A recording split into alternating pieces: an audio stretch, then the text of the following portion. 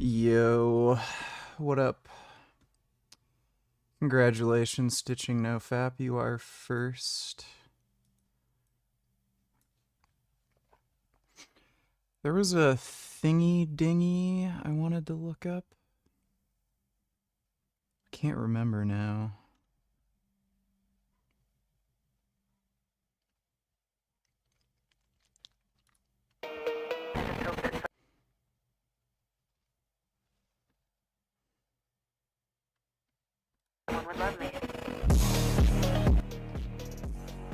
Is this a Muslim fitness influencer chick?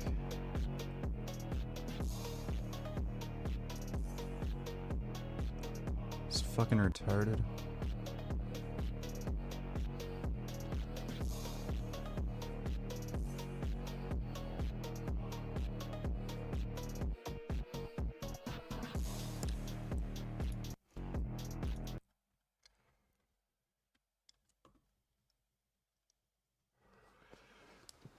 Yeah, I am a bit late.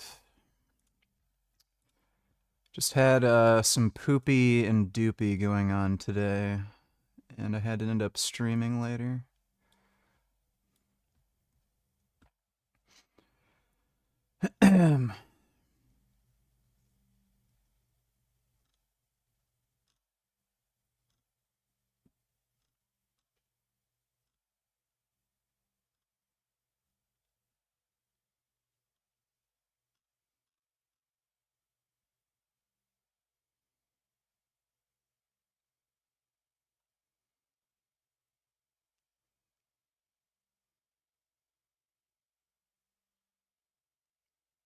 First time did a floor press today. They didn't have any benches in the barbell section.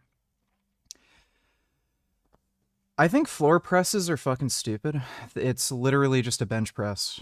It doesn't feel any different to me.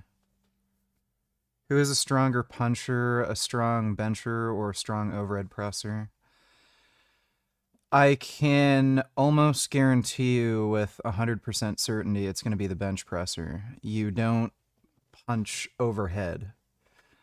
Punch forward. So bench, pretty much guaranteed is going to have better carryover.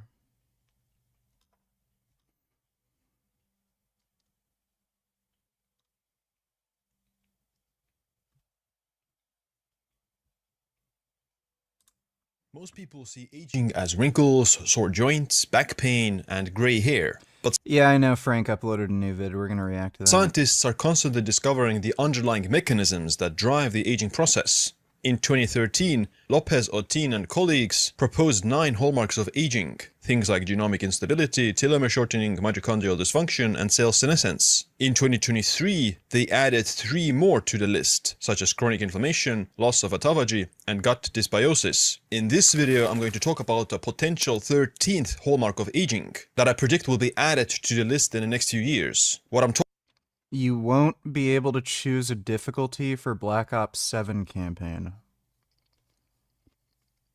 That's a really strange choice.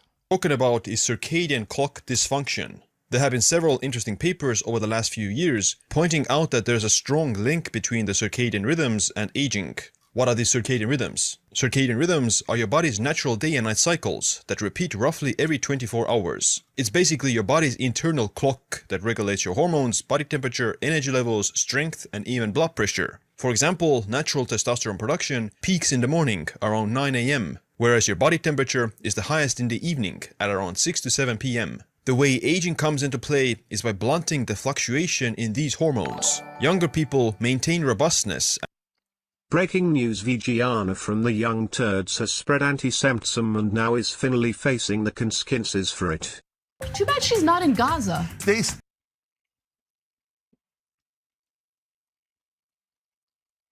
Oh my god. Think, man, if we had you in Gaza, then we'd murder you. Yeah, just like they're murdering everyone else in Gaza. Right. Intentionally. Yes, that's the point. So go to Gaza, please. I mean, it's a confession wrapped in a death threat. One person calls me a whore, followed with, pretty clear we need to unalive you. Okay, so, I mean, again, Israeli. Yeah, Okay, you're a bitch. What do you expect? Go fuck yourself. Like any of us care. What a fucking idiot. Oh, just weenie asshole dipshit. Thanks for the donation, Dodo. I think it was. Oh yeah, this was fucked. Definitely want to react to that. Appreciate your vids. Bitches are so stuck up these days making guys wait for puss no FK that I'll just get to escort and she'll just obey easily, like I don't want to pay for pleasure, but at this point it's just convenient I can get a BJ for a good price. True. Thanks for the donation, Vegan Diet. And big swings in their circadian rhythms. They produce a lot of cortisol in the morning, which is supposed to wake you up and energize you for the day. And they also produce a lot of melatonin in the evening to support sleep. Older individuals, on the other hand, have lower fluctuations in cortisol, melatonin and body temperature. Their circadian rhythm is more flatlined. This graph illustrates it very nicely. You can see that adults produce a lot of melatonin and a lot of cortisol at the right times of the day. But for older people, it's nearly a complete flatline. I call this the chronic jet lag syndrome. Your body doesn't know what time of the day it is because there's no swings in these hormones. These fluctuations in hormones tell your body what time of the day it is and control all other hormones and other processes inside the body. As a result of that, older people sleep worse, they sleep shorter, they have poorer inflammation status, they have poorer metabolic health and lower energy levels. As a result of that chronic circadian disruption and chronic jet lag, your body experiences higher DNA damage and higher inflammation. There's overwhelming amount of research showing that circadian rhythm disruption increases the risk of neurodegeneration, cancer, diabetes. You heard of the band Bring Me the Horizon? Apparently they officially became... Watch the full Jenk vid meltdown just gets worse and worse. Okay, look at that in a second. Thanks for the donation, retard. They officially became terrorists at their first show. Or latest show. Never heard of them. I'm assuming it has something to do with the pro-Palestine That's bullshit. why it's deeply ironic when they keep throwing around that anti-Semitic word, right? Which now means absolutely nothing. They ruin that word. It used to mean something, now it means heroic fighter for peace. And because if you fight for peace, they're gonna call you an anti-Semite, guaranteed, guaranteed. And they're gonna say it 2 billion times over because it's a one-trick pony and they're giant liars and all they love to do is smear everyone else. They're like, oh, don't ignore our genocide. The real problem is people criticizing us. They're so evil and hateful. You know what, everybody's sick of that. We're vomiting that word. We can't stand it anymore. Now when anybody uses the word anti-Semite, they're almost definitely a racist. Because they're the ones who say, no, yeah, Israeli children are the most precious children in the world. I think Israeli children are as precious as every child on the planet Earth. I hope none of them ever get hurt, right? Now we say the same thing for about Palestinian children. They're like, no, you're an yeah, Israeli children matter more than Palestinian children. I would rather Palestinian children die versus Israeli children. And there's a very good fucking reason for that. Palestinian children are indoctrinated into radical Islam and taught to idealize Nazism and fascism. So yes, I'd rather save the children that are being raised by sane, rational adults.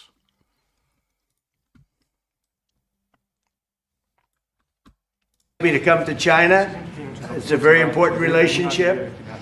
As you know, we're taking a lot of money in from China because of the tariffs and the different things, and it's a very important relationship. We're going to get along good with China. I hear so many stories about we're not going to allow their students, or we're going to allow their students to come in. We're going to allow, it's very important, 600,000 students. It's very important. That's a lot of Chinese students. But we're going to get along with China. But it's a different relationship that we have now with China. It's a much better relationship economically than it was before. With Biden, boy, what he allowed. Yes, Biden ruined everything. But nothing's going to happen to medical. We have something coming up, favored nations. where I'm going to be reducing drug prices by 1,500% where a pill that sells in Germany for $10 costs $150 here, because we can cost cut.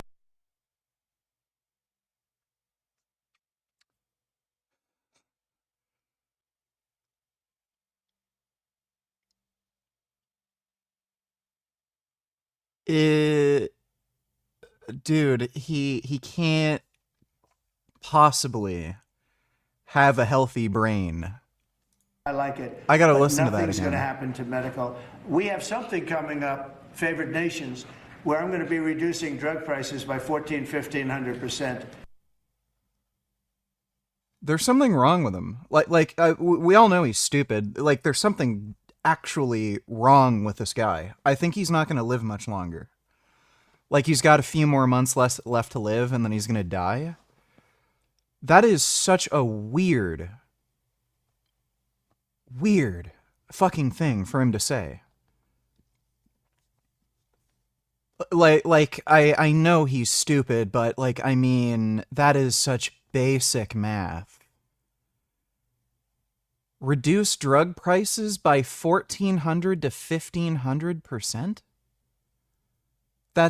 So they're free now and you get money for taking drugs? Like, he has some serious fucking health issue that's affecting his brain.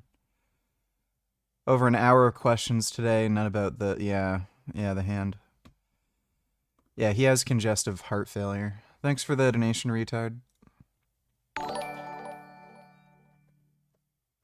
Hi VG. If you are on 20 milligrams test per day, then how many times in a year do you have to make a blood test? And what biomarkers do you have to test for? THX in advance.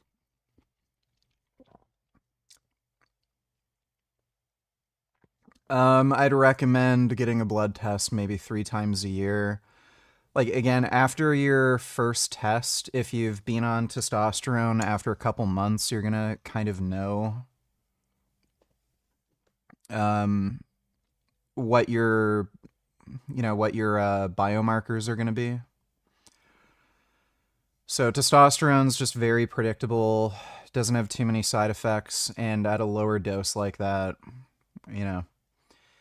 I would just test. I like, it's mostly just basic shit you'd get on a normal blood test anyway. I would just make sure that you have cystatin C, which is a better marker for kidney disease. Get a lipid panel done, and test your red blood cell count and hematocrit. But thanks for the donation, blood work. Appreciate it. How did you get on Fix Fearless show?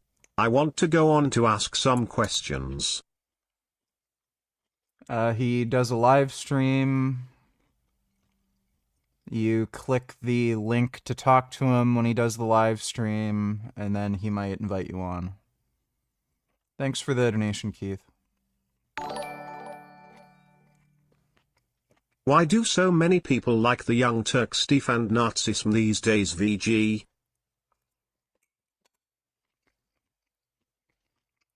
Because they're retarded and gay. Thanks for the donation, Dodo. Arg, Trump is so dumb, how could anyone with a brain still defend him? Well, the people who do not have brains. So it's a trick question. Thanks for the donation, though, Dodo. Just Random Vids, $22, Tofu Water Hack. Water from tofu, froth up like aquafaba. I'm giving it a try, and in just seconds, I'm stunned. It whipped up into a creamy froth 5 times faster than chickpea liquid, and all this time I've been pouring tofu water down the drain. And it turns out it's full of culinary potential. Naturally, I had to put it to the ultimate test, a vegan egg. I mixed it with some nutritional yeast, salt, turmeric, garlic powder, and I added chickpea flour as the base. Pouring the batter into a well-oiled pan, and wow!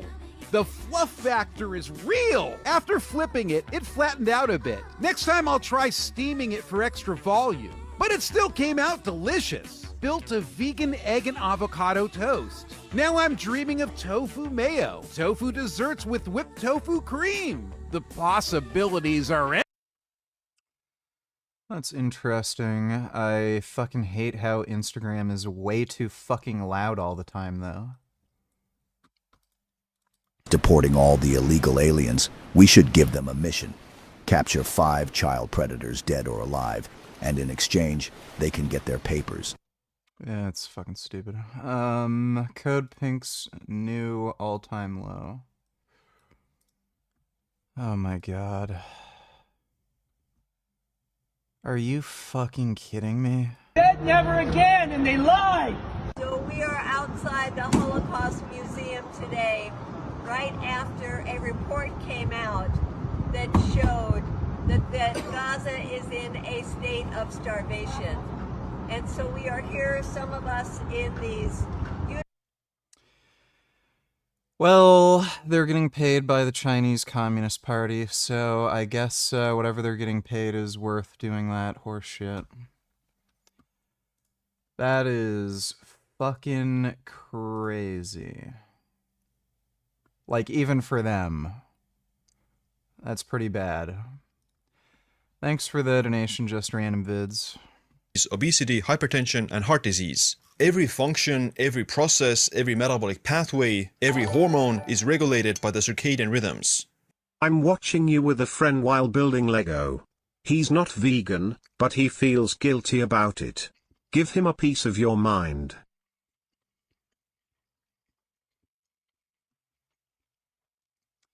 You're an asshole. I hope you choke and die on one of those Lego pieces. Go vegan, you fuckwit. Thanks for the donation, Vegan Moans. If your circadian clocks are working properly, your body works like clockwork. If the clocks are misaligned, your body goes through higher amounts of stress and a greater requirement for repair that accelerates aging. I think we've all... Do the Gazans think the Holocaust is a myth and that Hitler was a hero? Yeah. Yeah.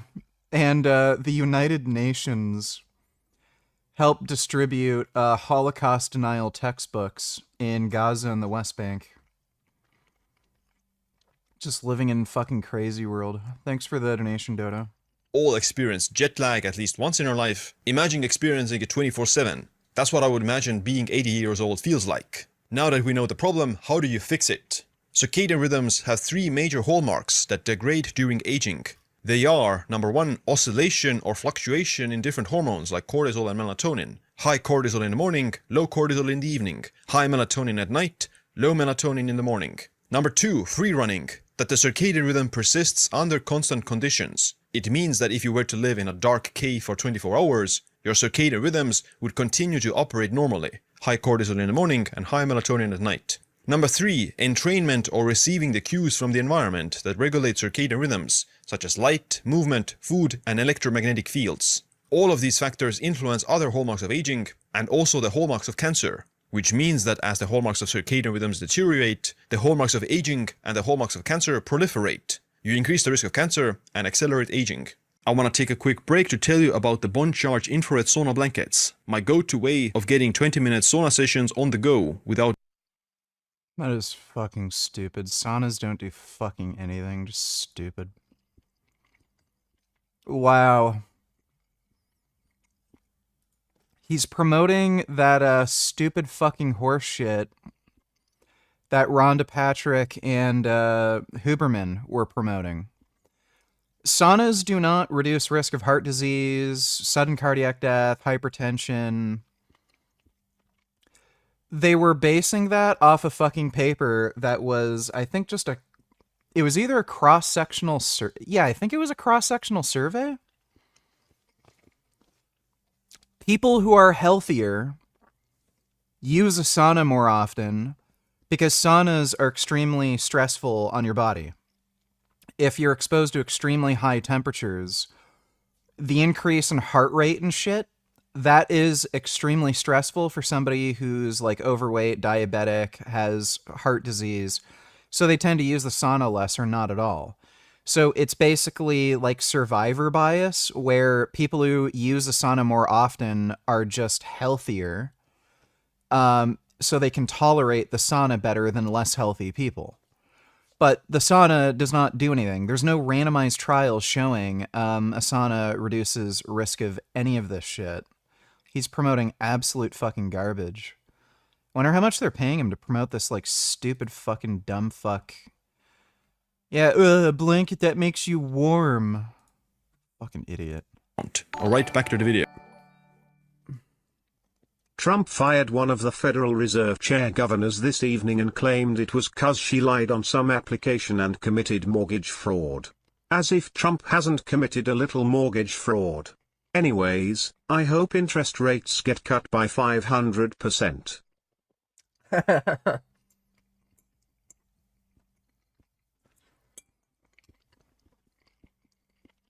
Didn't he fire someone else who gave like a job report that he thought was not flattering?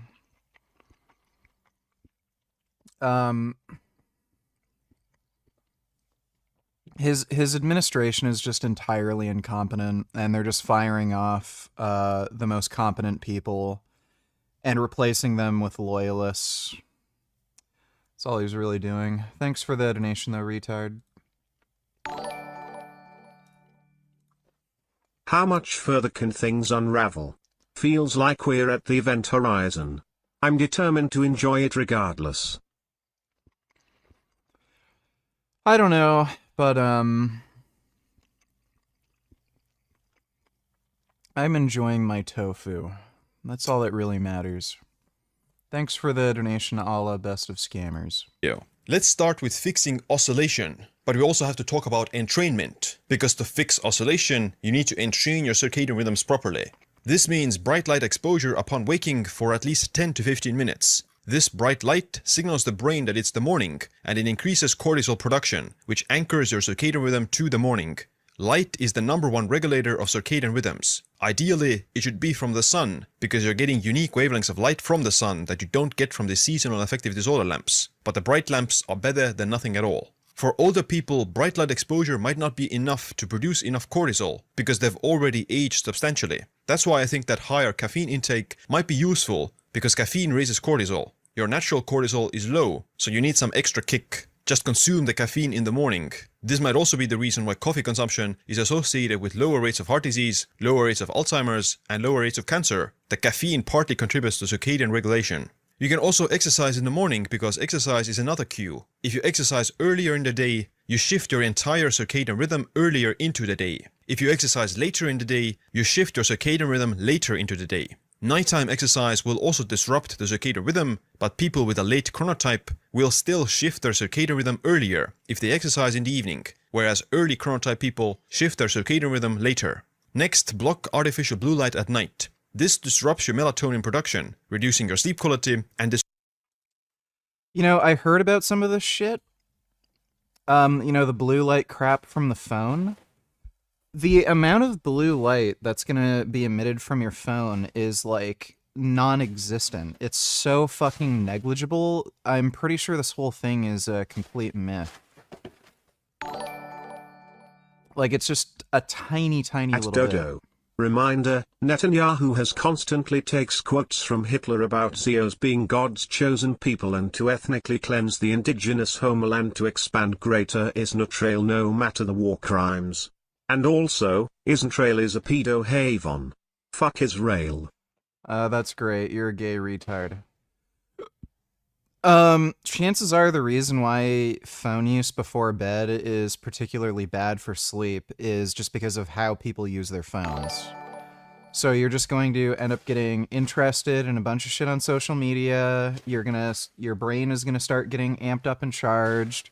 You're gonna start scrolling through stuff, and then you're going to get too excited to sleep. I don't think it has anything to fucking do with blue light. Again, because the amount of blue light coming from your phone is incredibly minuscule. Yes, just enjoy this planet while it lasts, because the apocalypse is coming soon thanks to climate change, which the conservatives in office just don't care about. Yeah, well, you know, what can you do? Thanks for the donation, Dodo. Are Asian girls goated, or are their butts too small? Depends on the Asian. There's some Asians with some pretty good butts.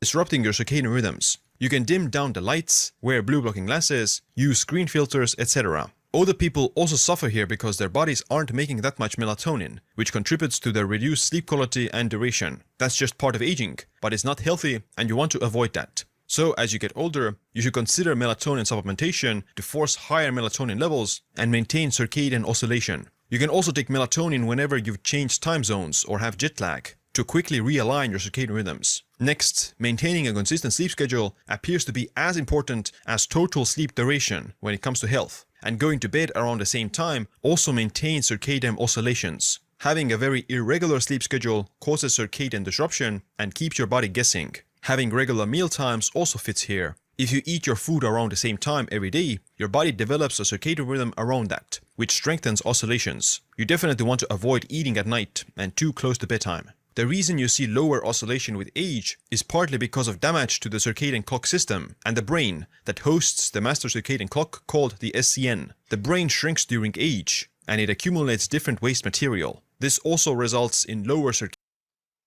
Do you recommend working out each exercise routine more than just once a week, such as push-pull and legs, for example? Well, you should be training each body part at least twice per week.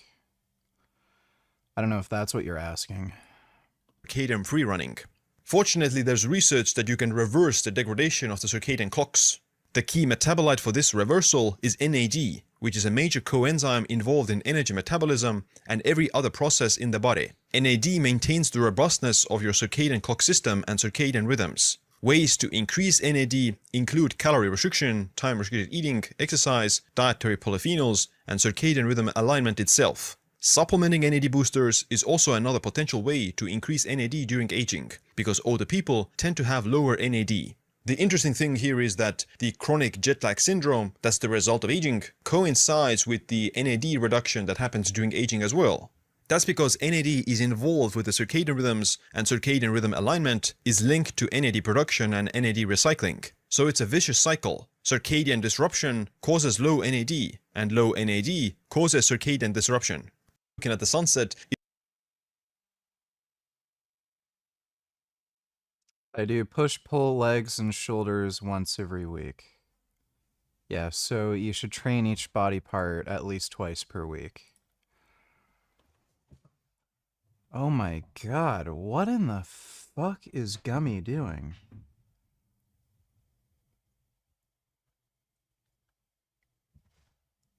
Dude, I swear that cat is fucking insane. You know, I got an automatic feeder. For some reason, Gummy prefers his food getting hand delivered to him. So when I put the automatic feeder out and, you know, the food comes out, he still, like, isn't satisfied. He wants me personally to hand deliver his food, or else he will just constantly meow and complain at me that you need to give me food. The food coming out of the feeder doesn't count. You fucking asshole. So give me the food hand delivered, you human. So I can't, like, use that, like, the automatic feeder, when I'm around. Like, I have to use, like, if I go out all day or something, I'll use it, but I literally cannot use the automatic feeder because he demands that I hand deliver his food. It's fucking insane. Alright, Frank has some new videos up.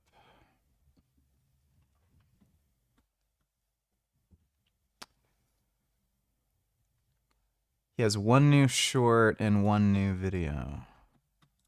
Frankie's Free Range Meat is not just about meat. We have some of the highest quality frozen prepared foods you will ever have.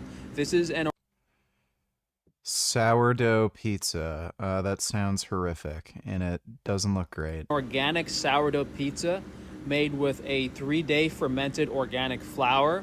We have raw A2 mozzarella cheese from a local Amish farm, and we have hand-grown white tomato sauce, something Yeah, I know of Alistair Crowley. Who gives a shit? that you will not see anywhere else, and we are topping that off with 2-year aged Parmigiano Reggiano cheese. Parmesan cheese is horrible. Oh no. What's going on here? Oh. Where's the ball? Alright, there you go. Gummy likes playing fetch. And these are also made on a traditional stone oven, whereas most frozen pizzas are on a conveyor belt. So this is not only as far as I understand, he just has an oven.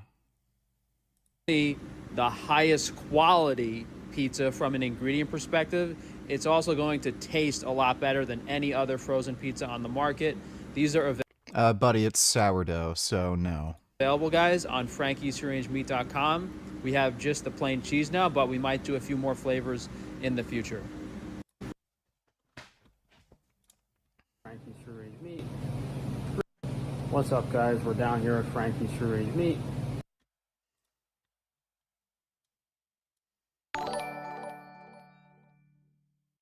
A cat prefers you to hand food, rather than a feeder, because it's a form of bonding.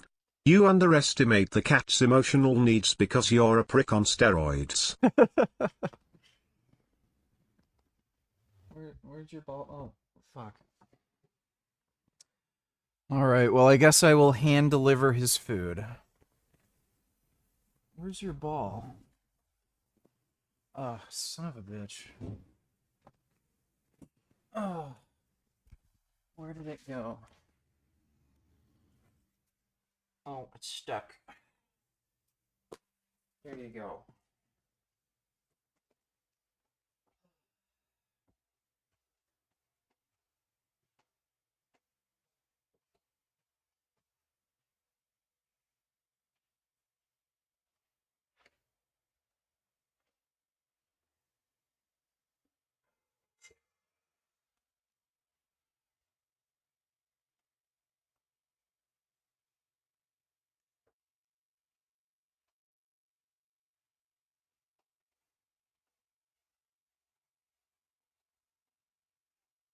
Oh, silly gum gum. Oh.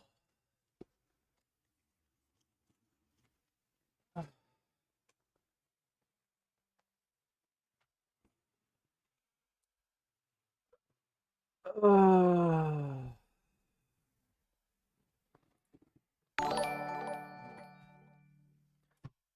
Your cat is so precious, VG.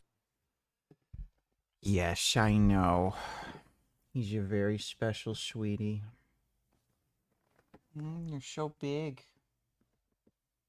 Yeah, you're a big baby. Ah, what the fuck? You bit me. Alright, well, thanks for the donation, Dodo. Blackberry donated $3. Let me see. Do anti-nutrients really matter? If you guys are unfamiliar, they are basically negative compounds in plant foods that can impair our own nutrient absorption. It's a big argument that carnivore dieters make for plant foods being bad for you. You can't eat vegetables, they have anti-nutrients. Now, I was carnivore for 8 years, which took me to basically liver failure, so I understand the importance of a balanced diet after nearly dying.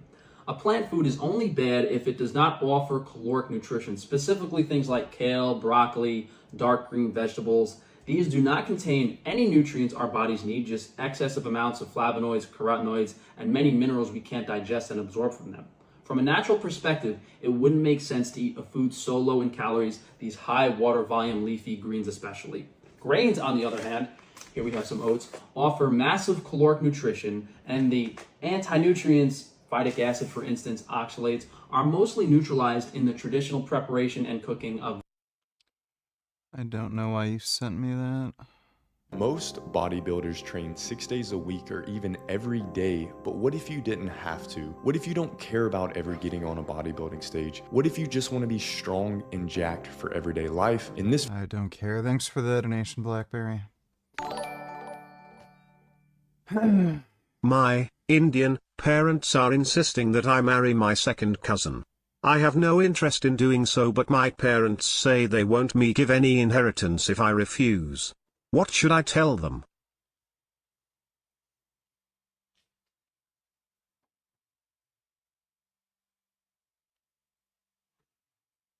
Are they rich? Like, I mean... Do you need that inheritance? Like, who fucking cares? If they're just some, like, broke-ass retards who, will, I don't know, give you a 1998 Honda Civic as your inheritance, like, who fucking cares? I don't know if they're millionaires, but... I'd recommend not marrying your second cousin. Thanks for the donation, RV. Really just one disaster after another. You know, I haven't made any money since moving out to PA because of it. And it doesn't help that, you know, every time we tried to expand the business or do something, it just completely backfired, and I haven't been compensated for it because these other companies have no problem ripping people off. So from more recently to the past, we just had our freezer fail last week. The new freezer unit wasn't installed properly, so it stopped running, and then we almost lost our entire meat inventory. I was gonna do a sale just to empty the freezer out, but I realized I don't really even have that much inventory because I'm completely broke, so we weren't even gonna do a sale to push out the inventory.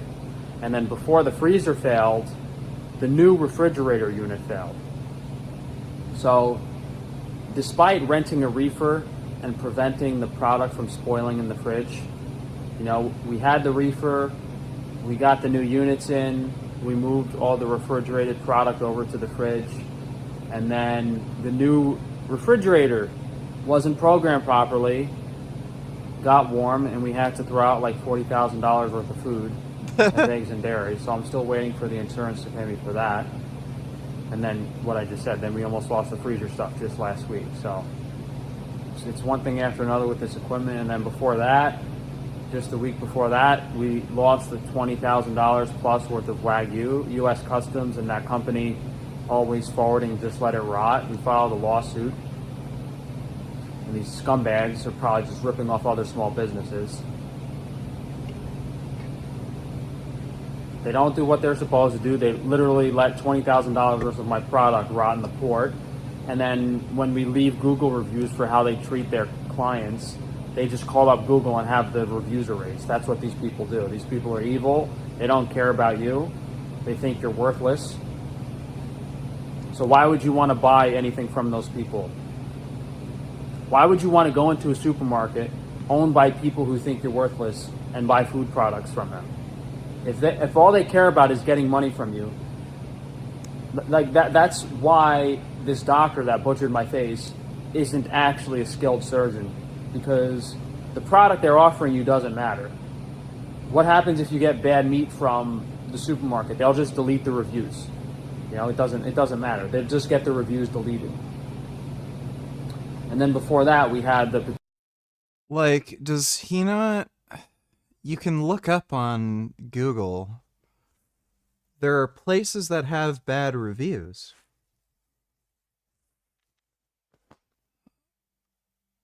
He's been to the DMV. Like, dude, look up any DMV. They all have, like, 1-star reviews. Universally.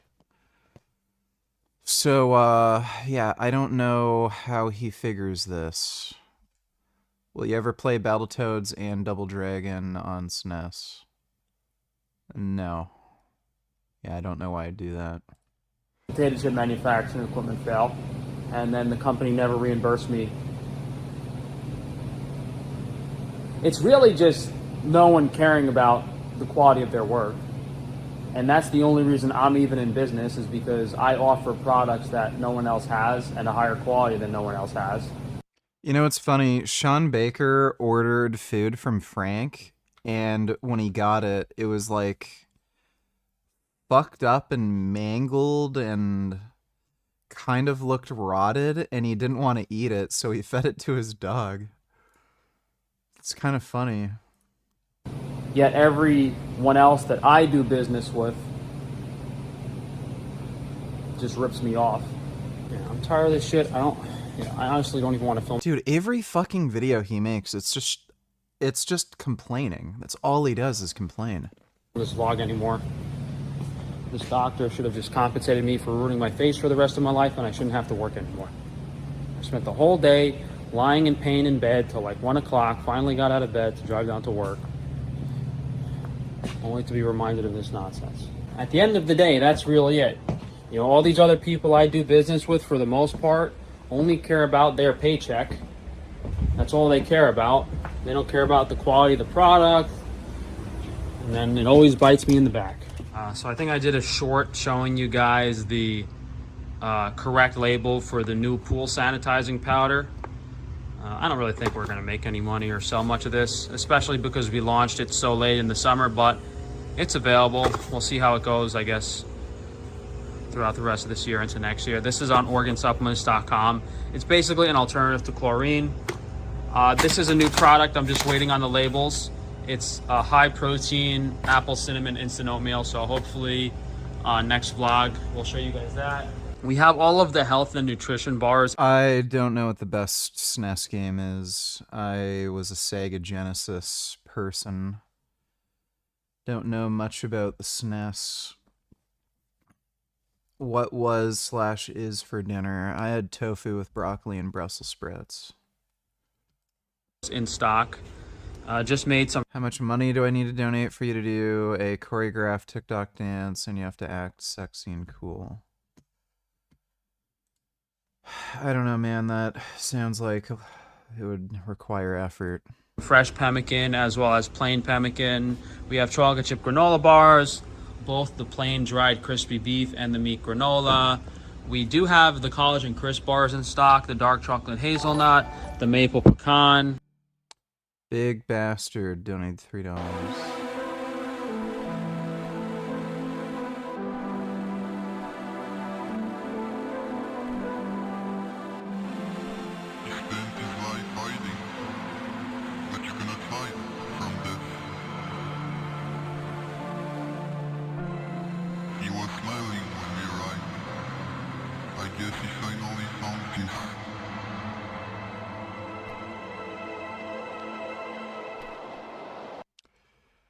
Well, that's good.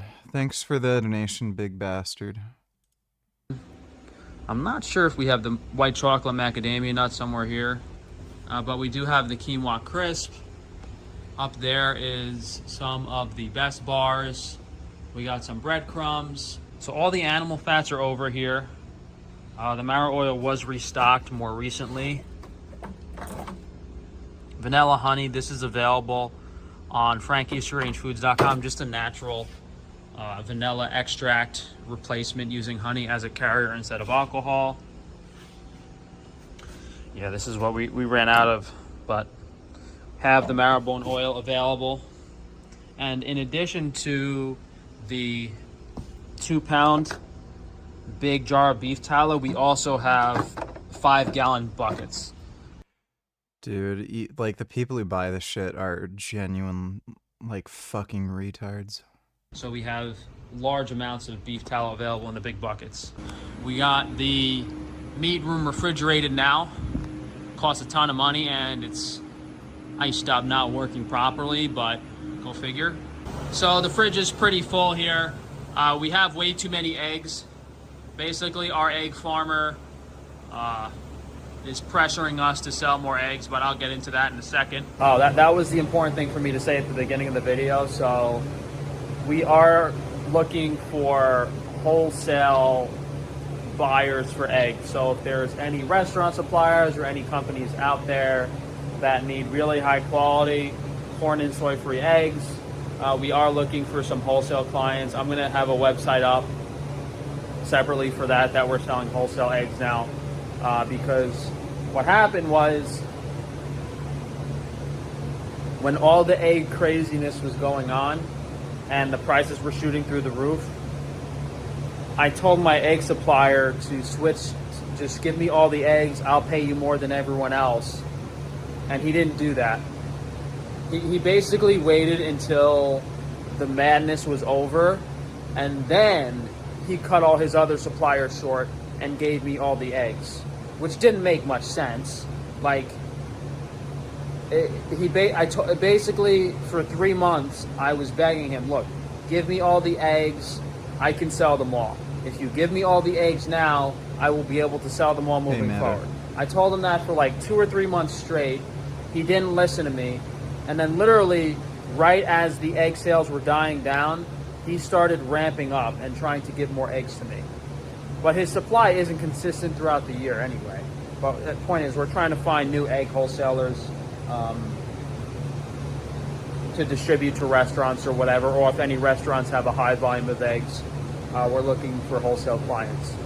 So I've been doing a bit of bacon this week myself. We got some hamburger buns proofing that are going to be used for the frozen hamburgers and cheeseburgers. We got some pizza dough that's going to go for the frozen pizzas. Here we have our everything bagels proofing, and we also have some plain donuts, and we're going to do some custard donuts proofing in there as well. So some really high quality fresh baked goods that are going to be in addition to this. So the stuff that's already prepared, we got chocolate chip cookies here for you guys, apple pie, plenty of plain donuts. Over there, we just finished. I like how he's over time started selling more and more garbage junk food. Like candy bars, cookies, donuts, apple pie, so whatever pastries you can think of, and then he keeps trying to say, oh, this is health food. This is made in a special way where if you eat like literally junk food that's loaded with sugar and fat, you're not going to gain weight because it's organic. Finished making these today. The white chocolate chip cookies are back in stock in addition to the dark chocolate chip cookies. Over there we just have our cured meats. Like we have the Iberico ham, some smoked brisket, prosciutto, turkey breast, bacon. Yeah, you guys can see we're completely full on eggs here. Most of the raw dairy has not been unpacked yet. All we have is the milk with the cream separated on top in the glass. This is just all eggs blocking that. And that relates back to the first HVAC guy that worked on this building. He stole all the refrigerant out of the machine that used to cool this room. So not only did he steal $15,000 worth of refrigerant and steal $20,000 of the bank loan, I had to spend like $15,000 on equipment and labor to get this room cooled again. Should have added that to the lawsuit. I guess the news this week is I decided to restock the boar. So we have all wild boar cuts now. Here is wild boar tenderloin, 4-ounce steaks. I don't know what the hell he means by that. You can't sell wild boar.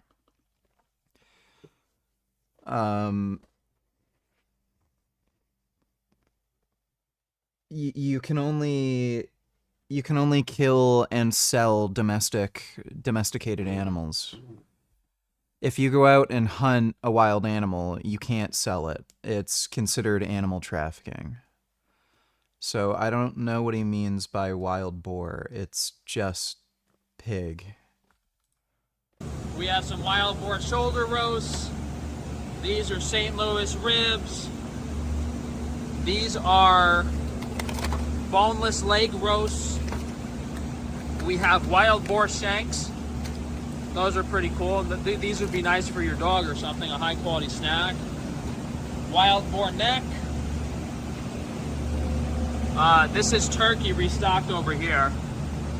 We just restocked our pasture-raised turkey this week. Restocked some venison, restocked some lamb burgers. This is the wild boar. We've actually, we've had ground boar in stock. It's just all these other cuts we haven't had.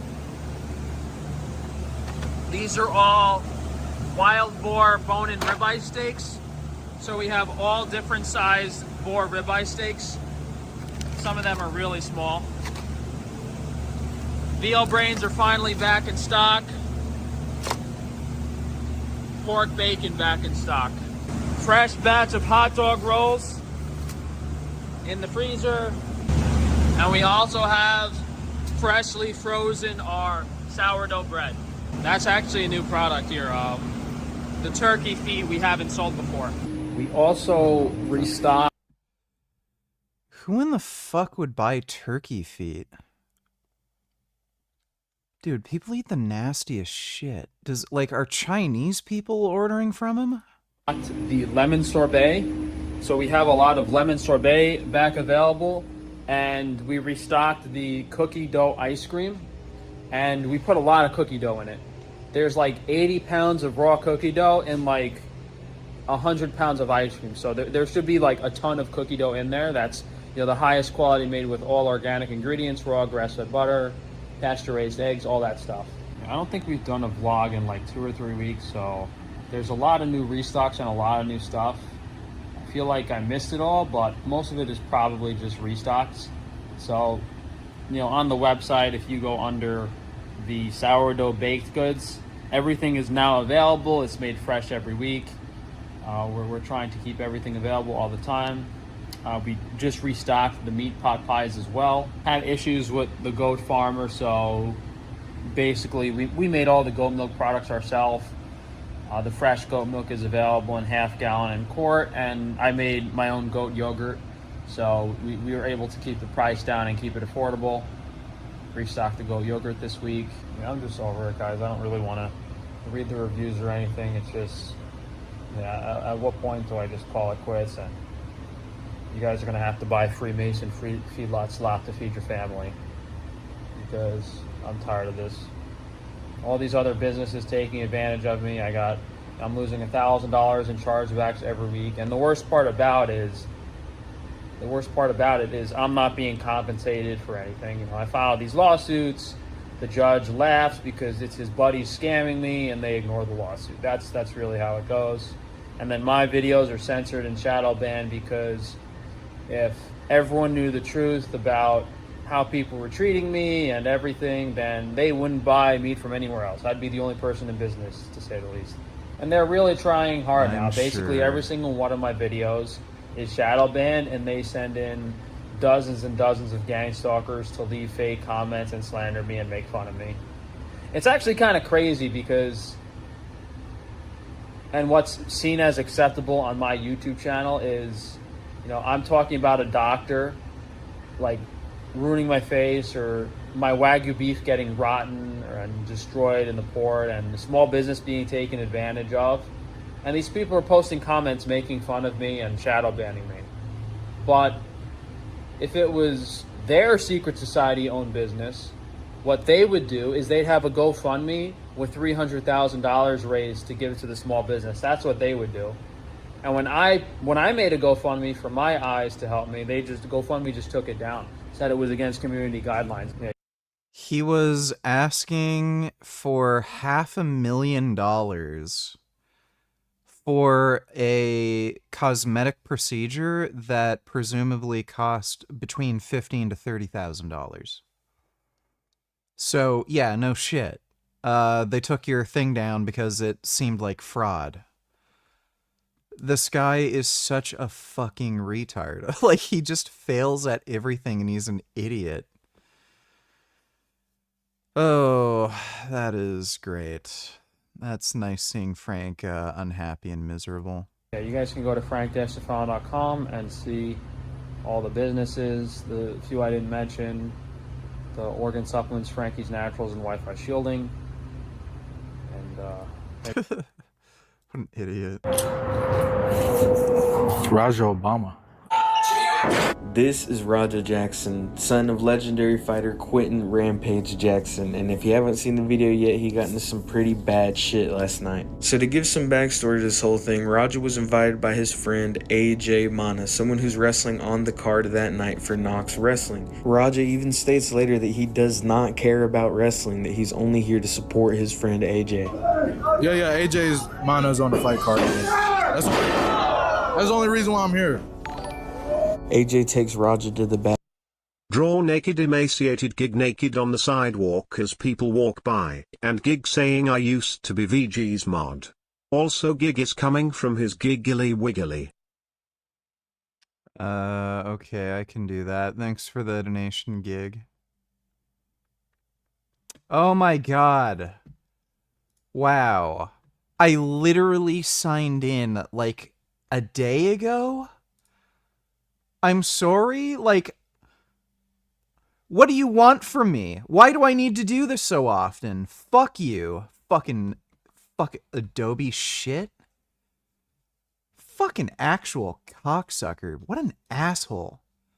Like, actual fucking dickhead.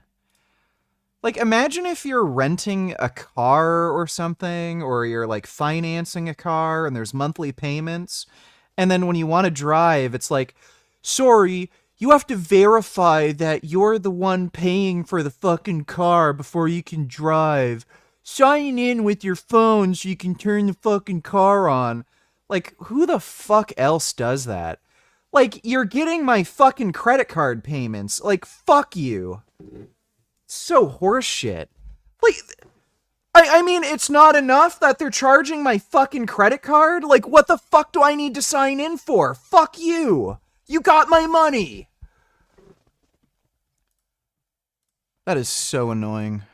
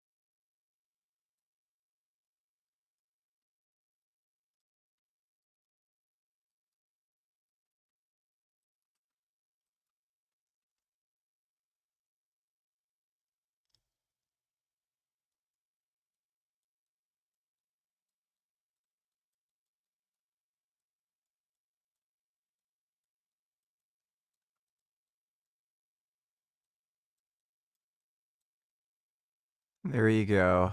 There's the drawing request you wanted. Thanks for the donation, Gigliardo. Back to meet the wrestlers that he's familiar with, the ones that he actually knows.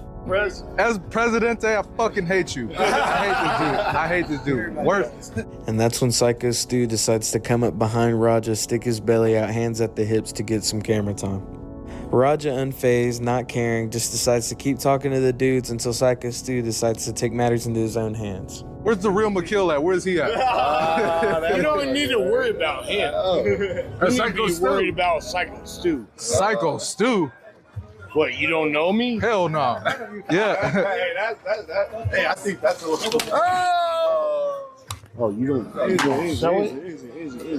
This is where things start to go south. Unfortunately, the dude was probably pretty drunk already, didn't know what was going on, and saw the camera and Raja and thought that this was some sort of skit or that Raja was another pro wrestler recording something for the promotion. Worst part about I don't know why the guy would assume he's drunk. it being that this guy took one of these prop cans to Raja's head, not knowing that Raja was already recovering from a concussion that he got in light sparring from a spinning kick just a couple days ago. No, I didn't go with my pops. How does my head feel? I'm still fucked up. I'm not even gonna lie. It's part of the reason why I didn't stream. Yeah, I know who Vonderplanets or Vonderplants is. He's a fucking retard. Earlier, I was supposed to stream. I was supposed to stream going to fucking paintballing with AJ, but my head was fucked up. I was throwing up and shit. My dad is. Yeah, I'm fucked up right now, guys. Yeah, it's all good. Yeah, I know I need a fucking rest, but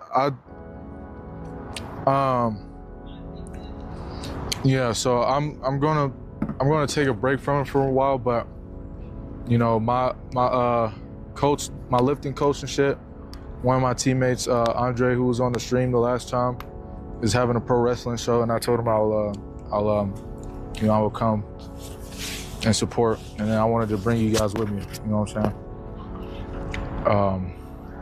Get an MRI. I'm gonna go definitely get checked out on Monday though. Yeah, I was throwing up and shit. My head still feels like funny. I'm not even gonna cap.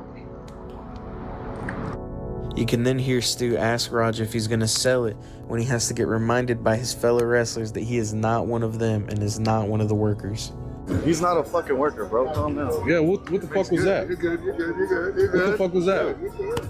You don't sell it? Dude, he's not a fucking worker, bro. What the fuck was that? Hold on. I don't play that shit, bro. Oh, sorry. Nah, I will fuck him we're up, good. bro. I know you will. Nah. We're good. I will Sorry fuck about him that. up, bro. I know you will. I don't play that shit. Sorry, bro. After telling Raja that he didn't know who he was, Stu then gets reprimanded by AJ. AJ gets pretty upset and lets him know that he's just a worker and that he needs to not be on all the time. You good. Apologize for that, man. Fix that. You hear me? Yeah. Gracie. So what are you going? Good, dude. Nah, fuck that, dude. Bro, so Stu, poquito, cámara el pie. Then the Samoan aunt tells us that Stu does this all the time and constantly mistakes stuff for being a part of the storyline. Sorry about that, dude. He always thinks that we're working over here like it's part of the fucking storyline. Just hit what kind of homo thug shit? Rampage. And so we No, bro. Go ahead, Stu.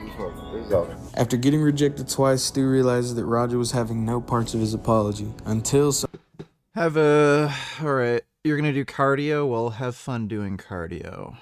May you make cardio gains,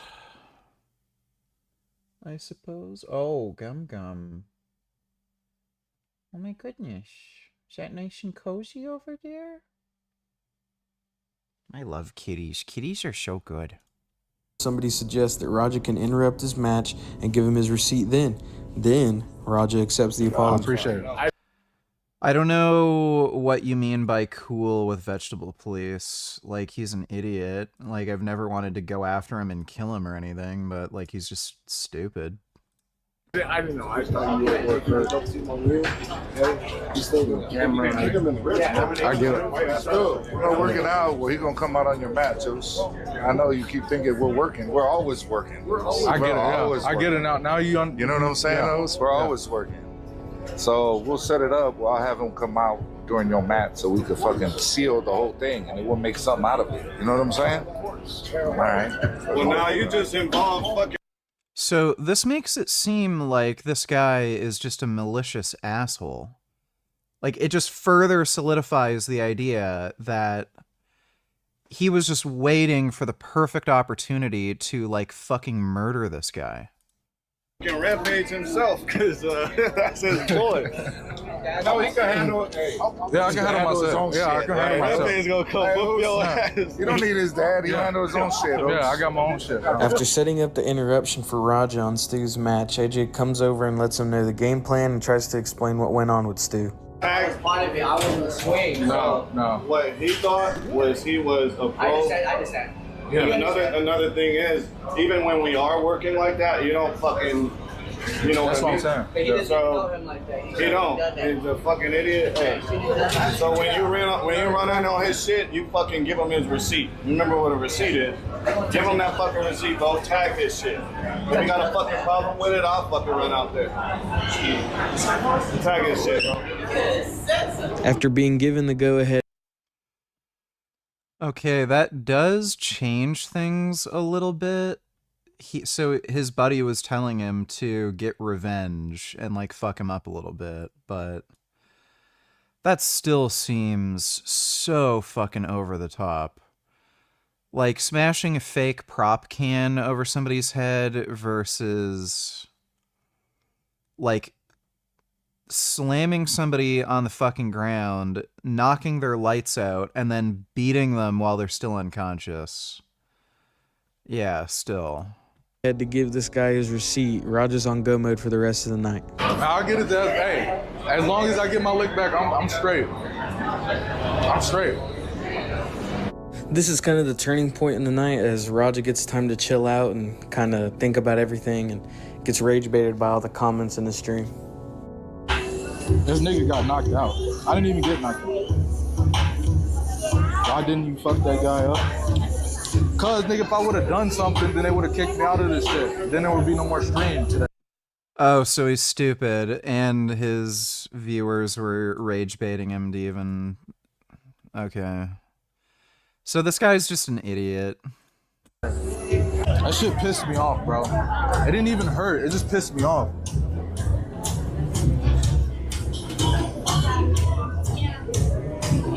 I know this is crazy. All right, everybody. This is like my third or fourth stream. Now at this point of the night, Roger's dad Rampage got informed on what's been going on with his son on his kick stream through the comments. I'm watching the stream. I'm watching my son's stream. Where the fuck? Oh, he at the pro wrestling thing.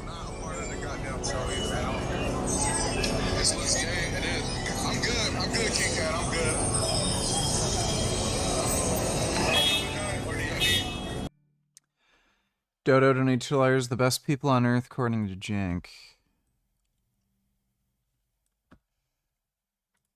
بفتخر فيهم والحمد لله اللهم اجرنا بمصيبتنا واخلفنا خيرا منها ونتنياهو مستعدين نضحي كمان وكمان وكمان وكمان اللهم خذ من دمائنا وارواحنا واولادنا وكمان عند احفاد اثنين مستعدين هدول سبيل الله كلنا سبيل الله الله اكبر ولله الحمد. Yeah, they want their kids to die. Gazan mother happily says she lost all 4 of her children in the war against Israel. This is how Palestinian radicalism looks like, yep. And Jank says these are the best people in the world. Yeah, funny how he doesn't live there. You gotta go back for episode 2. Please, VG, please go back to the Capitol and please record, please. Why were you so cordial in your debate with Tyler Hockey even though he was making a lot of dumb arguments against veganism? When I was watching it I felt like you were holding back and could have easily went off on him for the type of stupidity he spewed. There's no reason to get mad. He said stupid shit. I explained in a calm, rational manner why it was stupid, and we were able to have, somewhat productive conversation. So there's no reason to get mad. Thanks for the donation, Ben Boy. Canada Day, Muslim Palestinians shut down the Capitol Pride Parade in front of the House of Commons. When was this? There was another Pride Parade, August 24th? So here's the Dude, I do not know, shit about what's going on. reason the parade is canceled. This canceled the entire parade.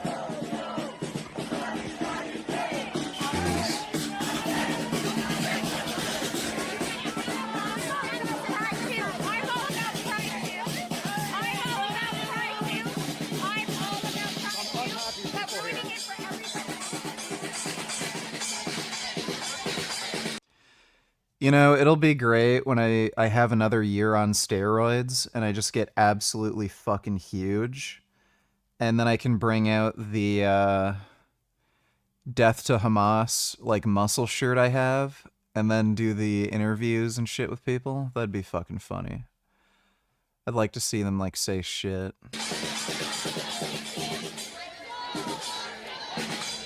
Very unhappy people here, as you can see. Palestinian protesters have completely shut down the Capitol Pride Parade. The parade was stalled out behind me here on Wellington Street for over an hour. Parliament Hill is filled with weirdos. It kind of reminds me of sort of like Queen Street in downtown Toronto. Just a lot of fucking weirdos around Parliament Hill. But yeah, we'll do that again, Dodo. Thanks for the donation, dude. Gazins are such losers.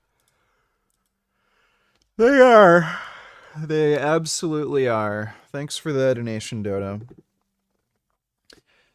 Gaming later, what you playing? Yeah, we might be gaming later. It's either gonna be Battletoads or we'll play some BeamNG, like the racing game.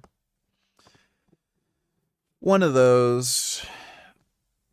Metal Gear comes out in a few days too. We're gonna have to play that. Pharma, what we're actually seeing is that there's a very consistent decrease in the number of new medicines that we're able to invent per $1 billion invested. And this trend actually starts way back in the 1950s and persists through many different technological transitions along the way. Traditionally, when we've developed medicines, we go after fairly narrow indications, meaning diseases that fairly small numbers of people get. And that's actually increased in terms of the narrow scope of what medicines are addressing as we've gone forward in time. And so there's a sort of an ironic situation where we've gone from addressing pretty broad categories of disease like infectious disease to narrower and narrower genetically defined diseases that have small patient populations. Because these only affect a few people, if you think about the value function of a medicine is how many years of healthy life does it give how many people? Right. If how many people is pretty small, it just really bounds the amount of value you're able to generate. So you need to then be able to find medicines that treat most people. Yeah.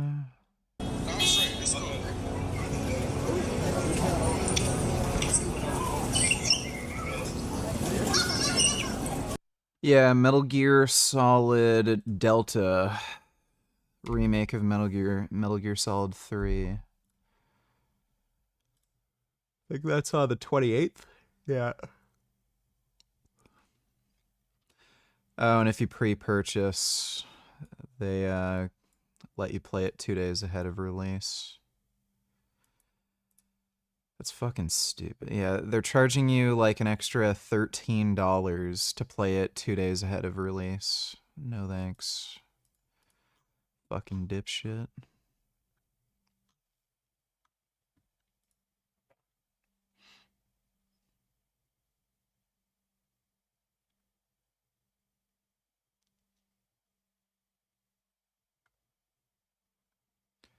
Sneaking DLC pack.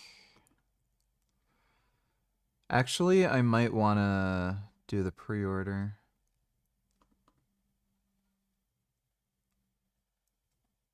Yeah, I might actually want to do the pre-order.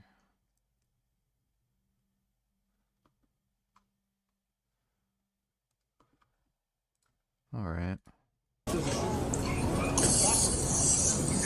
He had a pro wrestling event. Let me call my son. Yeah, he had a pro wrestling event. Around, walking around watching dudes, men in tights and shit.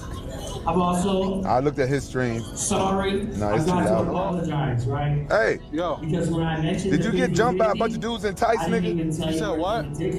Did you get jumped by a bunch of dudes in tights? No. Why didn't you tell me? No. You got a problem. Dodo donated $2. This should be considered animal abuse, and these aquariums should be charged.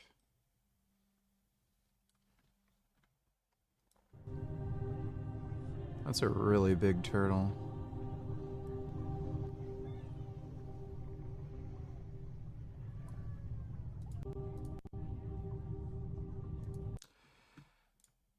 If that turtle was only in that little tank for 20 years, that does sound bad. It's just like a stupid Twitter video though, dude, so. حسين من على السيف انتصر إنني أخت حسين من على السيف انتصر زينب لا تركع صوتكم لا ينفع زينب لا تركع صوتكم لا ينفع إنني أخت شهيد دمه صار نشيدي إنني بنت شهيد رافضا عيش العبيد أنا وأنا. What the fuck is that? I don't know what that is.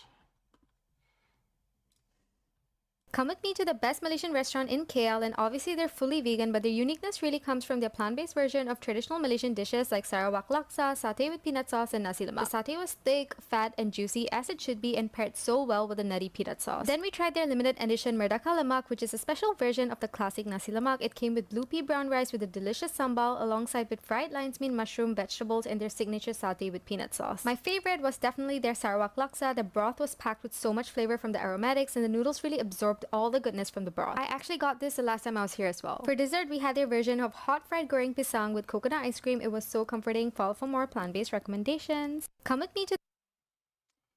Well, that is food.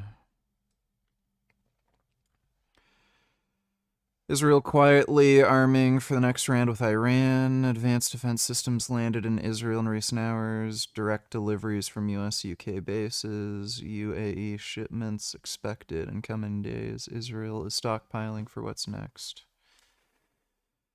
Well, that all sounds like good news to me. Oh my god, most feared weapon. Give me a fucking break. Dude, there are just so many weak bitch fucking losers just everywhere. Society is infected with just weak ass fucking cuck bitches. Thanks for the donation though, Dodo. Yes, that video is real. That footage was from an aquarium. That poor snapping turtle. People who do that to animals should seriously go to prison. Yes, I agree. Thanks for the donation, Dodo. Do I need to send my goons over there? No. This is crazy. I thought we were a family, Did your coach take care of everything? I apologize. So let me put y'all in the right direction.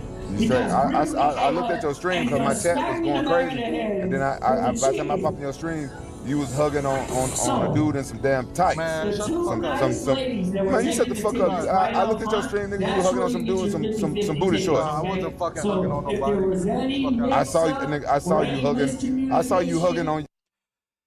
So it seems like what really started this was he's dumb, for one thing. This is a dumb kid. And not only was his stream chat rage baiting him after he'd already been told to, get a little bit of revenge on that guy in the ring, his fucking dad was rage baiting him. So, for him to fucking do this. On your coach. Sexual fantasy. You need to stop that shit. No, I don't got no sexual fantasy, nigga. I got some eyeballs. I saw you making shit up. I ain't make nothing up. Yeah. Okay. Okay, was you not around a bunch of dudes with some damn I'm at a fucking pro wrestling show. Oh, you're the pro wrestling show. He wants to be mama right here. That's my Nigga, I thought you was a motherfucker at a baby oil show, nigga. Everybody was all glistening and shit. Rick the whole thing. All right, long as you say. You never know. Y'all keep playing with me and I'll go right to you. So get over there. Now y'all got my son mad at me. Are y'all happy? Yeah, he's just a bad parent. Did you hear about Israel double tapping a hospital today? That's what Russia does to Ukraine. They bomb a place, then bomb it again when the rescuers go in. Israel does that. Yeah, that's a cool story. This is probably a fake hospital. Oh, yeah. 5 more journalists. Yeah, we know who the fucking journalists are killed in the hospital. What a weird coincidence that... What, a week earlier, people were freaking out about a bunch of journalists who were actually Hamas members getting killed. And now there's more journalists who got killed at a hospital. Sure. Israeli airstrikes on Nasser Hospital in southern Gaza have killed at least 20 people, including 5 Palestinian journalists. According to eyewitnesses, Israel carried out showed that footage on YouTube. A double tap strike on the hospital. A drone initially hit the Well, I guess maybe they should have left. Hospital's roof, killing 1 journalist setting up a live stream. Yes, a journalist. Then another strike hit journalists and rescue workers who were responding to the initial strike. During a live broadcast, Al-Ghad TV filmed the second strike on the hospital.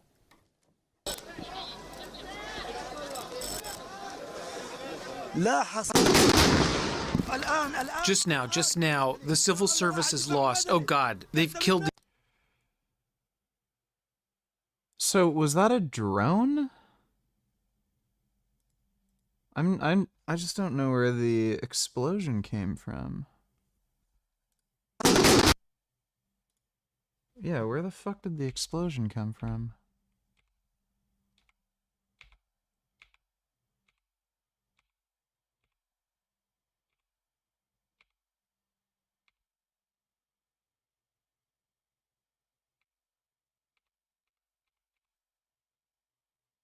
That looked weird.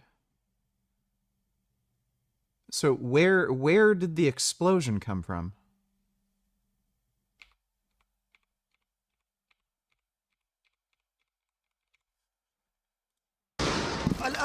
Just now, the civil service is lost.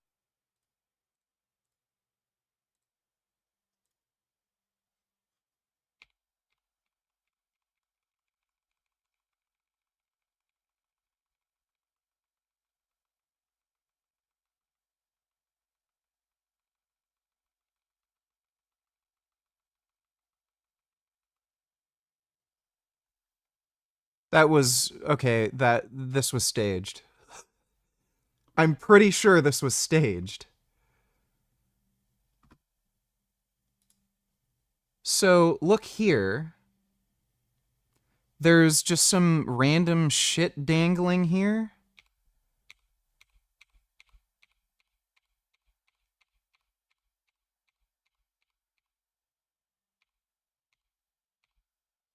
And then, like, you don't see a drone, you don't see a missile, you don't see anything.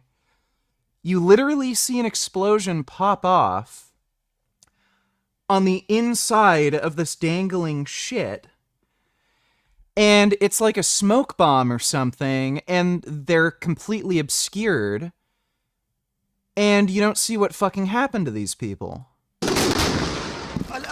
Just now, the civil service is lost. Oh God, they've killed... How do they know they're dead? So on the broadcast, they're saying, oh God, they're dead. How do they know they're dead? You can't see anything. These people. Yeah, it's a smoke bomb. I'm pretty fucking sure that's staged. That is weird. That looked really weird. The journalist... That looked staged as fuck, dude. That is so sus. Okay, give me a fucking break. Like, I can't take this shit seriously.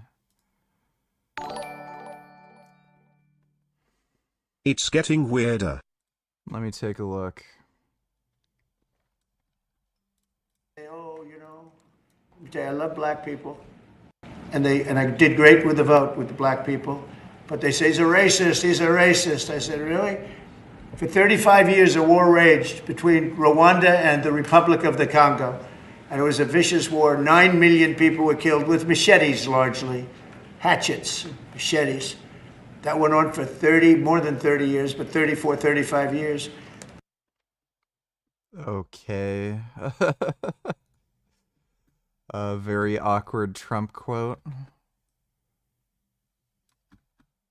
To 5% fully paid up, trillions of dollars paid, where they respect your president to a level that they jokingly call me the president of Europe. They call me the president of Europe, which is an honor. I like Europe and I like those people. They're good people. They're great leaders.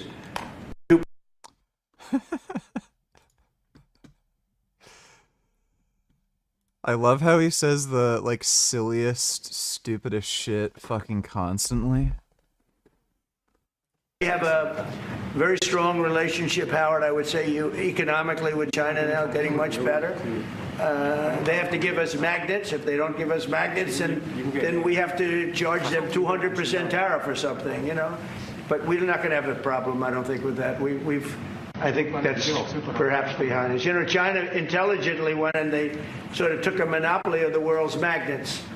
And nobody needed magnets until they convinced everybody 20 years ago, let's all do magnets. There were many other ways that the world could have gone. But so it'll take us probably a year to have them. We're What the fuck is he talking about?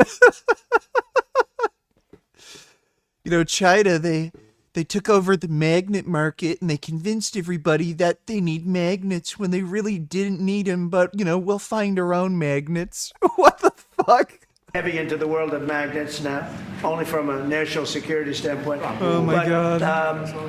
But we have a powerful thing. It's airplane parts. They have many Boeing jets. You know, they had 200 jets that didn't fly. And I've sent them all, based on his word, I sent them all of the parts so their planes can fly. I could have held them back. I didn't do that because of the relationship I have. And their planes are now flying. You know, we had 200 of their planes were unable to fly because we were not giving them Boeing parts purposely, because they weren't giving us magnets.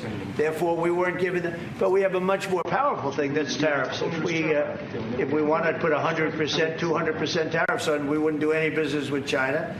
And, you know, that would be okay, too. He sounds like he's actually losing it.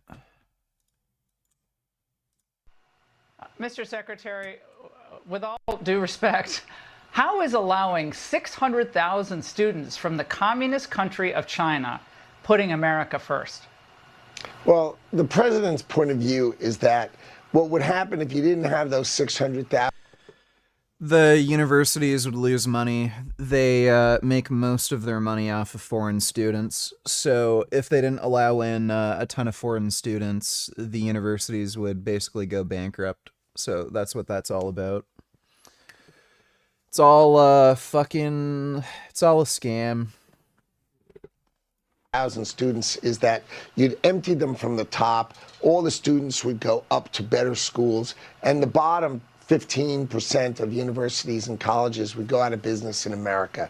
So his view is he's taking a rational economic...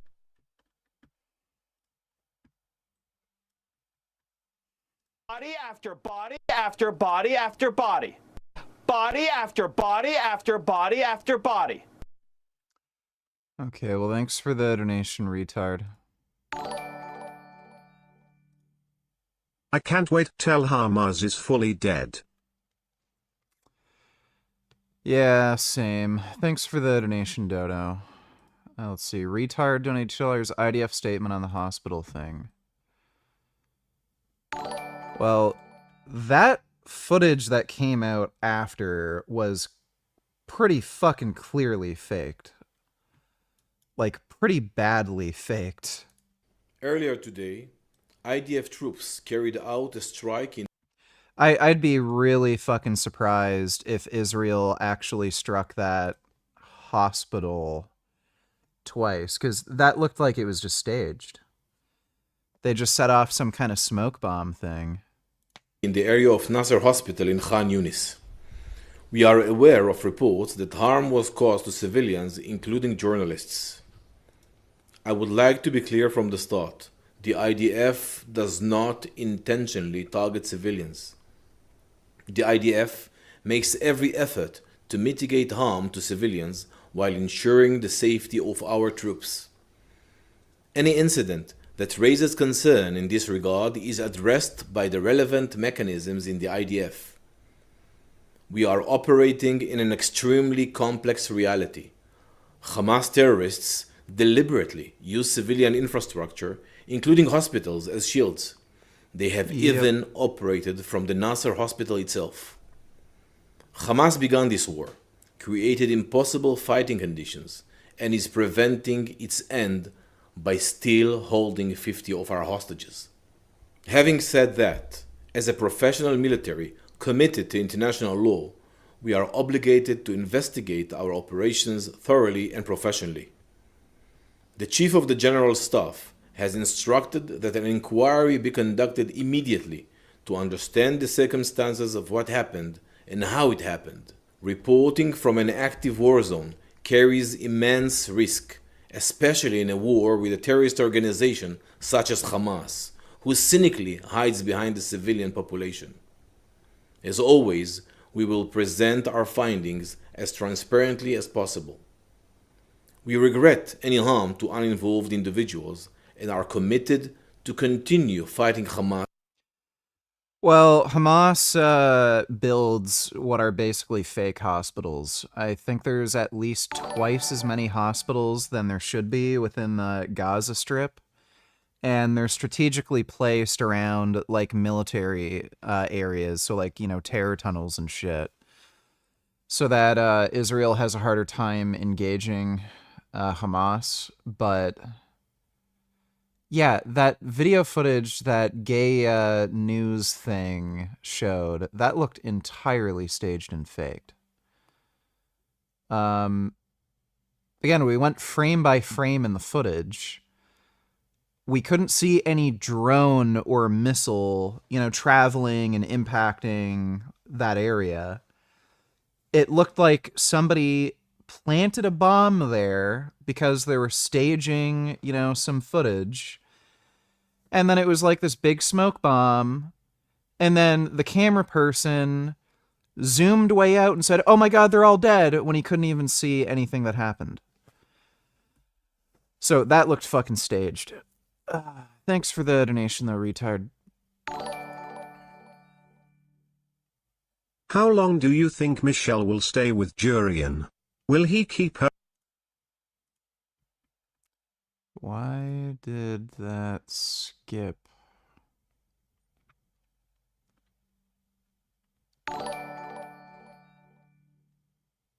And yet SJWS will look at this and shout lies, all lies. 10 times 46 in one city. Oh, yeah, so. Yeah. Well, that's what SJWs do, Dodo. Thanks for the donation, dude. For now. He straight up dissed me. For the rest of the night, Raja gets successfully rage baited by every single person in his comments, letting him know that he's a fake crash out, a pussy, a pushover, and just gets disrespected everywhere that he goes. I'm gonna fake crash out. All right, bet. Bet. You about to see you about to see how fake of a crash out I am. Now I get a chance to get in the ring and do this and do some shit to him. How many subs to knock him out? Yeah, there's a good chance Democrats will lose next election. That's a good question. I don't know. Fucking can. Gets a spot in the Wild Samoan Exactly. Cup Watch. tournament. Watch. My dad can't never call me a bitch. Straight up. Tell me to fake him. They say I can hit him for real. Exactly. People think this shit's sweet. People think this shit's a fucking game. Straight up, bro. I'm just really, like I said, guys, I'm really fucking humble at the end of the day. This nigga ain't no fighter, but I'm gonna really have to show him, like. Okay, so that's what happened. This kid's an idiot, and not only his chat, but also his own dad rage baited him into flipping out on this dude. It's still, like, he's still the one who chose to do it. He's the one ultimately responsible, but, like, yeah. So that explains it. Dumb kid got rage baited by his audience and his dad.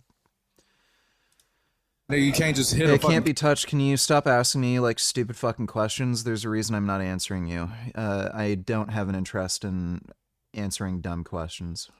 Can on my goddamn face. W, if you want to see me, you want to see if I can pick him up. W. It was not a fake can, bro. It was not a fake can. I'm telling you that shit right now. It didn't hurt, but it wasn't a fake can. That was a real ass can. Bet. After getting cooked by the comments, Raja gets impatient and stands up and asks one of the workers when the guy's coming out so he can interrupt and slam the dude. I don't know when I'm getting in the ring. I can ask. I'm gonna go ask. Let's go ask. Y'all gonna let me know when I'm getting in the ring? Okay. Right during the next match, I'm gonna sit right behind you. I'm gonna give you a tap to let you know. All right, bet. That was the only thing Raja needed to know. Now he knew that he was gonna fuck that dude up once he got that signal, and then that signal finally came.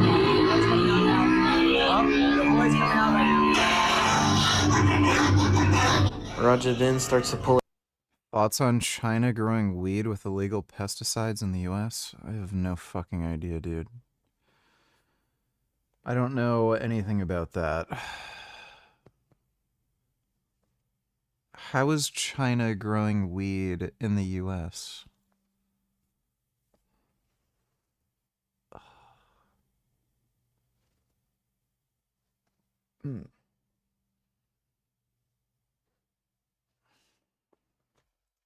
Everything out of his pocket one by one and hand it over to his trainer. And I think at this point, there was no getting Raja back. He was dead set on what he was going to go in there and do.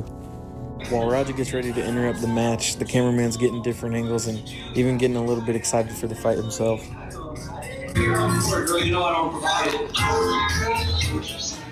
Oh, let's do this. I can't really read what they're saying right here, but I know that the guy behind him is the one that gave him the signal to go ahead and interrupt the match.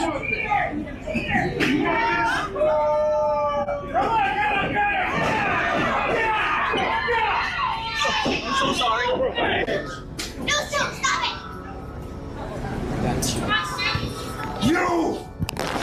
it! Why are we watching this video of a guy beating up another guy? It seems irrelevant when there's a literal genocide going on in Gaza right now where dozens of children are murdered on a daily basis. Also, I like how the IDF disproved you. It was real. Well, no. The original strike might have been real, but the follow-up video might have been faked. It looked faked as fuck. Thanks for the donation, stupid.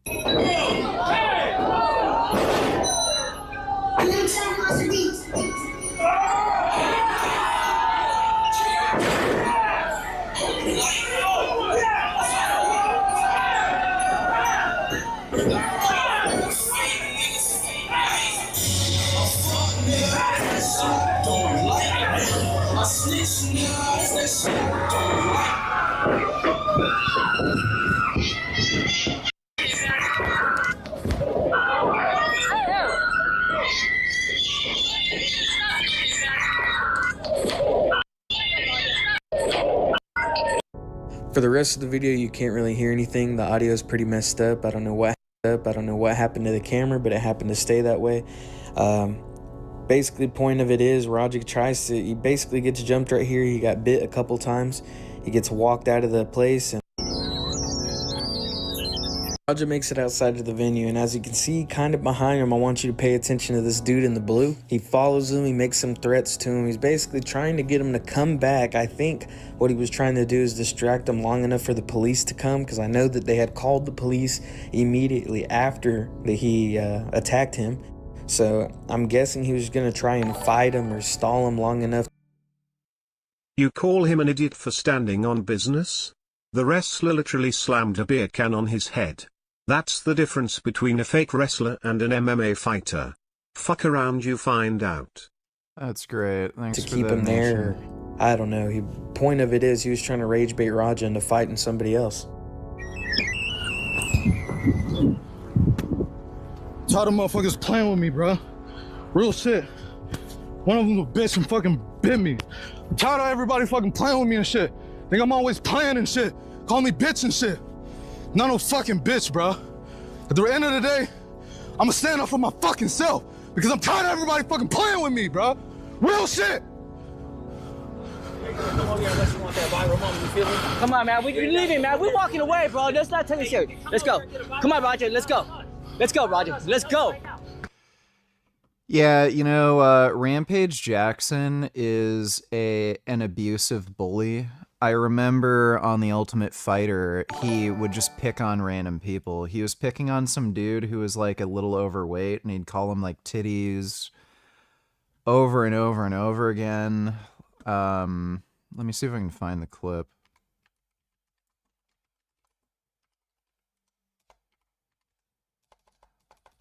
No, let me see.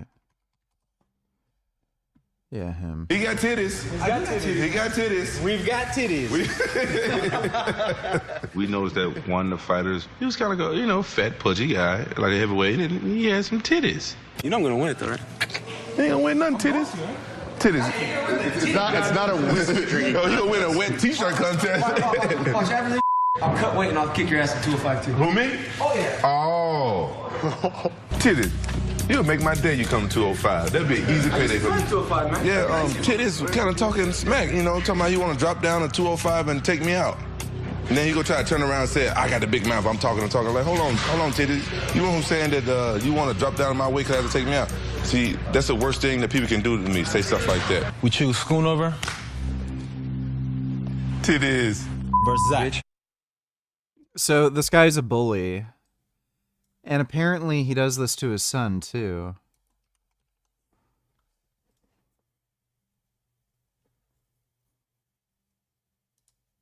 I don't know what type of content he's gonna do. Everything. Do I owe you anything? Yeah, What? For giving me bleach? yeah.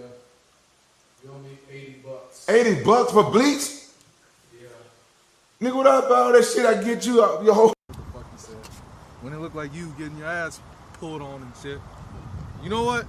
One day on stream, I'm gonna show everybody your freaky deaky fucking Diddy shit. I don't got no fucking freaky Diddy shit for you to show, nigga. You don't, I don't know. Yeah, apparently he fucks with, like, we saw it a little bit in that one clip, but yeah, this kid was, like, the rage baiting from the stream shit is fucking stupid, but I think his dad is the root of this problem, because his dad was fucking with him, and I think that's what made him take, like, all the shit from, his chat more seriously.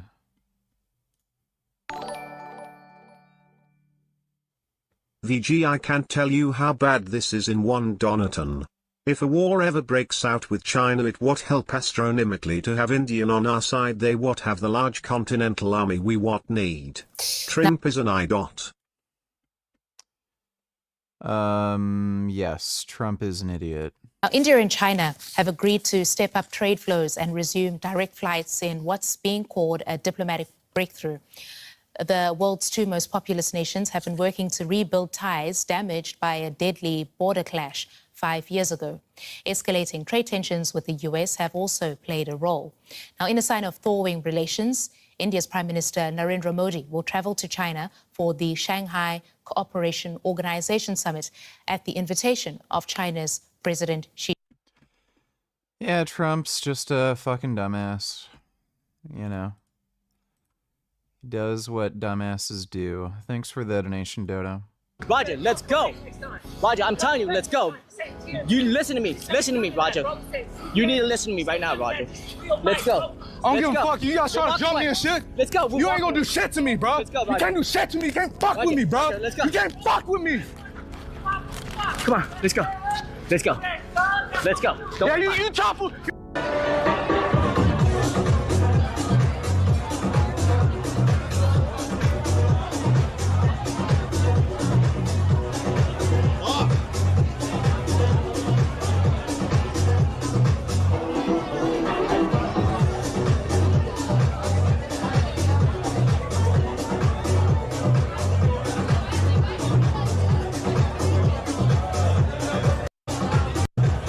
Roger might go to jail. He might get banned off kick too. But that's not like it's all It was staged.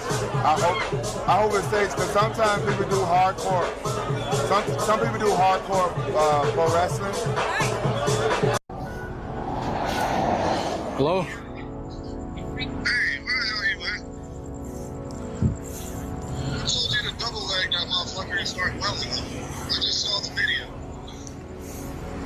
Shit pissed me off though, Andre. I understand that, but now they can't wake the nigga up.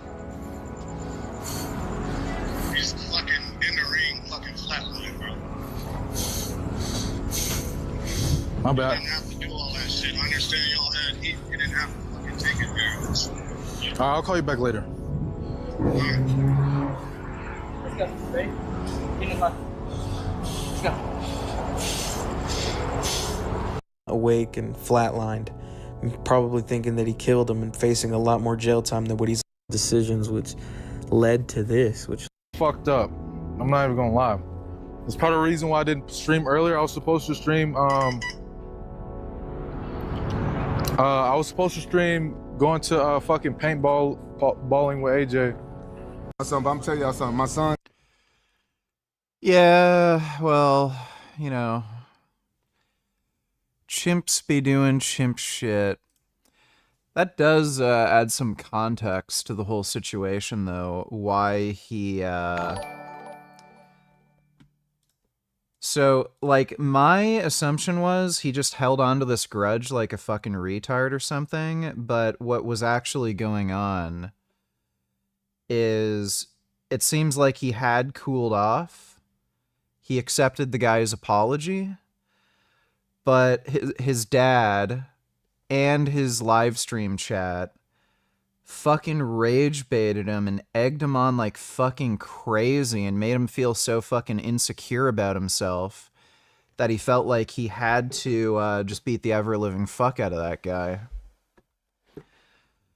So it does add some additional context.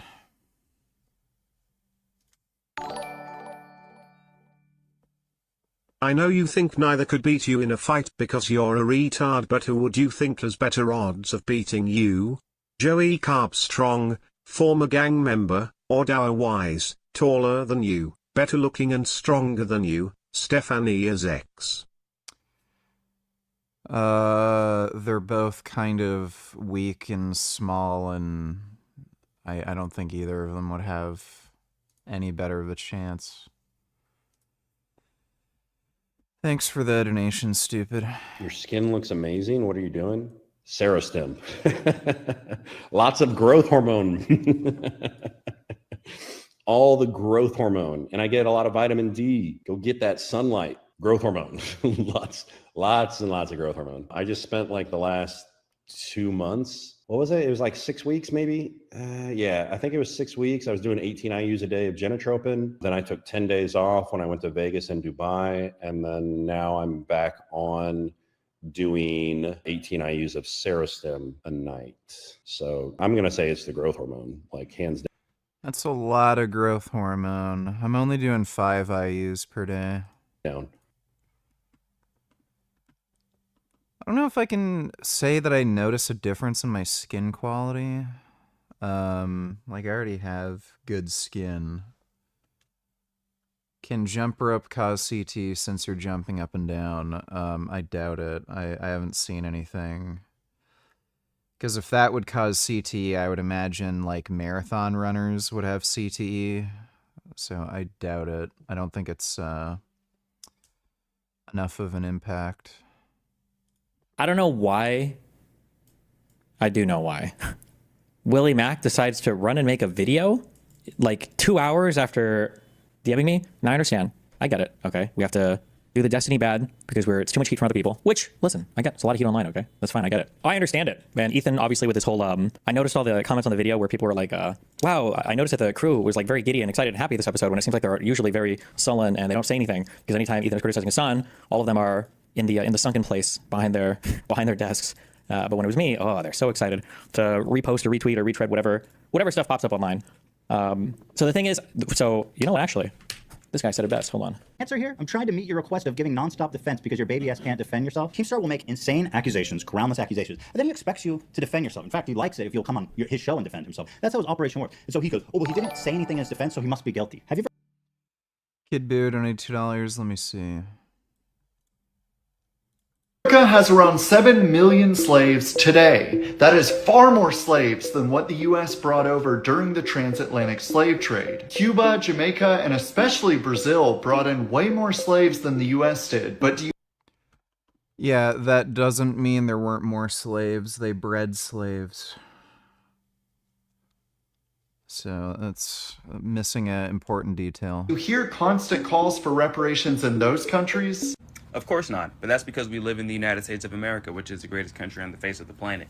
So naturally, the ease of life that we have in comparison to other nations is going to give an entitlement pedestalization syndrome that people attach to themselves because they're lazy and don't like working on their own. So they feel like, oh, because of history that I never had to experience, I should get free things and I should get the benefit of the doubt, even though I have no talents and offer nothing.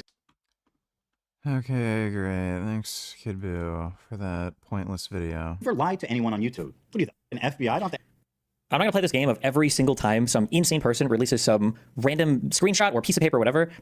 The wrestler had facial bones broken, still in critical care, missing teeth. Yeah, he fucked him up.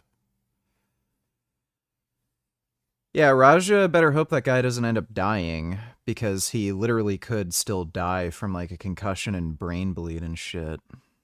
If that guy's dead, his life is fucking over. That I'm going to come and run through all these communities and try to give some crazy explanation for whatever else. Because one, the only thing that's happening is I see that every single thing I possibly say gets either misconstrued or drawn out to the most absurd reality possible, to where Nicholas Oreo Cakes or whatever is saying that I'm threatening Willie's wife because I said she was a Mossad agent, which, because I have to clarify, was a joke, okay? I wasn't joking. I'm sorry for that joke. To the best of my knowledge, okay, I can't say 100%, but to the best of my knowledge, Willie's wife is not a Mossad agent, okay? Number one. And number two, it feeds the content network for all of these people who just make content out of all my responses based on what I say, okay? I was hoping that, I guess Ethan wouldn't have his Destiny. I know that he's like been hungry to like kind of show some disavowal of me because every time him and Hassan fight, Hassan like uses me as some attack vector to go after Ethan, which is weird because I mean, at least it should be proven today. I have traded a total of 2 messages with Ethan in my entire life. I've said this before. I think it was like, I don't even know when. It was after October 7th when Hassan's chat was like spamming insane shit. And I went over on stream and I think Ethan DM'd me and he asked me, he was like, wait, where did you get the chat message from? I told him. I think this might be 2 years ago. Yeah, these are so, but I think Ethan is like so desperate to get away from the Destiny controls me narrative that he decides to do his little unhinged stream. Yeah, I'm going back to where I was before, which is I'll wait until my court case is over. I'll go over filings as they come out. But this, I realized that, well, I didn't know that Willie would make a video with him crying into the camera of like, oh, this is 911, record. I can talk about more of this when my shit-ass case is over, which is hopefully soon, but who knows? It's whenever stuff gets read. Oh, now we've moved to the whatever, like 17, 18.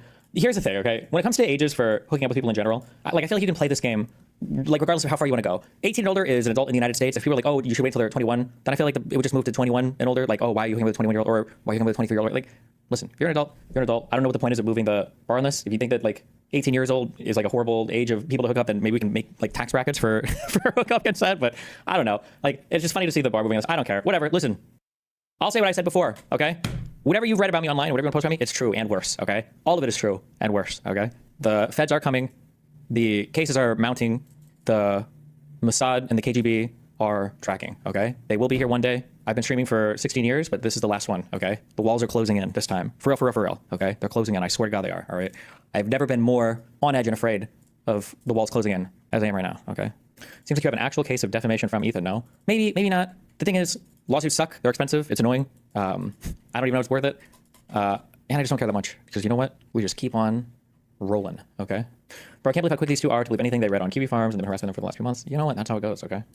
I just don't know why you talked to Willie Mack at all. I don't remember. I think he messaged me on something. But I mean, I've been in communication with him. I just didn't expect him to run and fucking make a YouTube video in 2 seconds based off some DMs with us. Obviously, I would have approached that conversation a lot more care in terms of how I'm phrasing things, obviously. But you know what?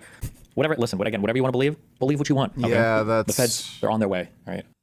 Like, that is super fucking scummy, too. Like, just DMing somebody a question and then, like, not realizing that they're gonna fucking run and make a whole video about whatever you're fucking talking about. Like, you might want to mention that so that you might want to, like, make sure you word things a certain way so it's not taken out of context. I'm just trying to stream before they get here. Inshallah, ABH3. Oh, I'm so glad he finally found his voice. I wonder how awkward it feels when his boss is sitting there railing on his Turkish idol, and he has to sit there and hold his tongue the entire time, knowing that he's getting by Hassan's entire fan base the entire time regardless, and that being a spineless guy actually isn't helping him at any part of this whatsoever. But that's okay. And Ethan has to... What are some of the best arguments against marriage? Trying to convince my parents in India why I shouldn't marry in the US as a man. Just wondering since you were married. What does it do for you? Guess what? You don't need women for fucking shit. You don't need somebody to clean the house. You can do that on your own. Like, everything's automated, so you can get an automatic fucking vacuum. You can, like, there's washing machine, that's automatic. You just throw the fucking clothes in. And if you really fucking want, like, what? You might have to pay, $100 every couple weeks for a maid service to come in if you're that lazy. That's cheaper than fucking having a wife or something. $100 every couple weeks versus like your wife who's going to take more money than that from you. You have to listen to nagging, bitching, whining, fucking complaining from somebody who isn't necessarily a reasonable, rational person. Where, you know, you can make every fucking argument in the world explaining why they're wrong, why they're being unreasonable, and they'll never stop because they're just a fucking retarded child. It's nothing but a liability, and it adds nothing to your fucking life. You want sex, you can get sex fucking easy anywhere. You can go to a fucking massage parlor. You want somebody to cook and clean for you? Okay, well, there's fucking Uber Eats. You can hire a fucking chef. You can hire a meal delivery service. You can learn to make your own fucking food like an adult. You can hire a maid service. You can, again, just do your own fucking cleaning as a fucking adult. You don't need women for fucking shit. And having some, like, weird legal contract where, oh, you can steal all of my fucking money and all of my property because you're a woman and women just deserve things for no reason. Like, why in the fuck would you ever get married? It's stupid. It's just dumb as fuck. Your parents are retarded. I feel bad too because he's sitting there while his whole fucking crew is awkwardly staring at him because nobody wants to participate. It's all good. H3 has been a girly pop gossipy channel for a while now. His audience is likely a majority women who watch things like RuPaul and talk pop culture, celebrity relationships. It was inevitable. I actually disagree. I feel like the H3 fan base for the most part is actually one of the more chiller fan bases on the internet. I think it's because, not to pull my woke card out, but I think it's because it's like probably a little bit more women versus men. Like it wouldn't surprise me if that fan base was like 40% women. But then also because they do kind of like more pop culture stuff, it does get a bit more grounded. Like I see a lot of comments popping up, even in that H3 subreddit about how like all politics streamers are cancer and all of those communities are cancer. And that's about like 95% correct. It is a special type of cancer. Although again, I would point my fingers to Hassan and shit for that. And AB and all the little people that are hiding behind the desks that are too afraid to say anything in those segments. I would say that those people are like, you can point fingers directly at those types of people to blame. I think it would be way more interesting and more fascinating to have policy-oriented debates. If somebody disagrees on Israel-Palestine, you know, we can fight over the massacres, you know, in Iran or other places pre-48, you know, justify or pre-40, justify all the back and forth fighting and who's right or wrong. Like, I think this would be super interesting and fascinating discussion. Do you think there's an ethical issue with massage parlor prostitution? Like, how do you know the person isn't being coerced? You could make that argument about literally any fucking business. How do you know anyone isn't being coerced into doing fucking anything? I'm sure, like, most of the people who clean toilets for a living aren't exactly doing it because they have a, like, you know, their pick of options. So is that coercion? Like, oh, well, they're less intelligent, not as well educated, and they're kind of like, you know, stuck in a place where they have to kind of pick a shitty job that, you know, no one else wants to do. Like, you can call that coercion. I don't know why, you know, that sort of issue is unique to prostitution. I think it's a case in probably most jobs. Especially when you're talking about the military, too. Like, the amount of fucking idiot, you know, kids and, I don't know, people who just have nothing else going on in their lives. And then they get these big promises from recruiters who flat out lie to them. And then they have to go to Afghanistan and then they get their legs blown off. Like, if we're cool with that, then I don't know why there's, like, this big fear of getting jerked off by an Asian woman at a massage parlor, you know? It should happen. Nobody wants to have those conversations. They just want to call everybody a sex pest or whatever else. Hold on, wait. I just had another random fan snap me nude. Check this out. I'm showing it to all my friends right now. How old is she? Oh, I have no idea, but check this one out too. And this one out too. And this one out too. But yeah, I think, listen, if that's what people want online politics to be, then I guess that's what online politics could be. It is what it is. Felt like when you make more than them, I'm pretty sure Ethan makes more than me. Those guys are loaded. AB, Olivia, and Dan are cooked us on agents that never defend Ethan when they beef. It's insane. Yeah, but I mean, like, it's also by design too. Oh God, I want to give them charity. It's by design too, because anytime these people step out and criticize Hassan, that entire network of people is also going to come out and harass all of those people as well, right? So AB, Olivia, and all those people, if they don't toe the lefty line, you know, they're going to come under huge fire from that side as well. So they kind of have to, because if you don't toe the line on their side, then they're going to get called token figures or, you know, Uncle Toms or whatever else. So I mean, like, to be fair, they're in a rough position as well. So, but I mean, like, it's whatever. That's okay. Take a deep breath. Fortress Arc it away. Not really. Well, I feel like I need to play like a 1 month video game break, maybe. I still think the Ryan Beard memes were probably my favorite. The making the video of me, who is the scariest and most dangerous comedian on the internet, and then announcing that he's making a video on Hassan Ethan. Did you know Raja is vegan? He's Rampage not vegan. makes fun of him for it. Why? He's not vegan. Why is he vegan? My son's a vegan because he doesn't know what veganism is. He's not he's vegan. a bitch. Huh? You heard that? That's making you look bad. You trying to degrade and downplay your own kid. Man, fuck you. As my genetic makeup, he Yeah, so you can kind of understand why Raja has, like, fucking emotional issues, because he's constantly getting bullied by his own dad. He love animals, but he don't do it for the animals. He said he want to be a vegan because he look like a gorilla, and gorillas are vegan. Hey, you don't look like a gorilla, nigga, but you smell like one, so I understand. Yeah, he's not vegan. You guys want one? Yeah, he won't eat no meat. Why you gotta do that to me, though? What? Why you gotta do that? Why you gotta say that? What? It's not everybody's business. Is it a secret? No, I'm just saying, though. You don't have to just say that shit. I thought vegans were proud. It's in your bio, nigga. Nah, it's not in my fucking bio. What are you talking about? That's like me saying, hey, you know he gets his ass ate too? Shut up. What the fuck, That's man? what I'm saying. My son's a vegan. Hey. Thank you. Hey,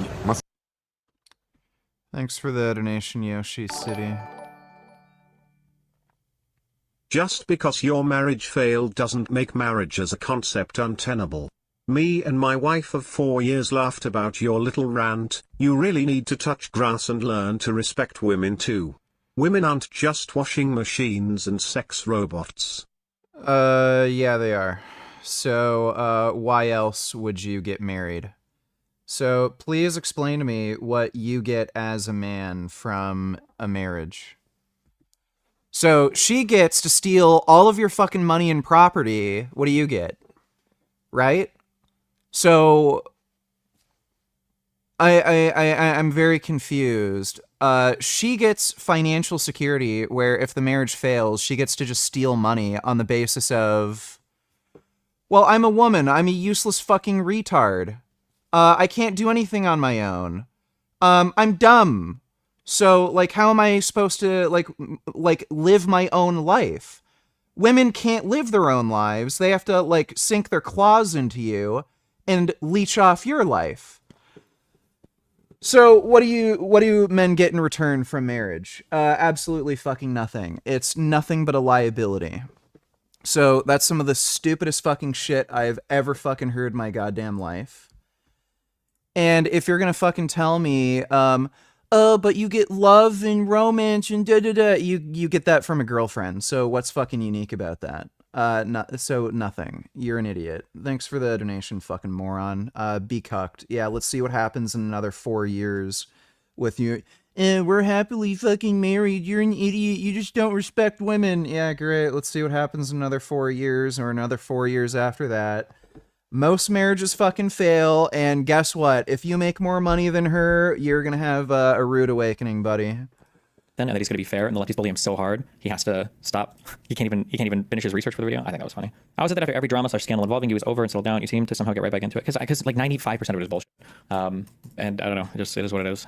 And I have a penchant for dealing with crazies online, I guess. Although this might be the one. This is it. Have you sworn off friendships with content creators? Yeah, kind of. I'll say this again, and I don't think this message can't carry. The thing that's the most annoying, I think, about all of this is that she was actually 12. No, I'm just kidding. The thing that's the most annoying about all of this is that I think a lot of people, and I keep seeing these comments pop up on my own subreddit. I might have permabanned you for this also. By the way, if I permabanned you, just email the mods and they'll unban you, okay? The most annoying thing is like people keep thinking that all of this drama keeps popping up like every month, every 6 months, like over and over and over again. But it's not. It's the same story that gets rehashed or refiltered in a slightly different way from the revenge leaks at the end of 2024. Like it's the same story over and over again with a new twist or a new thing or a new added whatever. But people have this perception that there's like a crazy thing happening like every few months. But it's not a crazy thing happening every few months. It's just a stupid for this person I talked to back in 2022, 2023, 2020. Yeah, it's just annoying. Can you respond to Willie's reply? Because to be honest, your defense is not convincing. Good. I hope it's not. But the reality is literally every single thing I've said has gotten twisted and has gotten morphed or moved to like the most ridiculous thing in the universe. So I'm gonna shut up and not talk about this until my court case is over, okay? Because I'm bounded. I'm restricted like 15 different ways from saying stupid shit, such that in talking about a hearing that I had with Pixie, like their lawyers already like 2 days ago, like moved to file a motion. Like, we're trying to get this thing sealed and you're still talking about the transcript and blah, blah, blah. So like, no, it's not worth it because none of it is obviously doing me any favors anyway. So yeah, this is not an argument that I'm gonna win at the moment publicly, which is fine, but I have to wait until my case is over. Recently heard you say you used to play EVE Online. Any chance we get some casual EVE gameplay or are you done with it for good? EVE gameplay, well actually I shouldn't say anything because I haven't played the game in maybe a decade, is that you don't break down when it seems your friends moving around. Okay. And then also I said, okay, this is my last response to any of this, and then I'm done. Okay, I'm not talking about any of this because literally none of this is helping me publicly, so there's literally no point in doing this. That's what I said. You can't respond to after court case. Fair enough if true. I think you should probably get on stream with this legal counsel and have them explain why having alleged CV since November is okay in this instance and legal. I've not seen one lawyer agree with this. I don't know how retarded you have to be to think that that any lawyer would ever agree to do this. The whole point, like, why would your lawyer ever counsel you in a public setting, in a public forum? Part of the whole like benefit of patient-client confidentiality, or not patient, lawyer-client confidentiality, is that these conversations aren't accessible to the public. So the idea that any law firm would agree, oh hey, let's do some legal counseling in a public setting is beyond stupid. Number one. Number two, to assume that I'm not like in contact with anybody or having conversations about things that are going on is also beyond retarded. But it's not. Sorry, hold on. I keep with this, okay? It's not retarded, okay? This is intentional. I understand, like I said before, I understand that people catch a lot of heat when they are associated with me, and so sometimes you have to do the performative, like, oh my god, like, is OBS recording? I got a report. Like, I get it, okay? But don't pretend that you're like after some actual information or actually, because if anybody gave a about any of that at all, there'd be a lot more questions for other people involved. But listen, I get it, okay? Does Olivia have any political opinions? She seems culturally socialist, but I would sort of say the same thing about someone even Ludwig or even Atriarch. I think most of his non-ego, I have no idea, I don't know the Vegan Gains is basically screaming for attention and thinks if his marriage failed, all other marriages fail. Look at the failure rate of marriage, dude. So, tell me that again. Like, what are you, fucking stupid? As well, he is so lost in his failed marriage, he won't confront his own issues and change. Buddy, I was the one who was paying all the fucking bills. I was doing most of the fucking housework. She was so fucking lazy, she even wanted me to take care of the fucking animals that she fucking wanted and made me fucking pay for. And all she did was fucking play video games all day. She literally put no fucking effort into the relationship and contributed absolutely fucking zero. So, oh, Vegan Games has issues and he won't change. Well, guess what I will do? I'll get up in the morning, fucking work, make money, pay the fucking bills, do housework, like just keep everything fucking together, unlike her, so you can fuck off. Congratulations, you're banned. The political positions of anybody on the H3 show. I just know that all of them are in an awkward position because obviously they did leftovers with the sound for a while. A lot of them are very, I'm trying to think of a nicer word than like beholden or captured by, because that makes them sound like they're children. But like, obviously there's a lot of audience pressure, not even from the H3 audience though, but from other people related to the staff. So they're in weird spots. But is there no limit to how much they can keep dragging it with motions? I have no clue. Well, no, I guess there's not really. I think at some point you can push for what, like a Rule 12 thing or something. But the no, I mean you're right. Civil court, you can spam the docket as much as you want. I had a crazy woman e-stalked me last year, and it turned my life into a nightmare. It's time for one of those girl groups like the FT. It was total BS, but when men are being accused of anything by women, the burden to defend yourself. Keep in mind, I'm not even being accused of anything by a woman at all right now, right? This might be the first. Well, actually, I don't know. This is the first time that somebody tried to cancel somebody for somebody's alleged age when the victim isn't even making any of the accusations. It's just other third parties.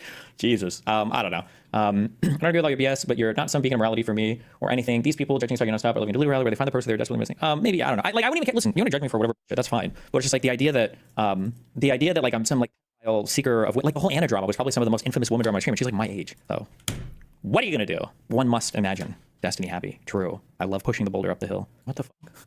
I don't know anything about this man, but he once decided he wanted to debate me, and I was harassed by his fans for months.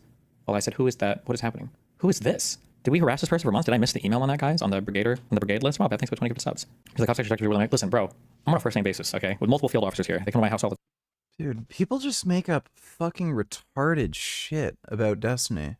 time. I basically just have, the reason why my stream is late on Fridays is because I have like my Friday afternoon coffee, okay, with my local FBI field. Dodo, donate $2 and SJW say women are slaves to their husbands. In your case, it was the other way around.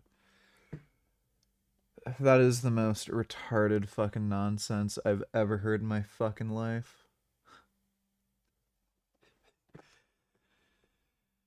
Like, let's just take the, typical,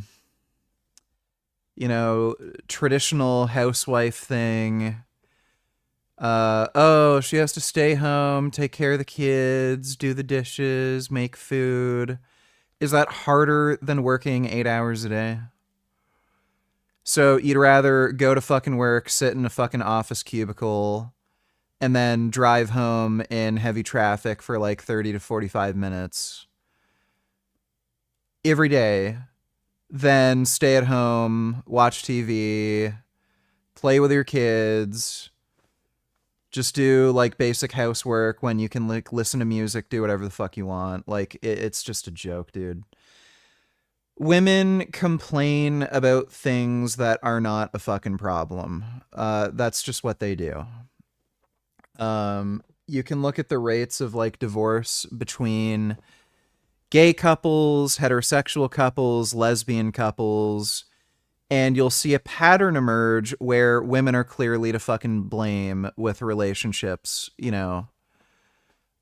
failing. Lesbian relationships, by the way, have higher rates of intimate partner violence. So women seem to be the ones who initiate violence more than men. Like, it's hilarious. Thanks for the donation, though, Dodo.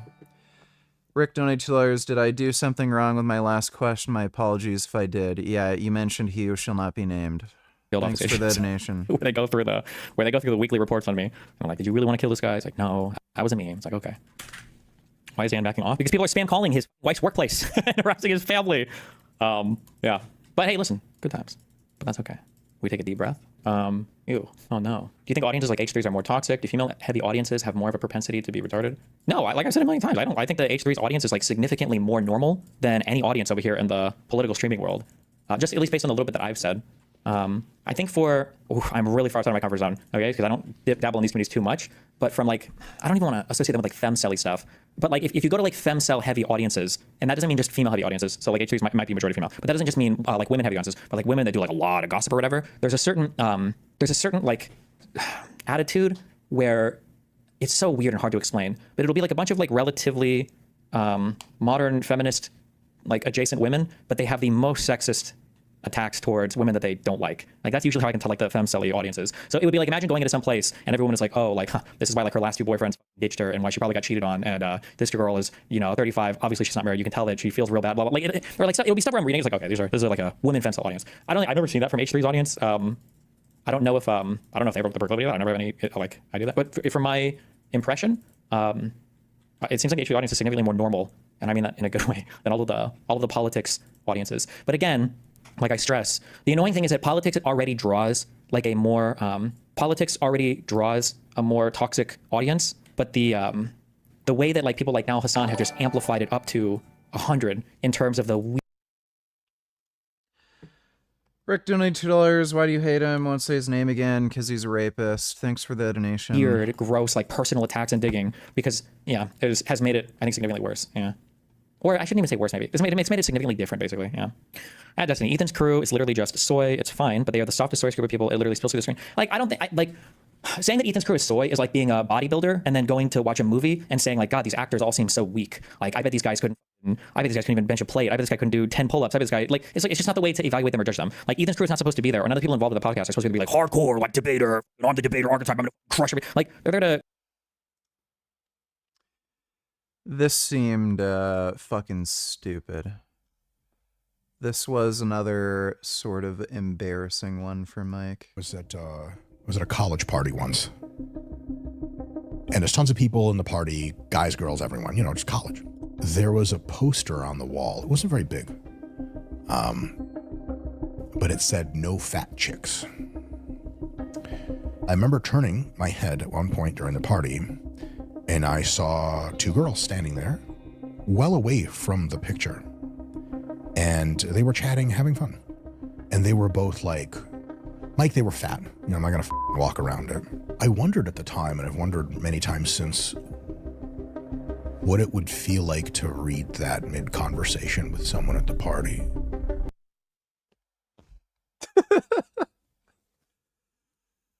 Oh my god, what a fucking weenie. Well, you'd know, dipshit. You had to get liposuction. So, like, what a fucking twat. Just what an insecure fucking, like...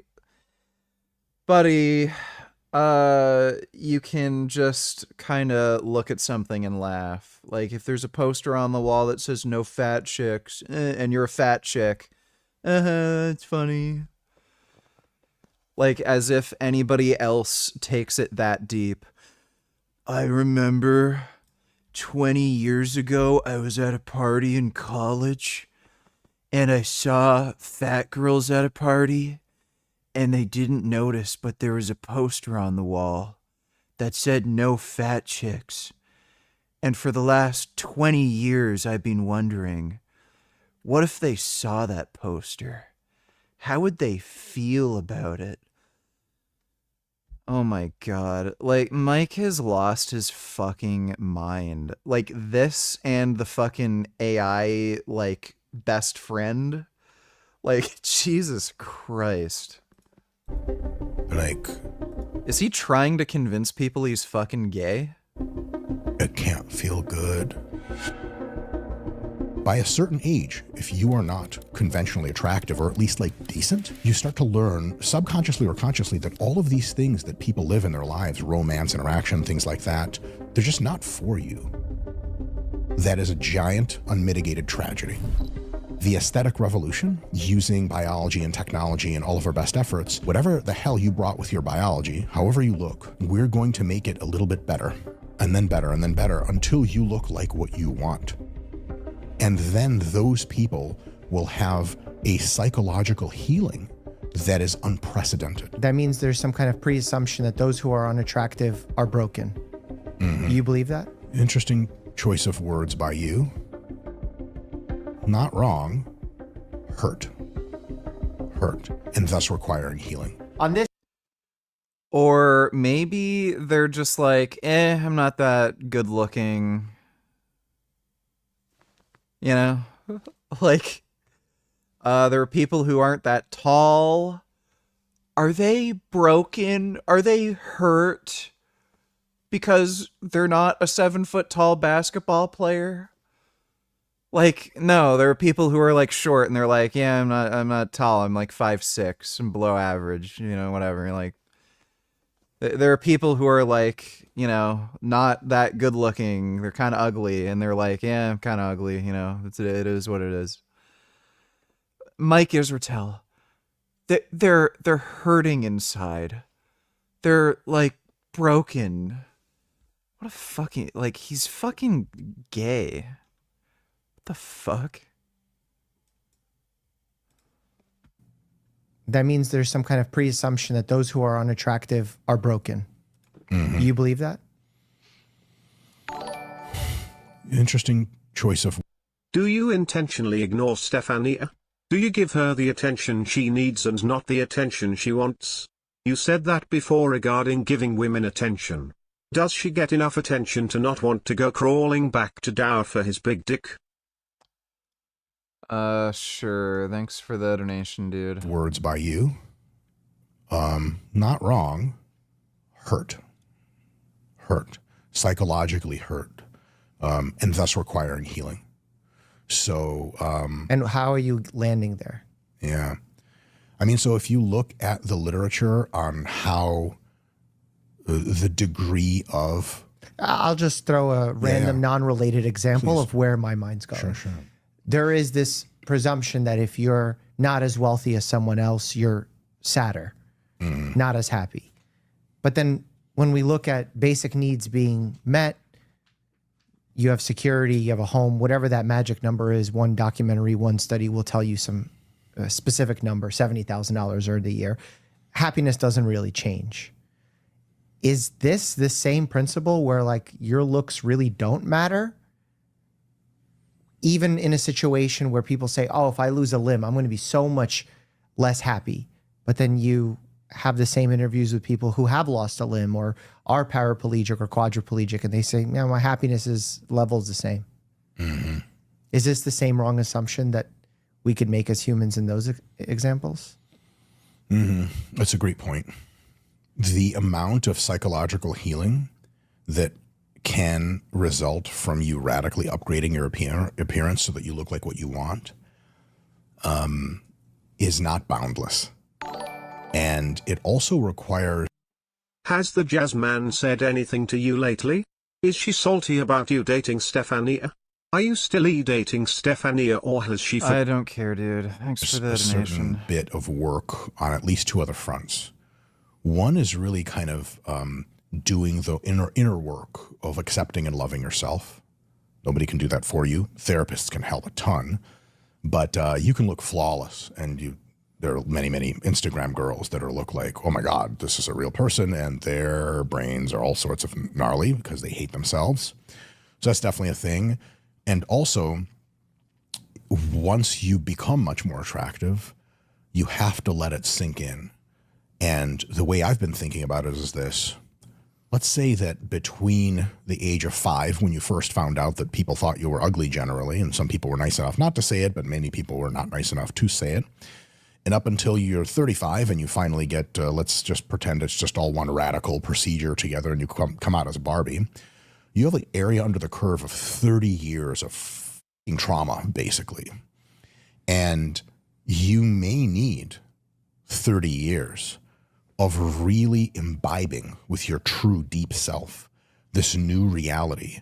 Because a lot of people, when they get an upgrade, they'll go, oh, yeah, people are like, oh my God, you look gorgeous. Like, oh, yeah, that's no big deal. And it's fine to say that for polite company, but even in their own heads, they'll try not to accept the fact that, no, they do belong now. I think that acceptance takes a long time and is something optional. You can do it or you can not do it.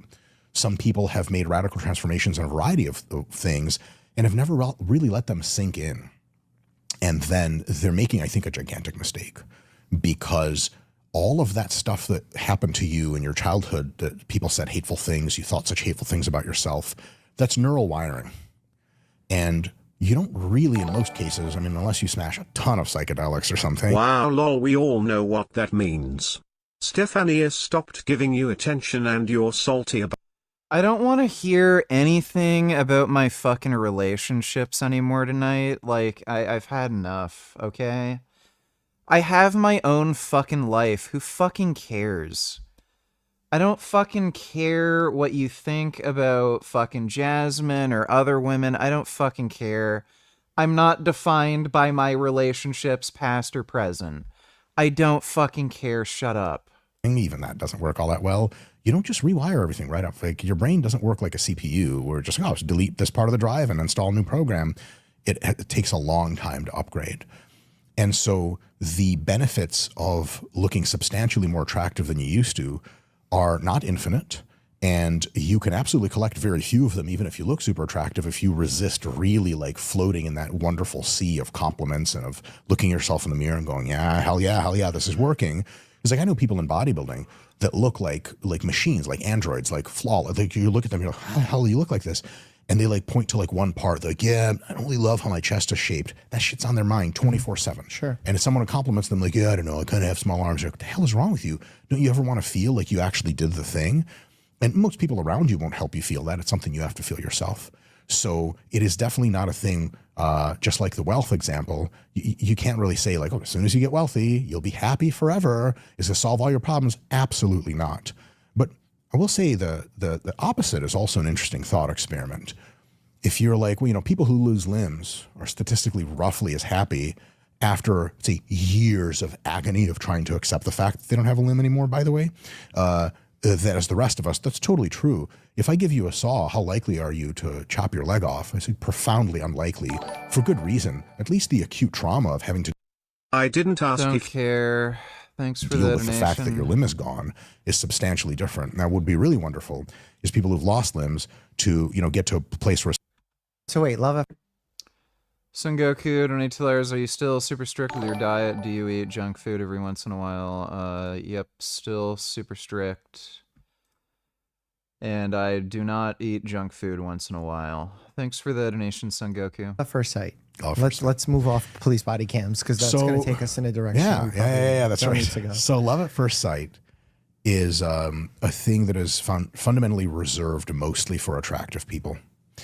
And through no doing of their own, mostly because attractiveness is largely genetic, unless we have tractable ways to change it, which is what the book is about. And so you could be that girl that went on a Buddhist spirit journey. She's okay with how she looks at a huge, deep level. You're still not going out with that guy at the office who you adore. He's never going to marry you. You're never going to have children with him. You may not ever have the candidacy of a man that you consider worthwhile of your time on a financial level, on a status level, on a deep emotional connection level, on an intellectual level. All of those guys have pursued women significantly more attractive than you physically, and you're never going to eat at that table. And that is a tragedy, because inside you're much better. That's an unfair assumption that would happen. It's statistically true. So I mean, by what statistic? There's a statistic that you specifically. Yeah. Statistically true in the sense of that it happens on average and on aggregate. So like, is there a probability that you're fundamentally very unattractive? He's asking for 1 by 1 equals 2 liters. M.F.A.O. What about what he was saying is incorrect? We're going to get into something about multiplication, where Terrence has an issue with multiplication. I don't have an issue. I don't have an issue with multiplication either. Well, then 1 times 1 is what? 1 times 1 should equal 2. And action times an action. If you can show me one place in the universe. But you just shifted frames. No. Show me one place in the universe, one natural observable phenomenon where 1 times 1 equals 1, where an action times an action doesn't have a reaction. So Yes, Terrence Howard. Oh, those are nice koalas. Oh, it's your mommy with your baby. Oh my goodness, they're so nice.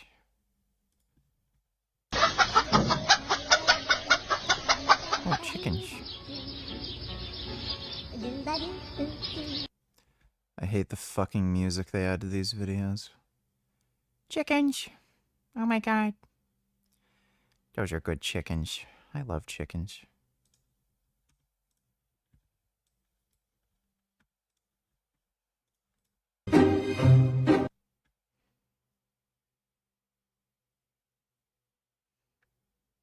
Oh. Panda doesn't want to go to the bath. That's a silly baby. Gotta drag the panda. Thanks for the donation, Unicorn Jizz. You know, I swear I'm almost at the fucking point where I don't want to watch videos with the sound on anymore. Just put on, like, the closed captions. Everyone adds the most annoying, stupid, fucking, dumb fuck retard, like, dipshit, degenerate, TikTok fuckwit fucking music to all their fucking videos. It's so annoying. Son Goku donate $2. Every time I think women's fitness can't be worse, somehow it gets worse. Nice try. CDG donate $2. I'm not into fat women or women who wear a shit ton of makeup. What about you?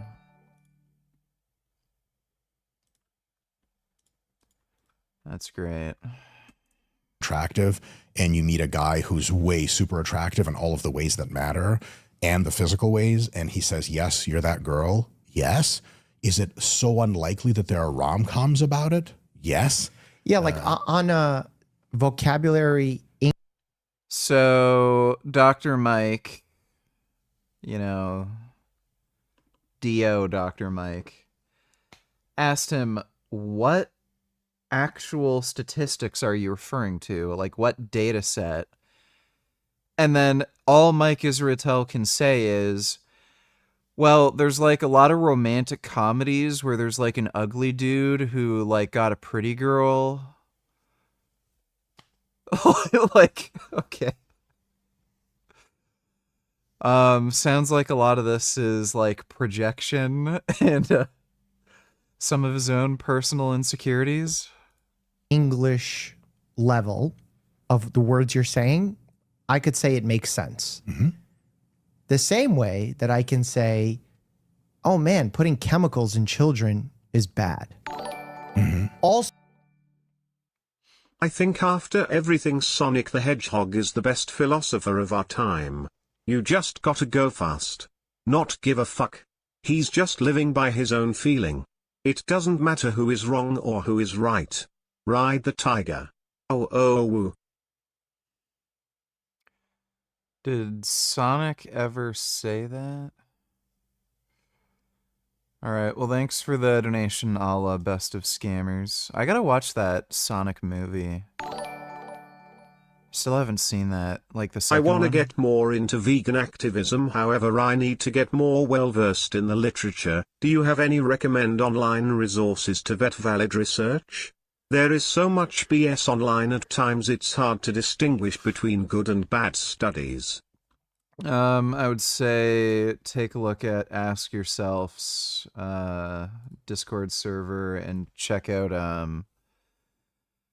Dr. Avi's Study Archives Discord server. Those would be two good resources. Thanks for the donation, Justin. also makes sense, but vaccines are good. Yeah. So like, how do we distinguish between what you're saying as sounding good versus this is actually what plays out all the time and it's not socially driven by movies and influence from Hollywood side of things? Like, what's the reality if humans were left to their own devices? How do we figure that out?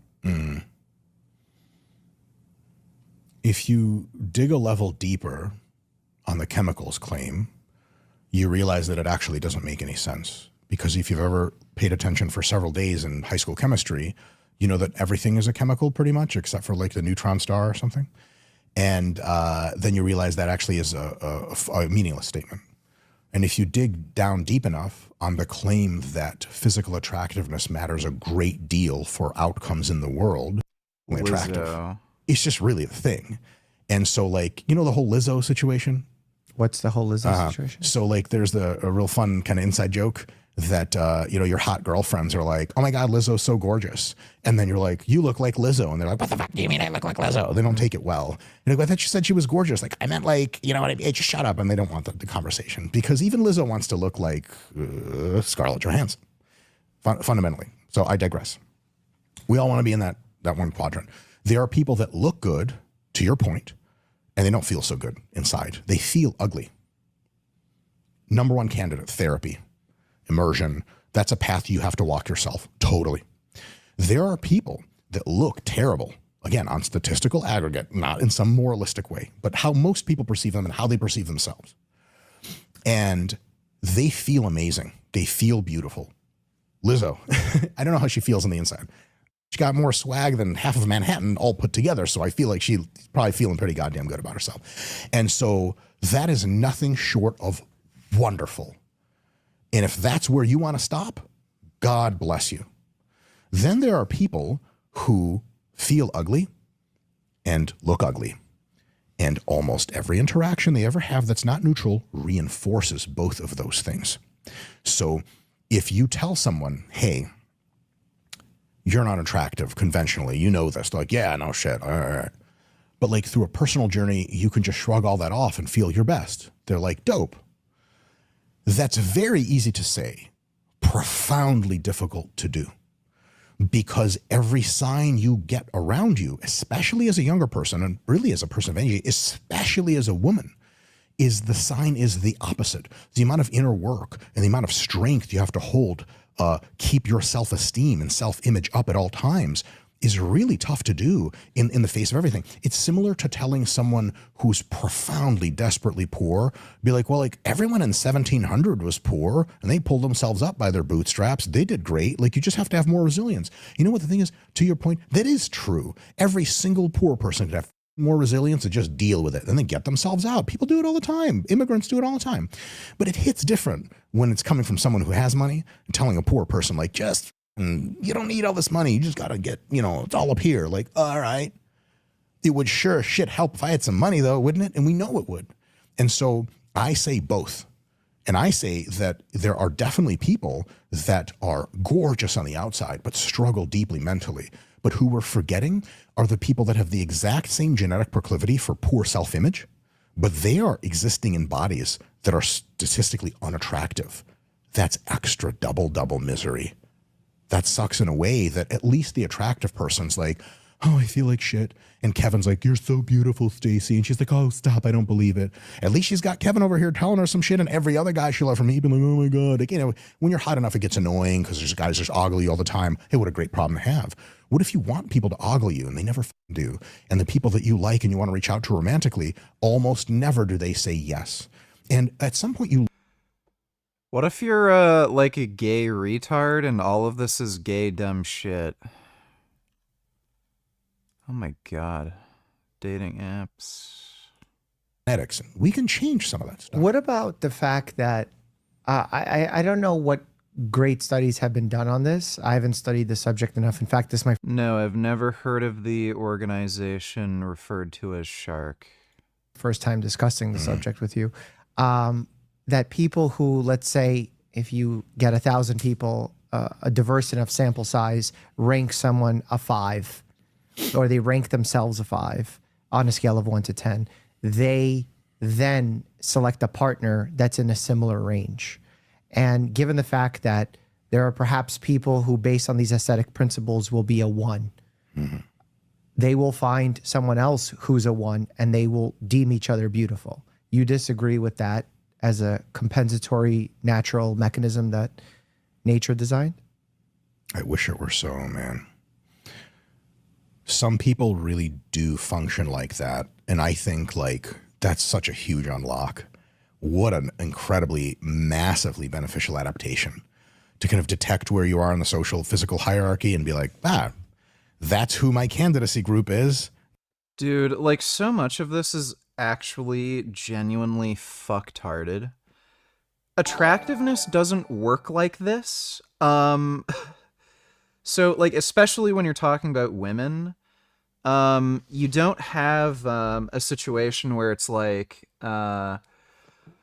oh, this dude is like a 1, this dude's a 2, this dude's a 3, this dude's a 4, this dude's a 5. Like, it's such a complex set of fucking like social factors, emotional factors.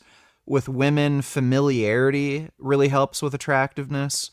So if you have like a face or a body that looks familiar to them, or if they know you for a longer period, women are going to be more attracted to you on that basis alone. There's character qualities that make people be perceived as more physically attractive.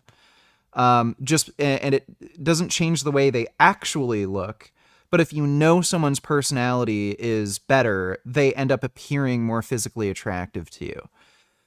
The way he's talking about attraction is just so fucking dumb. Like, yeah, we get it. If you look at somebody in a magazine, you're going to be like, hot, not, whatever. The way this actually affects people in the real world, especially if you're a man, it's just like, you're so gay. Who fucking cares? If somebody's ugly, like, yeah, great. Like, don't make a big fucking deal about it. Retard donated $2. Let me see.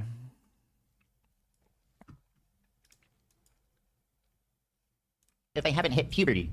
I actually want to fuck women, or I actually want to fuck little girls who have hit puberty but are still under the age of consent. That's my preference. I would have more respect for the defenders if they were just like, yeah, I'm cool with it. Okay, someone said, Ethan, you shouldn't exaggerate the destiny of claims. Okay. Well, yeah, of course, but that's because you support 9-year-olds getting fucked, right? Isn't he Muslim or whatever? So your opinion is obviously not very relevant here. Thank you, dipshit. You shouldn't exaggerate the destiny of claims. Okay, so I'm making this.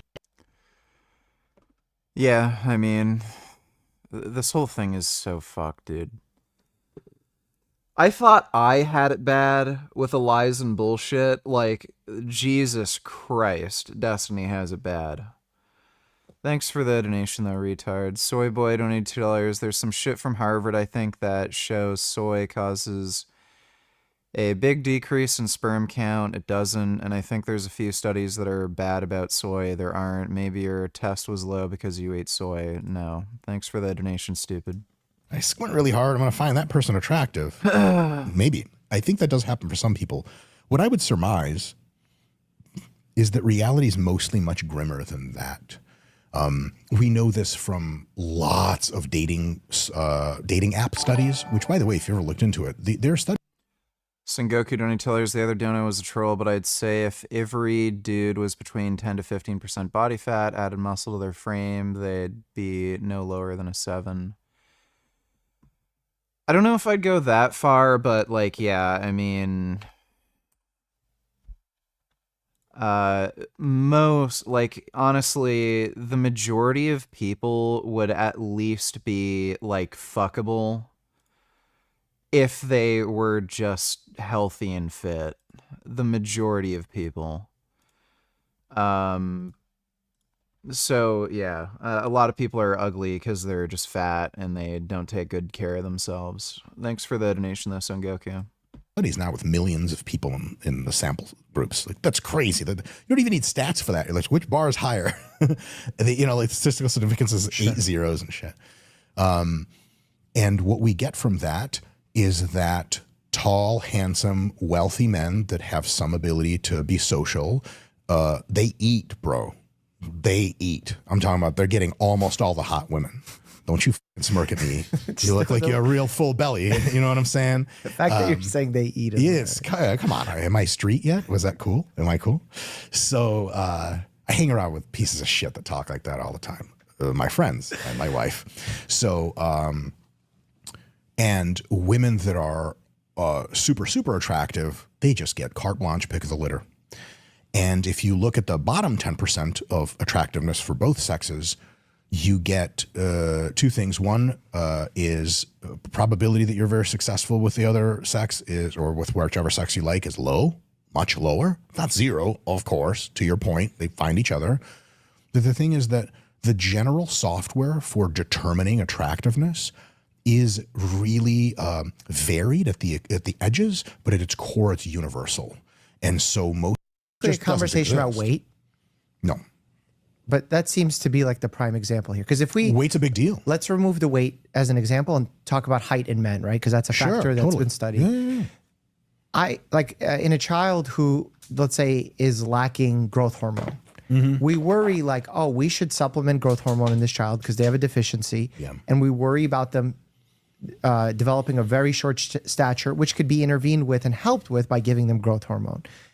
But at the same time, if we had, let's say, some knowledge and we say, oh, this child is going to grow up 5'6", versus 6. We're not going to be like, oh my God, by all means, get him to 6 because that's going to change his life. It will, though. Buddy, yeah, if you could like make sure that your kid is gonna be 6 feet rather than 5'6", why in the fuck wouldn't you? By the way, there's that research on growth hormone for treating short stature in children. There's like that bull crap about like increase in stroke risk or something. That's from idiot doctors not knowing how to fucking manage side effects. So if these people knew what the fuck they were doing, you wouldn't see that increased risk of death or adverse events. So it's, again, people always like talk about how, oh my God, steroids are dangerous, growth hormones dangerous. Again, it's because these fucking idiot doctors don't know how to manage side effects. You don't understand, VG. Being a mom is a hard job. Fuck the guys welding steel beams on a 12-story building. Fuck the guys at war dodging a sniper. Moms have to bend over and hand her kid a tablet so she can have a glass of wine doom scroll. Fuck Ashley. Oh yeah, that's literally real Dude, life. this Dr. Ravi archived studies are fucking amazing, thank you. Back in the day when you were making your worst of the fitness industry videos, what made a study valid to you? Also make more vids again, man, those are what turned me vegan, they were great. I don't know what you mean by what makes a study valid. You just use basic critical thinking skills. It's just weight of evidence. Thanks for the donation though, Justin. Appreciate it. But yeah, it's literally the reality. Women just complain about things even when they have it good. Thanks for the donation, Ashley. Johansson sucks. But that's the question. Will it? Yeah, or are you studying after the fact of judging it and putting this out into the world? Oh, I'm not judging it. Women that say yes or no when you ask them on dates judge it. And you can see this on OkCupid studies and all that stuff. So I don't remember the figure offhand. Somebody correct me in the comments, but I think if for every extra inch of height a man has, in order to become equally as attractive at that lower height, he has to make like 50 or 100,000 more dollars a year or something totally insane to overcompensate that. And so you don't have to tell a 5'6" kid like, hey kid, you're not real short end of the stick, literally a little bit. You have to say that. That's toxic. It promotes the wrong kind of attitude. But if he was like, hey, is me being taller going to make me more likely to girls that I like say yes to me when I ask them out on dates? Categorically, the answer is yes. And if you don't tell them that, you are foisting upon them a great illusion that does them no good. Joey loves you. Oh my God. Oh, I love Joey. Oh, I love him so much. That is a good kitty. You make sure you tell Joey that I love him back. Love that little guy. So sentient. Thanks for the donation, Ethan, though. Appreciate it. You're trying to boost their self-esteem by giving them the big lie. And the big lie is like, well, look, height doesn't matter. The depth of your voice doesn't matter. Your hairline doesn't matter. Your income doesn't matter. Your looks don't matter. After a while, you're like, why the hell did people like anyone ever at all? And the reality is all these things matter, and they're true, and they're real, and they're profound. They matter in terms of getting variety, but does it matter on a scale long-term of a life of happiness, of finding a... Dude, the human beings are just fucking chimpanzees. There's just odd quirks with human psychology. Like, people get this idea that, like, there's someone special for them and crap. Like, if you're locked in a room with someone for long enough, you're going to end up having romantic feelings for them. That's why there's so many office romances that end up happening. It's because, like, people are just stuck in a fucking building for 8 hours straight with each other, and it just fucking happens. Like, it's just not that deep. So there's, like, some superficial things that you want, like money, sexual attractiveness, social benefits. There's some like personal things that you kind of want, like certain amount of attention, being treated a certain way, sex, maybe like children or something, and then it's just matter of circumstance, like whether or not the person is around you for long enough. So it's just not that fucking deep. A partner, period. Do we Also- see profound loneliness in someone who's 2 inches shorter? Yeah, God, yeah. Yeah, massive loneliness in physically unattractive women, massive loneliness. There's this whole thing, it's called incels, right? These are real people. If you are male... In my country of Palestine we have national sport called stand in road and throw rock at Jew. My nephew Abdullah, he very tough. He can throw hard. And he take hit hard.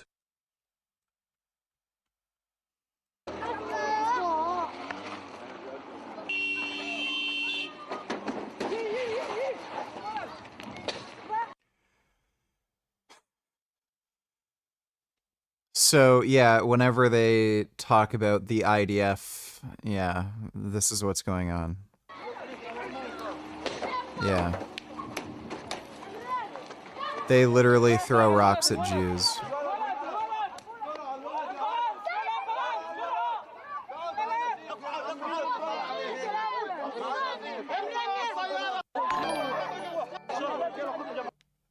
Need to watch this. All right, well, thanks for the donation, Muhammad.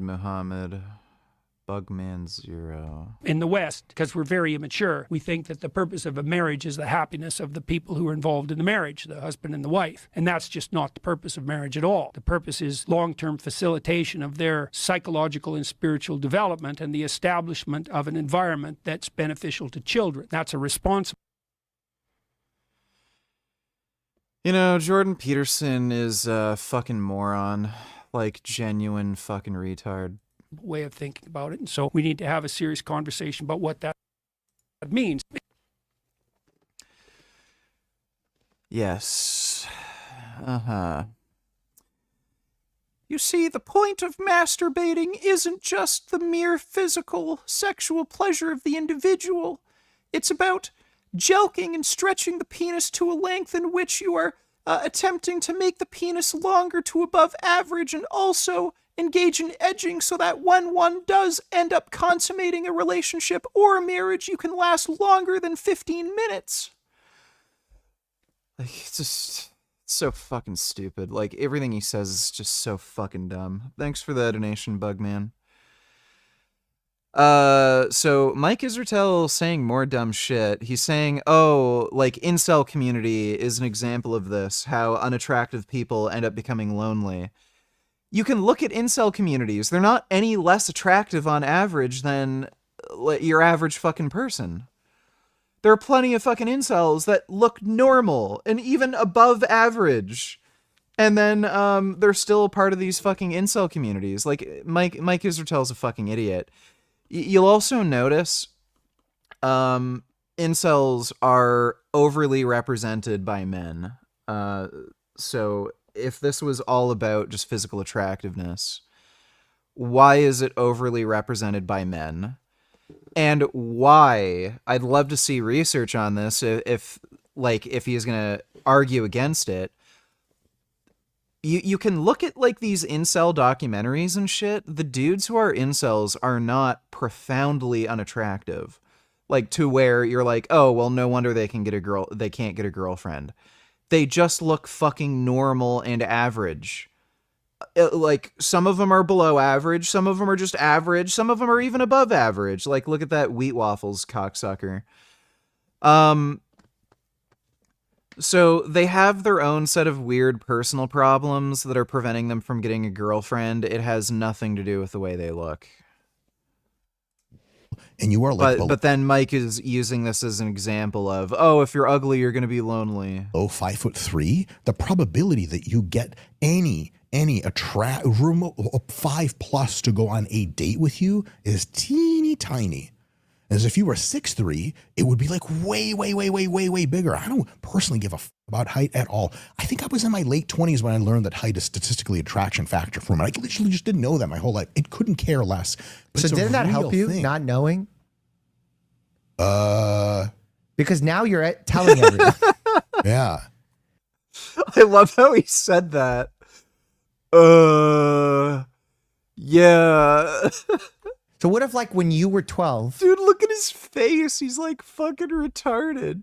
You heard this conversation, and I'm like, if you don't grow, your Oh my life's gonna God. suck. Would that have helped you to get to where you are today? So, oh, this is so funny, dude. Son Goku to $2 women. Why don't men help women anymore? Also women. Oh! Oh my god, that thing's juicing! It's juicing, baby. Watch out. Get out of the way. Get out of the sorry, get out of don't the touch me, spot don't touch me, don't touch Right me. over You're here. gonna walk away now. That's crazy. I don't appreciate that. That's fair. I don't appreciate that. And like, the next girl definitely won't be cool, and I'm not cool about that at all. I'm not gonna scream in your face and tell you that, but I'm gonna tell you, don't do that to people. Again, I was just making sure that you're okay. You're not getting splashed and all that. I really don't appreciate that. I tell that bitch to go fuck herself. Sure, dude. The amount of girls who've touched me in public without me without them getting permission, it's like, get the fuck out of here. Thanks for the donation, though, Son Goku. So that statement right there is so exaggeratory that it borders on being false. In what sense? I gotta play that You just- again. So what if, like, when care less? But so it's a didn't that real help you, thing. not knowing? Because now you're telling everyone. Yeah. So what if, like, when you were 12, you heard this conversation, and I'm like, if you don't grow, your life's gonna suck. Would that have helped you to get to where you are today? So that statement right there is so exaggeratory that it borders on being false. In what sense? You just It's said not that. going to suck. It's going to be worse than if you were taller. And then they go. But then there's so many other variables. Totally, exactly. Life is so they go, multifactorial. okay, I'm not winning it on height. You're like, nah, you're not. So I better like work extra hard at school and maybe get into some hobbies and really push some other way so that I can have all these very pretty girls saying yes to me. And then that's you're not like, the yeah. that's not the end be all to life. Said by someone who eats a lot. Right. It's not ideal that I'm the one having this conversation, but scientifically, that's not the end all to be all to happiness. It's not. If that was, then the people who just date pretty women would statistically have the highest happiness levels. It's a part of it. It's a part of it. And let me give you another example. How do you pick an excellent partner?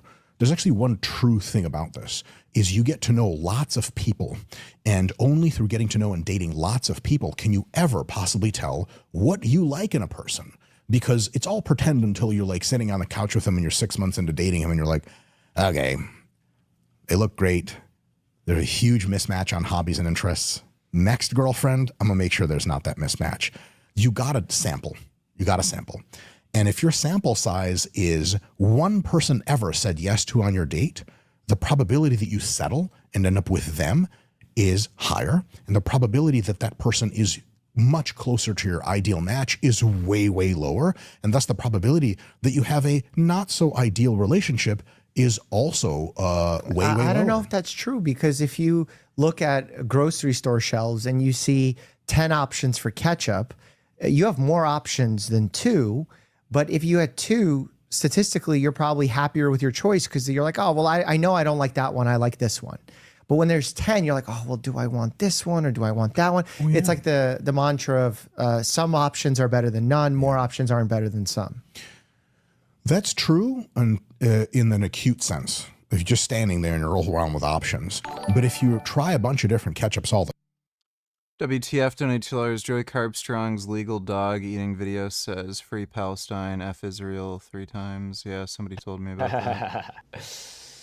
Oh, yeah, we see this Somebody currently linked in me many it, fashions. whatever. He's a retard. Also, do you think what he says is true? It's legal to kill and eat your own dogs because they're technically property. No, you would get charged with animal abuse. Thanks for the donation, WTF.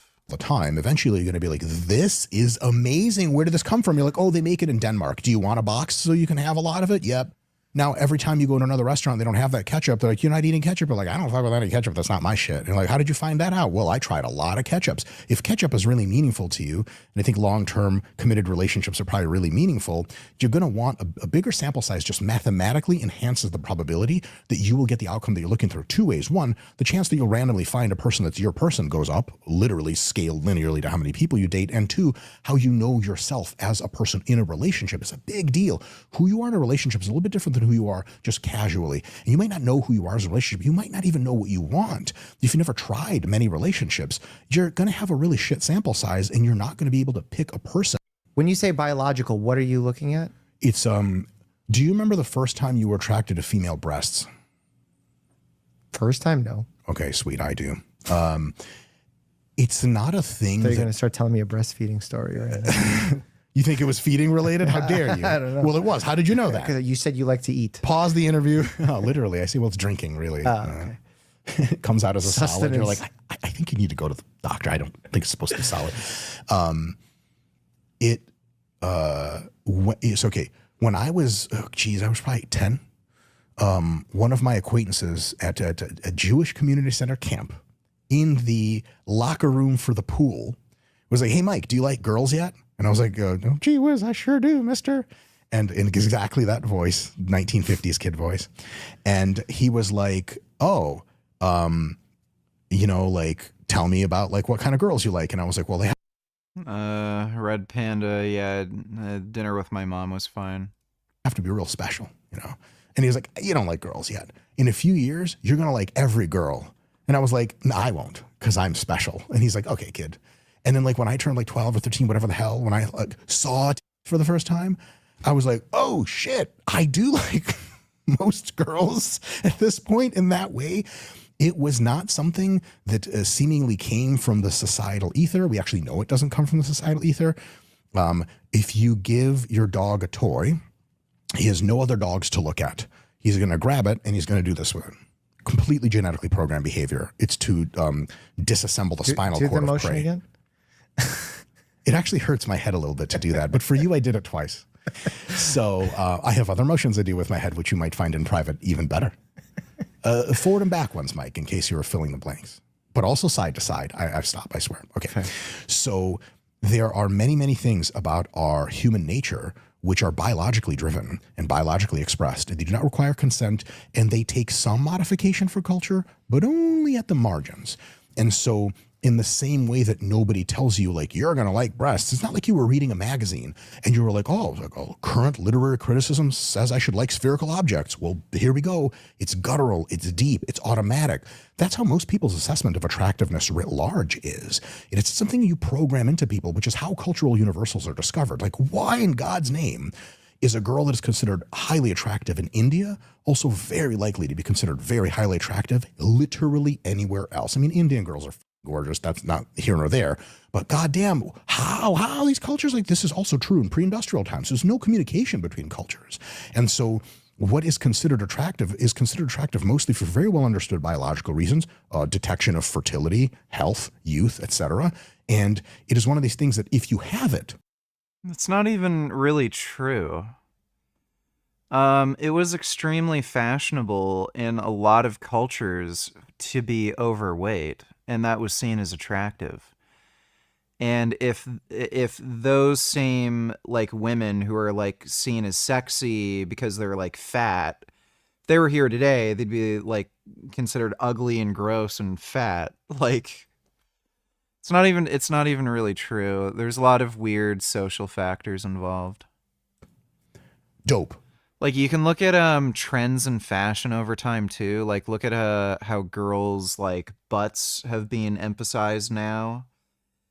Go back to like the 1970s. No one was really talking about ass.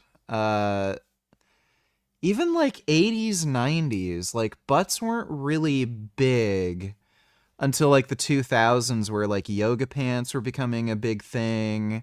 Jennifer Lopez really made like the whole ass thing big. So there's like weird social yeah, and like BBLs. BBLs weren't a thing until fairly recently, but breast implants were a thing for a while. So there's a lot of weird social factors when it comes to attractiveness. This isn't just like a biological thing. There's a huge interaction between like sex and what would you call it? Like just social factors, culture, I guess. But then you have almost nothing else. And all of your points completely apply. Like the rest of life is like, okay, you don't have happiness. You're just hot. So you have to deal with a bunch of assholes and predators and people DMing you and people making it seem like they're interested in up here, but they're really interested in here and here.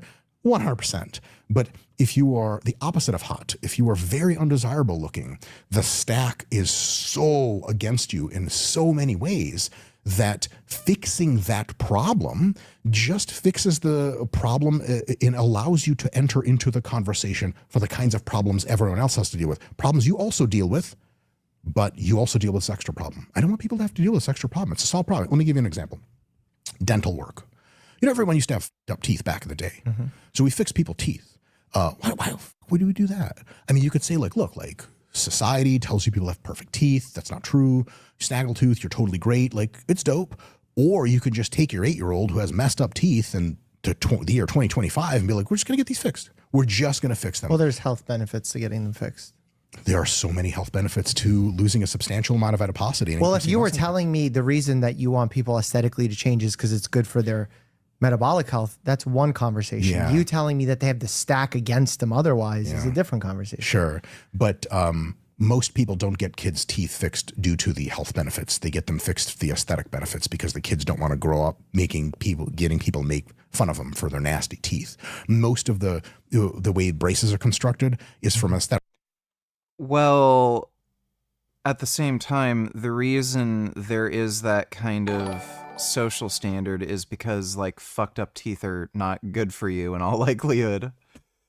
Red Liar, $92. Have you debated Red Briar, the anti-vegan troll whose profile picture is Bender spraying kill all humans? He says he debated you twice. Is there any record online of it? I don't know who the fuck that is. So I have no idea. Thanks for the donation, Red Liar. Perspective. I mean, your teeth are still functional. How many kids get braces in non-functional teeth? Like, oh, very few. That's an orthodontics problem. That's like 1 in 10. Most people who get braces, your teeth are just misaligned and you want to look better. Well, because if they misaligned at childhood, by the time you're in adulthood, your jaw changes, impacts breathing, eating, etc. This much. Unless you have we got to be careful to not come outside of our fields of specialty. Totally. But like, we're already doing it by having this conversation. Oh, for sure. But yeah, so he's just making shit up again. Aesthetics matter. They matter deeply to people because even though it would be cool if we all switched off our aesthetometer, like I would do.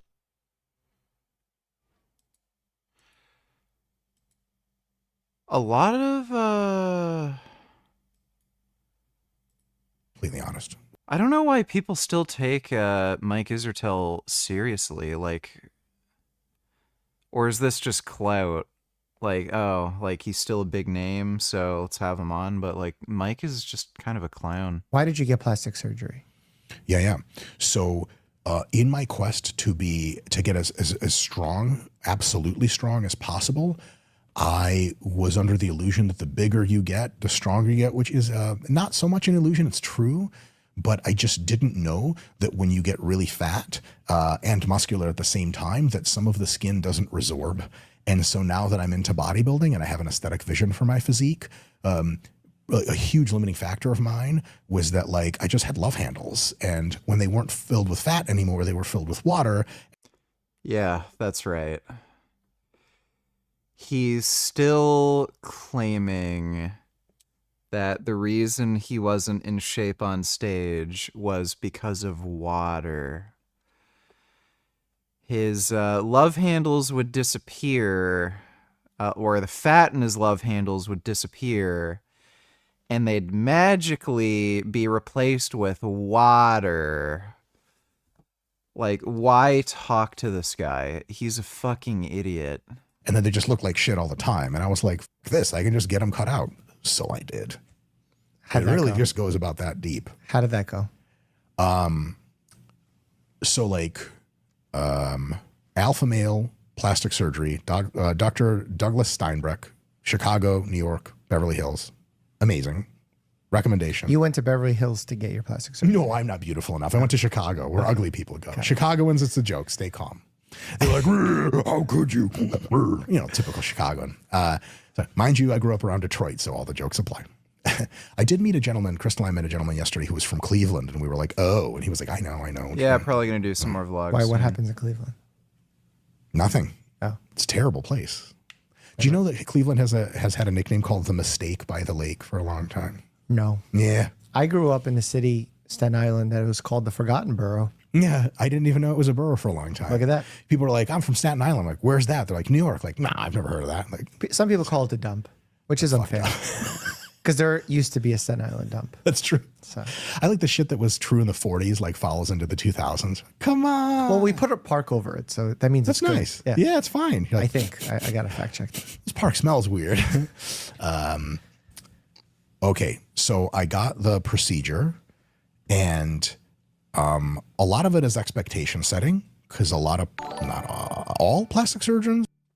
Denny, nothing stand for Ivory T. Donate $2. Did you see Nathan Fielder's rehearsal? No. Did you know Paramount removed the episode of Nathan For You about Holocaust denial and his outdoor apparel company Summit Ice that promotes Holocaust awareness because it covered sensitive themes in light of Israel-Palestine?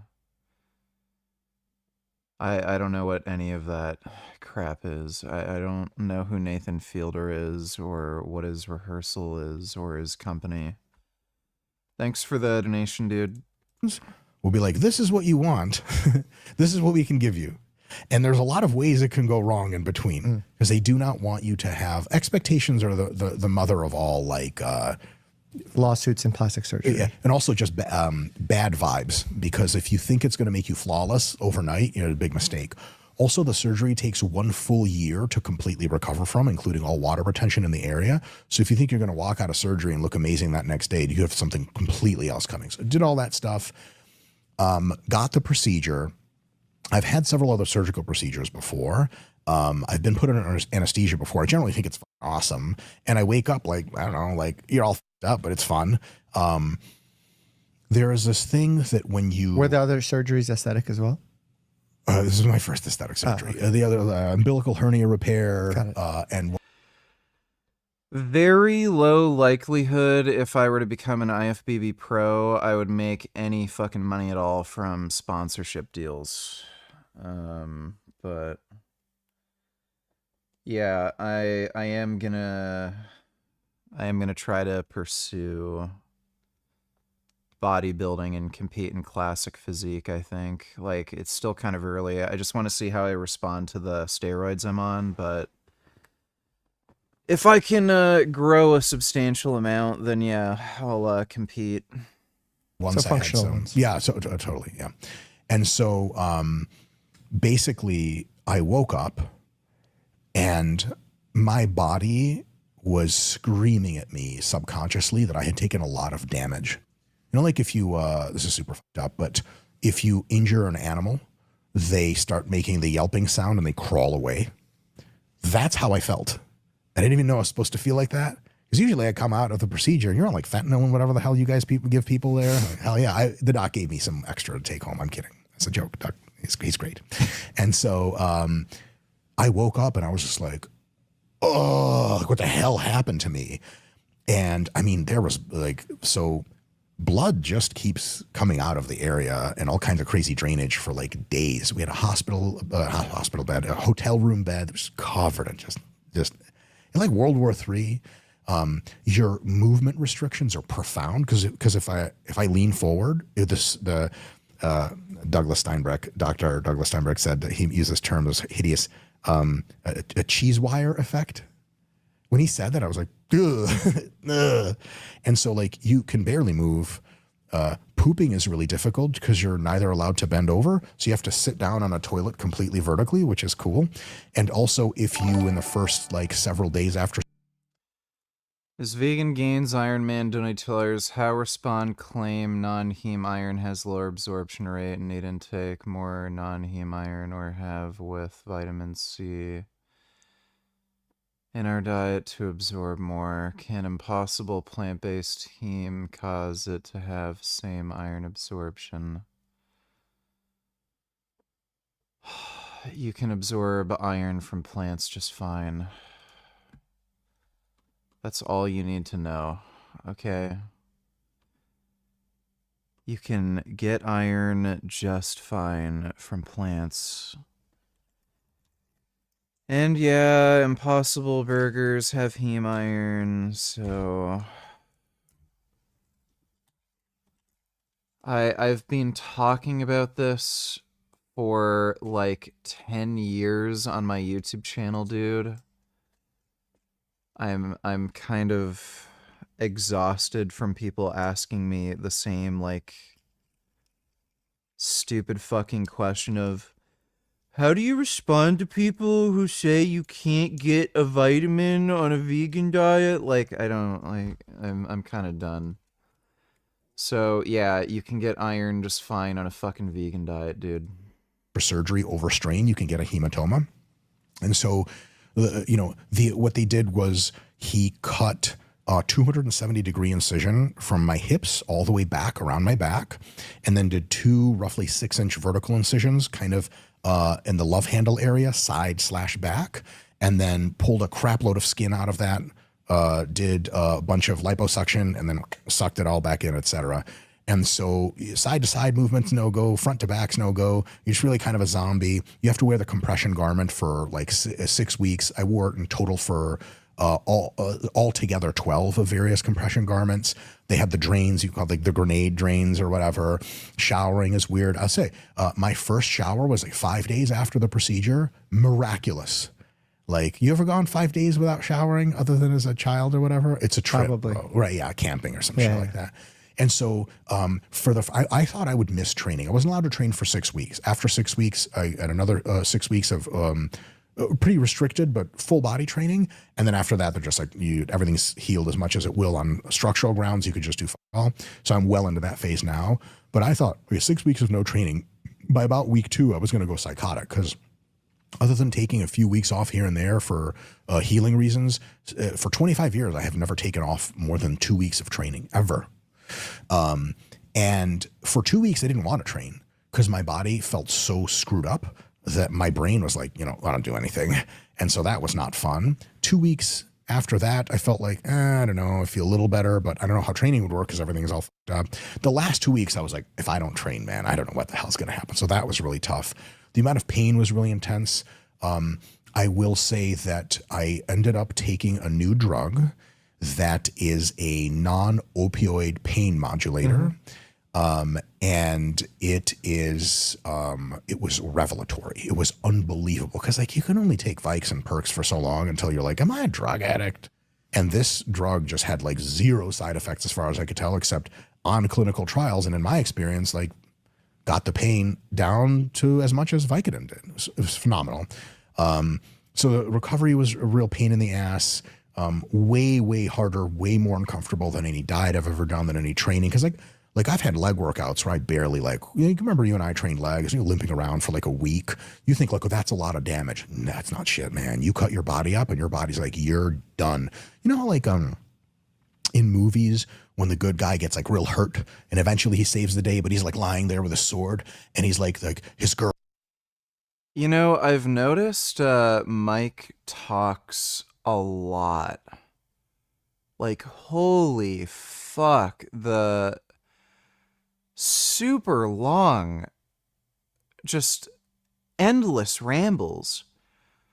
Has he been like talking for 10 minutes straight without like, the other Mike talking? Holy shit, he talks a lot. That is fucking crazy. Like I was kind of zoning out for a little bit and I'm like, he's still talking. He didn't stop. girl she's about to get killed, and he's like, and he stabs the guy, and you're like, why doesn't he just like wake up and just, okay, hey, your leg is broken, just be athletic, just have that raw? You can't, because your brain, when it detects mega trauma, is like, you get regressed back into like fetal form. That feeling was weird. I was not ready for that shit. So that was my surgeon didn't talk to you about the pain that you would experience in the rehab. So I'll tell you something about surgeons. When you've done like hundreds of procedures, maybe thousands, like the best folks have, it becomes so routinized to you that the way you interact about it is very antiseptic. It's just like it's not nonchalant, bereft of any connected emotion. I'm not sure. Also, most of these doctors haven't had surgery themselves, so they can't come at you from like, this is how you're for sure gonna feel. So like, they tell you all the stuff, but here's also the reality I think they're maybe basing this on. They don't tell you much about how fucked up you're going to be, because after 6 weeks, you look back and you're like, that actually went by really fast. And you're in the thick of the recovery, you're like, this is terrible. They also say that many people within the first several weeks post-surgery will be like, I made a huge mistake. I haven't heard a word he says, and I've been listening the whole time. That's like how I feel. Oh my god, he won't shut up. Why are we listening to this? It's just a long fucking ramble of horse shit.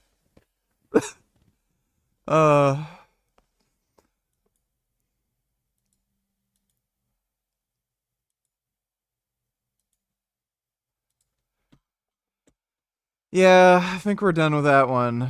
Oh my god, that was bad. Son of a bitch.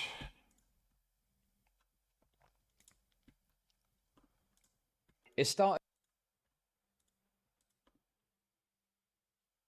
Dodo wanted me to watch this. This guy looks annoying.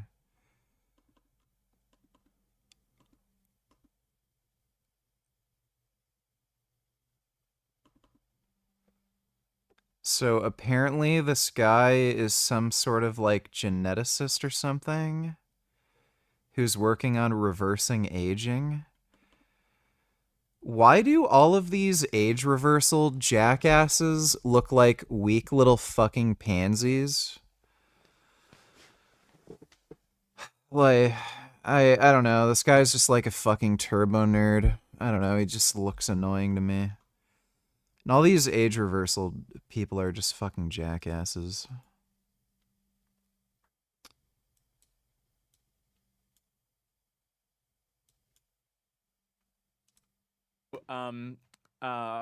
Evolution didn't select for aging. What are you doing? What's your approach to New Limit that you think is likely to find the true cause of aging? Yeah, so we're working on something called epigenetic reprogramming, which very broadly is using genes called transcription. Gay. Yeah, I can't fucking listen to him. He's just irritating.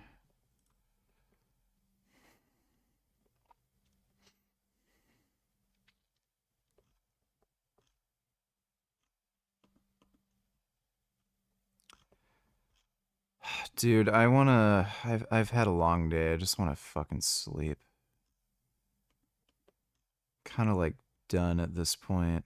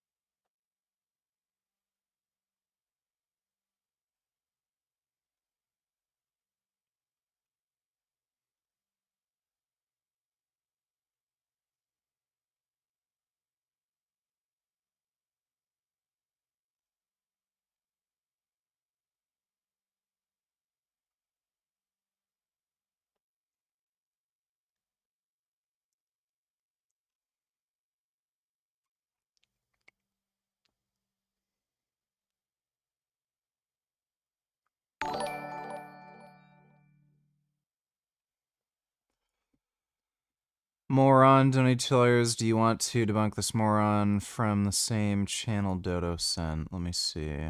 Today I'm chatting with Louis Ballard, who is farm and Artificial meat is harder than artificial intelligence. I can pretty much guarantee you it was not, or is not. Yeah, factory farming's efficient. What is this? It was a mistake making this about diet. And I happen to have been vegetarian. I grew up a Hindu, and so I've like never eaten meat. And then I just stayed a vegetarian after I was no longer a Hindu. But then I started prepping to interview you, and I'm like, fuck, this might. Right. I think it's great when folks want to make a personal diet decision, whether that is. Oh, he's Australian. Yeah, okay, well, that invalidates anything he says. I don't care. I'm dead serious. No, Australian, go fuck yourself, you're a retard. Every time. Every fucking time. One of these, like, anti-fucking, like, vegan retards who are like, we need farming, Every time they're Australian and they're fucking retarded. Whatever. He's Australian. Everything he says is invalid. Thanks for the donation, though, moron. I cannot be fucked. I am not wasting my fucking time. Yeah, if you're Australian, you're dumb. Everything you say is dumb. There's no reason for me to listen to you. You're watching The Legal Breakdown. Glenn, we've got some consequential developments here in one of the most watched cases in the entire country. Can you explain what that update was? Yeah, Brian, there's a lot going on in the Abrego Garcia case. So it was just 48 hours ago that Abrego Garcia walked out of a Tennessee prison a free man after he and his lawyers beat Donald Trump's DOJ lawyers when they tried to detain him in his criminal case in Tennessee. And he won that motion, and a judge ordered his release. So Abrego Garcia over the weekend traveled to Maryland. He went home. He was with his wife and his family. And Monday, what happened? Well, he went and checked in with ICE as he was required to do. And of course, they grabbed him and detained him again. And it looks like this detention may be unlawful. Why do I say that? Like, this is the... this is crazy. Stephania, shut your mouth, ho, you're Australian. I won't listen to you, you're a retard. Shut the fuck up and don't speak, dumb Australian cunt, is what your e-boy Richard is saying. Go back to sucking that cock that Michelle from China's pussy was hugging. That's great. Thanks for the donation, not CDG. Imagine being this guy, Abrego Garcia, and for no fucking reason, you have the President of the United States who controls ICE just on your ass arresting you over and over again for no fucking reason? Holy shit, this is crazy. Richard Spearsy, $20. Did you watch Christspiracy? No. Cowspiracy? Yes. Seaspiracy? No. Or What the Health? I've seen What the Health. Do you think they're good docs? What the Health was okay. Cowspiracy was okay. Christspiracy, I don't know. I don't know anything about Seaspiracy either. Kip Anderson's next Spiracy project is She-Spiracy is going to link feminism with animal rights. That's fucking stupid. Yeah, that's just fucking stupid. Thanks for the donation, Richard Spiracy. Well, we are already back in court on Monday, this time in Maryland, in front of Federal District Court Judge Seeney's. Again, our viewers may remember that it was Judge Seeney's that was the one who ordered the Trump administration to facilitate Abrego Garcia's release from the El Salvadoran prison that he had been unlawfully sent to and returned to the U.S.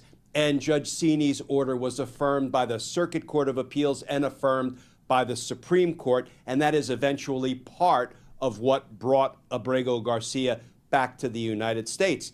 But then they trumped up this criminal case down in Tennessee, and for the time being, Abrego Garcia beat the DOJ on that one, but now they've grabbed him and put him back in deportation detention. Well, back in court today, and boy, we learned a whole lot about what the Trump administration has been doing in recent hours. For example, here is what they told Abrego Garcia's lawyers. They said, if Abrego Garcia pleads guilty to the federal criminal charges down in Tennessee, you know what we'll do for him?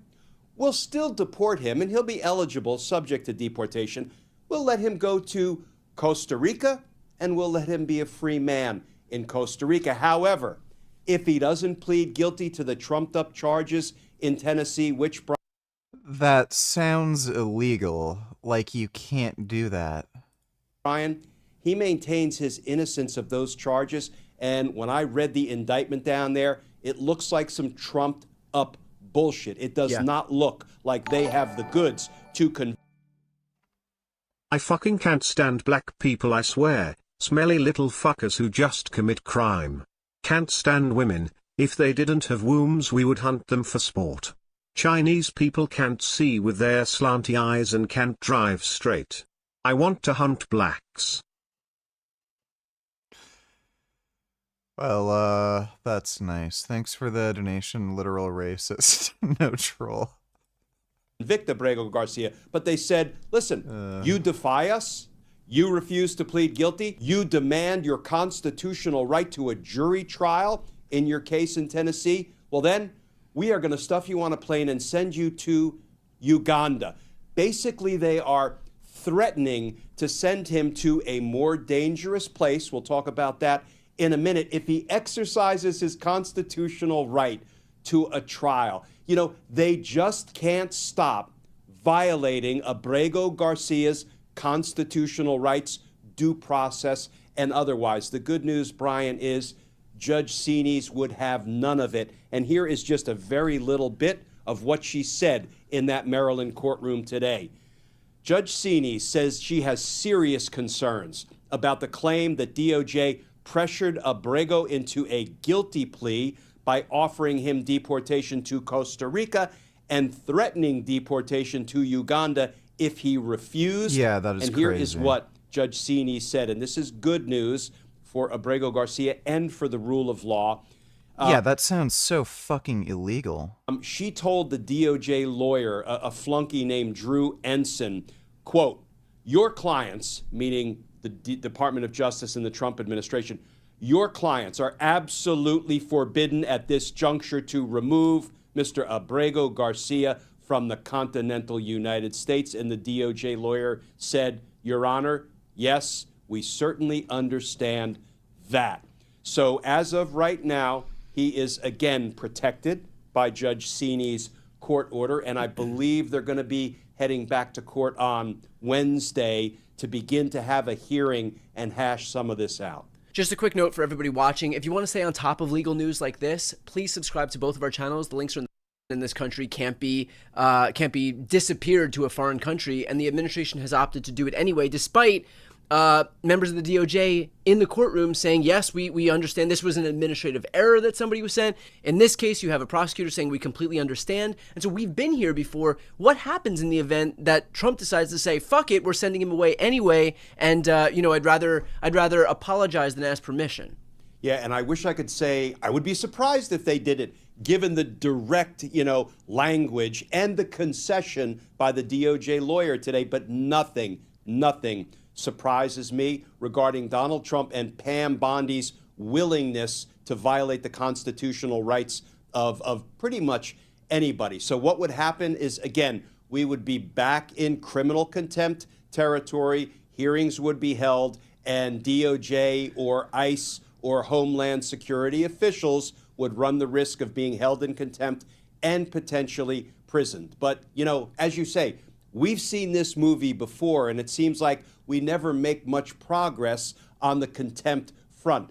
For any number of reasons, things begin to sort of backslide, or maybe an appeals court tells somebody like Chief Judge Jeb Boasberg, in D.C. Federal District Court when he tries to move forward with contempt proceedings against the Trump administration and Trump administration officials. A panel, two Trump-appointed judges say, no, we don't think you should move forward with contempt proceedings. So listen, Brian, we are in a dogfight. You know, the rule of law and the Constitution seems to hang by a thread every day, and the Trump administration is forever trying to cut that thread. And those of us who are actually loyal to the rule of law and the Constitution, who are still working within the system, are fighting to keep that thread intact and build it stronger. Glenn, we've spoken about the prospect of contempt, but always present with this threat of contempt is the... Are they ever going to give up on, like... I feel like they're going to try to just assassinate this guy at some point. Like, it's crazy. They just won't stop. This has been going on for how fucking long with Abrego Garcia? What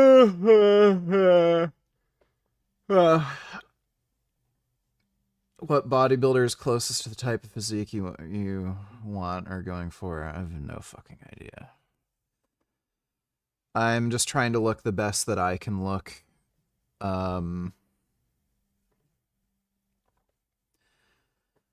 want, like, going on steroids. I wanted to look at least as muscular as Guts from Berserk, but I'm kind of aiming for Kazuya from Tekken 8, but I'm just trying to look the best I can look.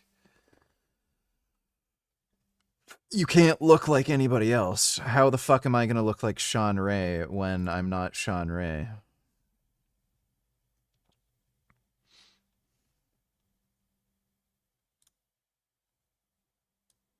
All right, to ask you this, you and I talk so much about, moral equivalency in this war. It's pain on top of pain. And, Okay, gay. More gay.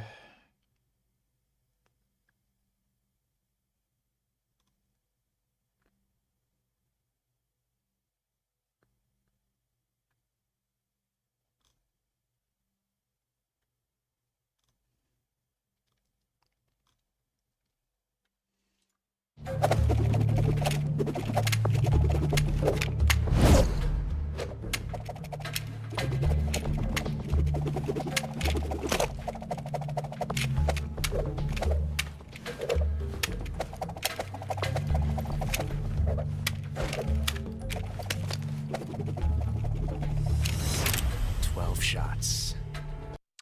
Looking forward to MGS3. Looks like it's gonna be good. Quite good.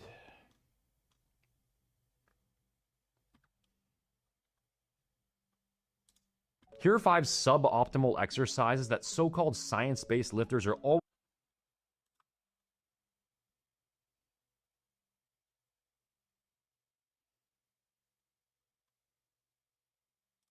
So there are a lot of valid arguments for sticking to the natural route as a lifter, but in this video we're not going to talk about the usual stuff like the physical health risks or whether it's morally superior to be drug-free versus enhanced. Those are separate discussions, and honestly I really don't give a crap what people choose to do with their own lives in this area, as long as they aren't using it to mislead people by running 5 different compounds and then claiming the gains were from the Test Booster 5000 supplement they're affiliated with. If bodybuilding is your genuine passion, or maybe you compete and make a living from your physique, then obviously do whatever the hell you want. This is meant for the average recreational lifter looking to build a solid...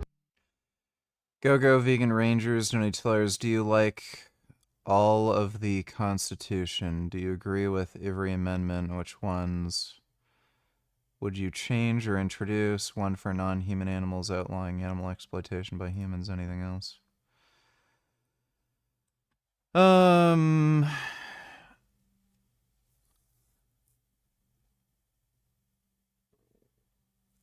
Yeah, it's really the only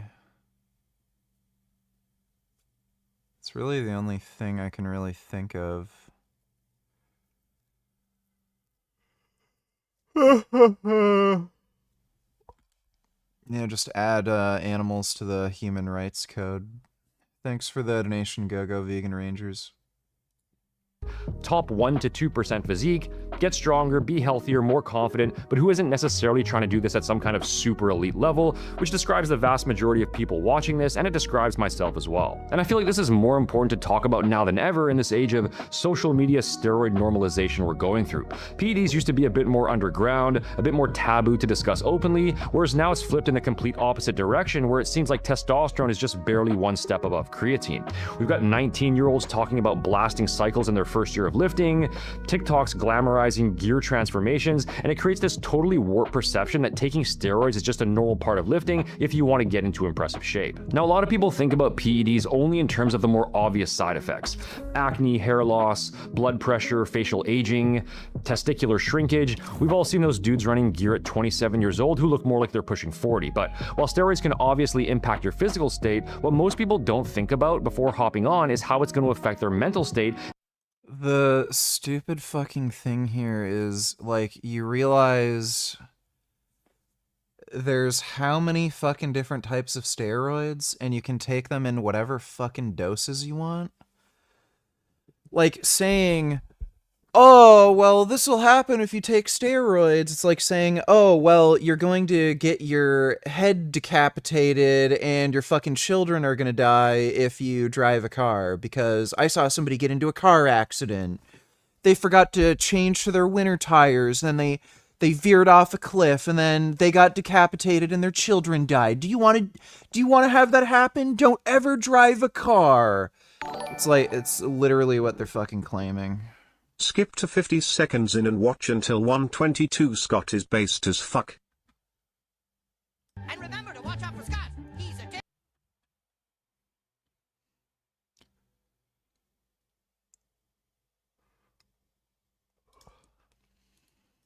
Have your head smashed in with my new hammer.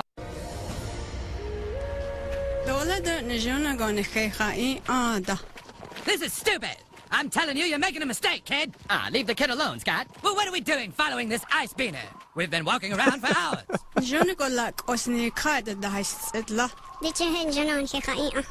Don't worry. If there's one thing Eskimos are good at, it's finding things. Eskimos are good for nothing. I paid one to give me a blowjob once. All she did was rub her nose against my penis for 45 seconds and asked me to pay her. Goddamn polar gooks. Stop being a dick, Scott! Oh, that's good. Thanks for the donation, literal racist no troll. If you drive, you will go 100 miles per hour on the city streets. It's so dangerous. Yeah, it's just fucking ridiculous. It's like, if they always pull up examples of people who are doing steroids in the dumbest fucking way imaginable, and then they're like, this is what happens when you use steroids. You know, if you drive a car, you have to go 100 miles per hour in a fucking 30, you know, like, it's stupid. And how they might end up down a slippery slope they didn't even realize they were signing up for. Now, full disclosure, as a lifetime natural, organic, free-range, grass-fed lifter, I can't speak directly about PEDs from experience. Okay, I'm not saying these things will affect everyone in the same way. I'm sure there are plenty of dudes out there who take steroids, love it, and have no regrets whatsoever. But from what I've seen, there are just as many who definitely don't feel that way, so this is based on the many interactions I've had in 20 plus years of lifting. It's because they're fucking dumb. So, like, dumbasses who don't know how these drugs work and they listen to their, like, stupid gym buddy who's like, oh, go on 500 milligrams of test and do Decabro your first cycle. Yeah, they're gonna get horrible acne, gyno, feel like shit, and then, you know, they have a bad experience.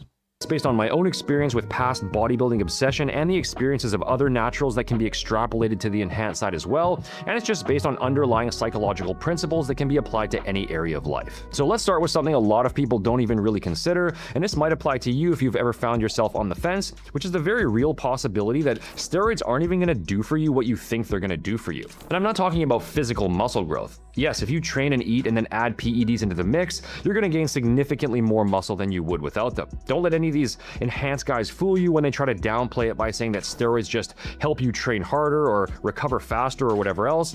No, steroids are literally a direct stimulus for hypertrophy in and of themselves, even in the absence of training. This has been shown in the research, and anyone who's been in the lifting game long enough has seen more than enough dudes in the gym who blow up in a matter of months once they hop on. It's no different from how the rise in testosterone during puberty results in greater muscle mass, or how someone with chronically low testosterone who gets on TRT gains muscle as well. Steroids obviously work. What I mean is that there's a very real chance that dude had a really bad hernia. Gaining all that extra muscle won't even improve your life in the way that you might imagine.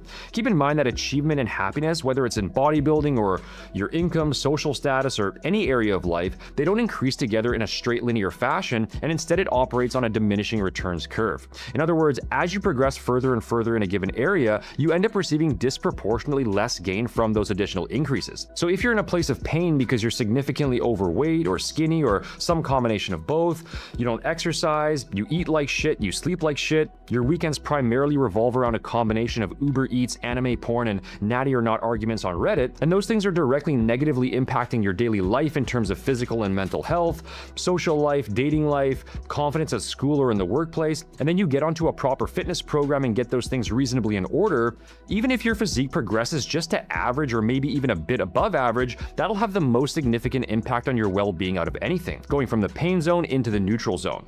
Then as you progress further to a level where you've put on more muscle, maybe you've gotten leaner as well, and now your physique is what would be considered fairly impressive compared to the general population. You're stronger now, even more confident. That also has some positive impact on your overall life prospects in general. Dude, I didn't even know this until like going on steroids myself. The way it improves your sense of like well-being. Like, I just feel so fucking good all the time. Like, it's like I was missing things that I see now that I can just fucking appreciate. Like, man, just having a bed to come home to, like, and sleep in rather than, like, I just appreciate things more, you know? Like, I have a bed. Like, I can be indoors and not have to, like, freeze or get rained on or, like, be too hot. Like, just very basic things I feel like I appreciate more. Like, when I go outside, it's like, oh, man, so nice and sunny and the grass is pretty. You know, I was just sitting outside eating rice cakes because I can't eat rice cakes indoors or else my cat will fucking attack me and try to eat my rice cakes. And I was just sitting, looking at, like, the bumblebees, getting pollen out of some flowers. And it's just so good. I'm like, bees are nice. So, like, Sean doesn't really, like, he's never done steroids, so he can't, you know, he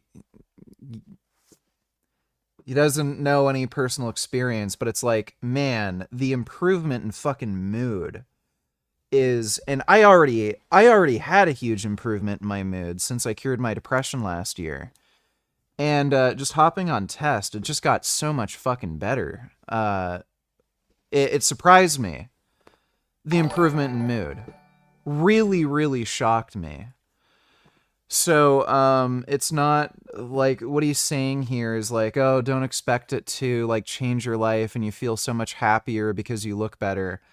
You just feel happier. It has nothing to do with you looking better. Like, it just, like, everyone has a different experience taking these things. Like, maybe the way my brain works or whatever, like, I'd benefit more mentally than somebody else. But, like, I just feel happier from being on steroids, regardless of, like, the change in my physical appearance. Exalted Vegan donated $2. Which relief would you choose when you go to hell? A 100 trillion year vacation in heaven before returning to eternal suffering, or a magic spoon you can use to dig out of the hole and slowly carve out a better permanent existence in hell and make it more bearable? The spoon. Thanks for the donation, Exalted Vegan. That'll give you another boost, but probably not as significant as the previous one. And then as you continue down that road, you make even more gains, you get even stronger, even leaner. It just keeps on operating on this diminishing returns principle to where eventually you just kind of get used to it. By the way, you could make the same argument with natty lifting. This is the reason, like, this is one of the main reasons why I chose to go on gear. You get massive diminishing returns. Like, I got up to a 410-pound bench, way bigger and stronger than I was, you know, even compared to, like, a couple years ago. And the amount of weight and stress and shit from the training, and not having any additional hormonal support to help with like healing in between sessions, it's so fucking stressful, and pushing those adaptations further and further, the amount of additional work required and the injury risk and the stress on your fucking body, and to make like a little teeny amount of fucking progress, it's like, what the fuck am I doing? Like, why bother when I have, you know, these drugs here that I know how to use safely at this point, where I can just massively accelerate progress, reduce my injury risk, feel better, have more energy. So you could also make that same argument when it comes to natty lifting, where you end up having such massive diminishing returns for the kind of time investment and risk. Why not just go on gear? The novelty wears off, and unless you're being financially compensated for it in some way because you're a fitness coach or influencer, or maybe you're doing a little bit of G for P on steroids are extremely fucking cheap. Like, if we're just talking testosterone, like what, $50 a month? Super fucking cheap. Ridiculously inexpensive. If you're adding growth hormone in the mix, that changes things a little bit, but even then, like in modern times, we're not talking about the 90s when this was like fucking new and being used to treat AIDS patients. Modern times, you can get growth hormone and it's fairly inexpensive. So for a performance enhancing dose, you're talking about like $300 a month. Like a very mild performance enhancing dose. A more moderate performance enhancing dose, that might be $400 or $500 a month, but again, like it just kind of depends, you know, what it's worth to you. the side. Economy's rough, I'm not judging, but aside from that, it doesn't have very much, if any, direct utility. And as why do some people get gyno from tests? They're either taking too much or they aromatize a lot. Is it genetic? Partially. Do you take aromatase inhibitors? No.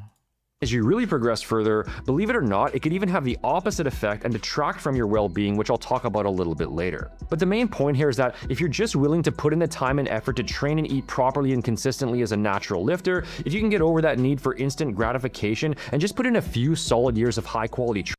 So, again, steroids don't really give you instant gratification, and the amount of, if you want to do things safely and effectively, you're not really going to get instant gratification.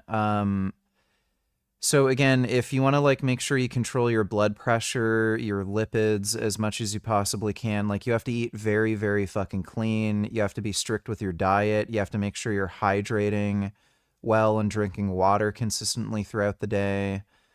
You might also have to like keep track of your blood pressure and take ancillary medications depending on like what doses you're on and how you're reacting.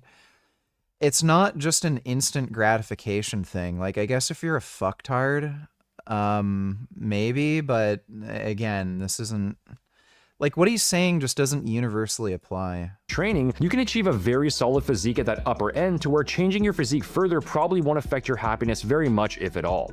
You'll already be getting all the physical and mental health benefits of consistent exercise and good nutrition. You'll have levels of muscle mass and strength probably in the top 1 to 2% of the general population. Same goes for body fat levels as well if you're wanting to stay a bit leaner. And in terms of attractiveness/dating, you'll basically be maxed out there as well, since the truth is that the vast majority of women don't care nearly as much about your physique as you might think, beyond you just being in decent athletic shape. Yeah, you say that. That's why Brad Pitt. Yeah, that's why everybody talks about Brad Pitt in Troy or, you know, Fight Club. Sure, because women don't really care about, like, having a ripped six-pack. That's why they always, like, fucking wet their panties over Brad Pitt. And in fact, the majority actually find additional muscle and leanness less attractive beyond a certain point. There's a fine line for most women between damn he looks good and damn he looks dehydrated and slightly alarming. But unfortunately, it's really easy to lose sight of all this when you're so absorbed in fitness content every day and you're constantly looking at the most top-tier enhanced physiques on the planet. But if you can just take your physique up to, let's say, 80% plus of its natural potential, which again is doable within a few years, you'll be doing very well for yourself. Now, obviously, the desire to progress further in a given area that you're serious about is totally normal. Okay, I'm not saying that just because happiness might be maxed out at a certain level of achievement that you shouldn't strive for more. I have areas of my own life where I know that going further isn't realistically going to change my day-to-day life, but I still do it anyway because it provides a sense of purpose and meaning, and it's just fun in general, and you've got to do something with your time before you die, but you do have to weigh it out against the cost involved. And if we're talking specifically about bodybuilding, then up to a certain point, the only way to achieve significantly more physique-wise is to go down the PED route. Yes, you can continue making gains as a natural for a very long time, but the returns will get quite small once you pass roughly the 5-year mark of consistent proper lifting. But still, you've got to ask yourself, is it really worth it to start injecting yourself every week, altering your physiology in such a significant way, dealing with the potential side effects and everything else that comes along with it, just to add some more muscle to your frame that... Dude, the hair thing is so fucking gay. So first of all, vast majority of men, like we're talking like 99 fucking percent of dudes at some point in their lives are gonna go fucking bald. Like you're gonna lose enough hair where it's like, why in the fuck don't you just like shave it all off? You know, like Trump, the comb over thing. You're gonna lose your fucking hair anyway. 99% of fucking dudes. Secondly, like really, so there's like cognitive benefits to steroids. Like I've talked about them.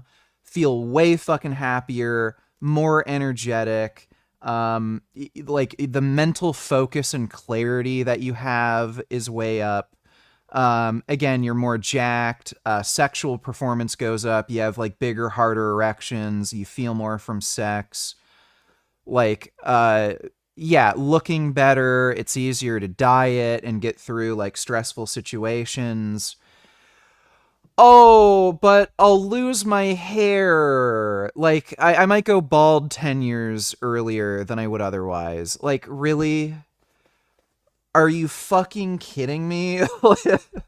Like, baldness that's gonna affect you anyway, and like half the fucking men in your age group, chances are fucking bald anyway. Like, by the time you're 30, like, dude, half the fucking, like half of men are already, like, either bald or balding or going bald. And then you're like, yeah, I don't want to be happier and have more energy and be more productive and, like, look better and have a sicker physique and be stronger. I'll lose my hair. Like, fucking give me a break. The acne thing's a bit of a different story, but again, there's a lot of things that affect acne. Like, okay, drinking milk can give you acne. Just because you take steroids doesn't mean you're gonna get fucking acne. Might be cool for a while, but that ultimately may not make much difference to your life anyway. There's absolutely no evidence whatsoever that steroids increase cancer risk. And shrunken balls, okay, like, who gives a fuck? And you're already in great shape to begin with. The next factor to consider is that even if gaining more muscle beyond your maxed out natty physique genuinely did bring you more joy and satisfaction, it's only going to be temporary. Dude, that's like another insanely stupid one. Yeah, but if you take steroids, your testicles might shrink. Has anybody ever tried fucking a girl with their balls? Do you ever ask a dude to like stick his nuts in your vagina? They're just dangling there. Who fucking cares? Anyway, because no matter what level of achievement you reach, your brain will always adjust to it and bring you back to baseline, and this is known as the principle of hedonic adaptation. You'll experience a short-term burst of pleasure when you unlock that new goal, but inevitably you're just going to adapt to that level. Again, that's not, so he's not really aware of the kind of mental health and cognitive benefits of steroids. One of the, I think the first use of testosterone medically was to treat depression. And in human research, they've tested with doses up to 600 milligrams of testosterone per week for treatment of depression or mental health. And there's a linear curve where the higher the dose of testosterone, the better the report of mental well-being. And it could be the case that there's a higher upper limit than 600 milligrams per day. But again, most people, the higher their testosterone dose, the better they feel. So that's outside of like, oh, I'm getting jacked and you get a high from like, building more muscle. Like it's a direct effect of testosterone on your mental health and like, perception of well-being. Testosterone, it aromatizes and it can increase estrogen in your brain and it can affect dopaminergic response. So it actually does something in your brain that triggers greater sense of well-being. And probably more quickly than you'd even expect. It'll stop bringing you satisfaction. You'll start comparing yourself to the people at the next level above you to where your current position doesn't seem all that great anymore, or even just straight up feels inadequate. And the only way to get that next hit is going to be to progress further and climb up to that next level. That's the way our brains evolve because it's what motivates us to continue striving. And again, this applies to all areas of life, whether it's fitness or money or progressing at a given skill set, even something as simple as playing a video game. I'm sure most of you can relate to that. You put in all this time and effort to level up your character, thinking that once you get the best weapons and superpowers and whatever else, that it's just going to feel so satisfying. But once you finally get there and realize that all you really have now is a fancier cape and a sword that shoots green fireballs, it gets boring very fast and you're just staring at the screen wondering what to do next. And there's nothing inherently wrong with that as long as you're consciously aware of it and you go about it in a healthy way. Just the process of progressing further at something is enjoyable in and of itself, but the big problem when it comes...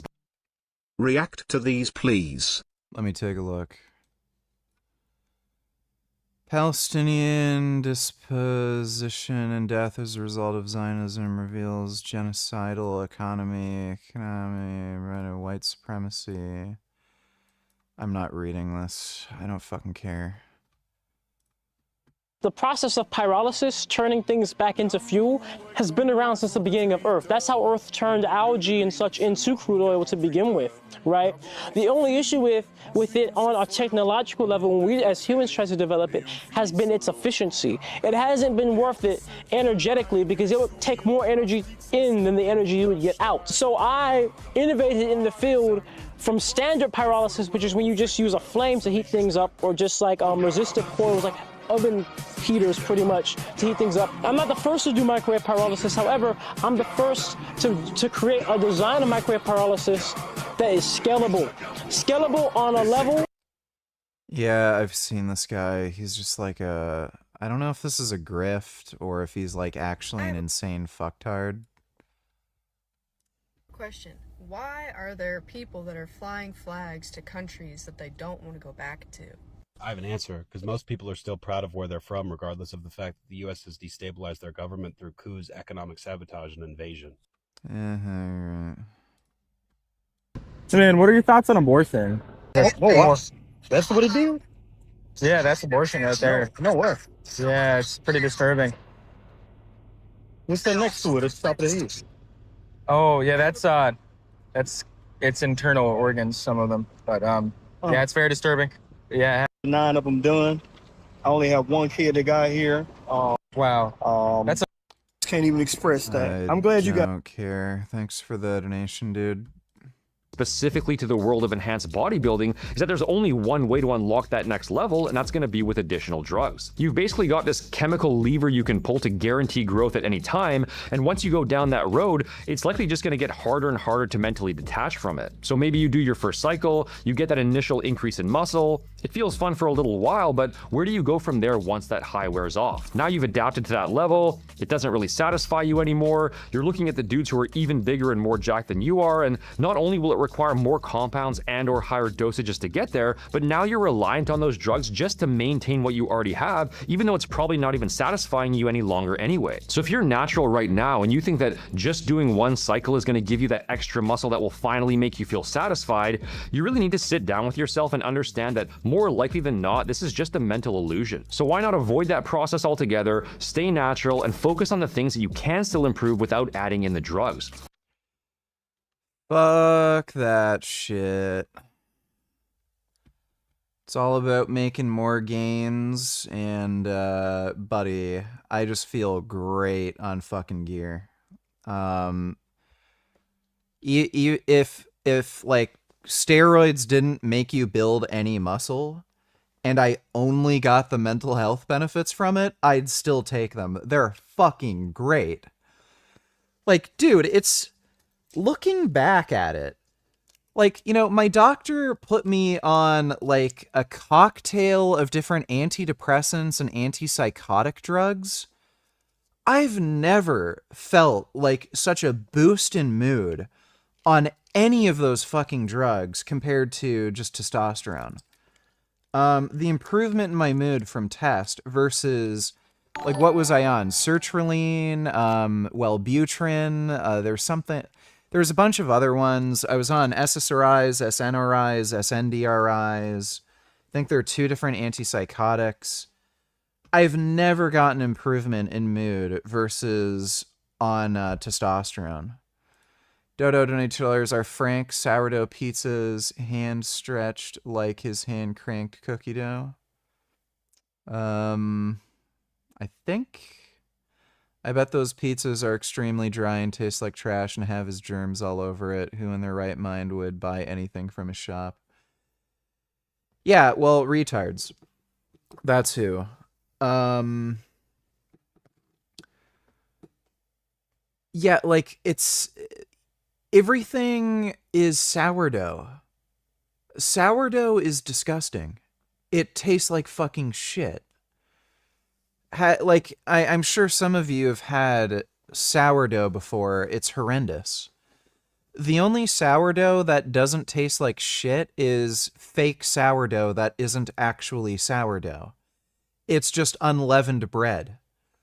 So everything he's selling is going to taste like fucking trash. Like, imagine that gross, like, sour, acidy tasting taste from sourdough, but in a pizza. Like, what kind of fucking idiot would make sourdough pizza? So, yeah. And Frank is disgusting. Like, he's just a gross idiot. Like, you'd have to be a fucking moron to buy anything from Frank.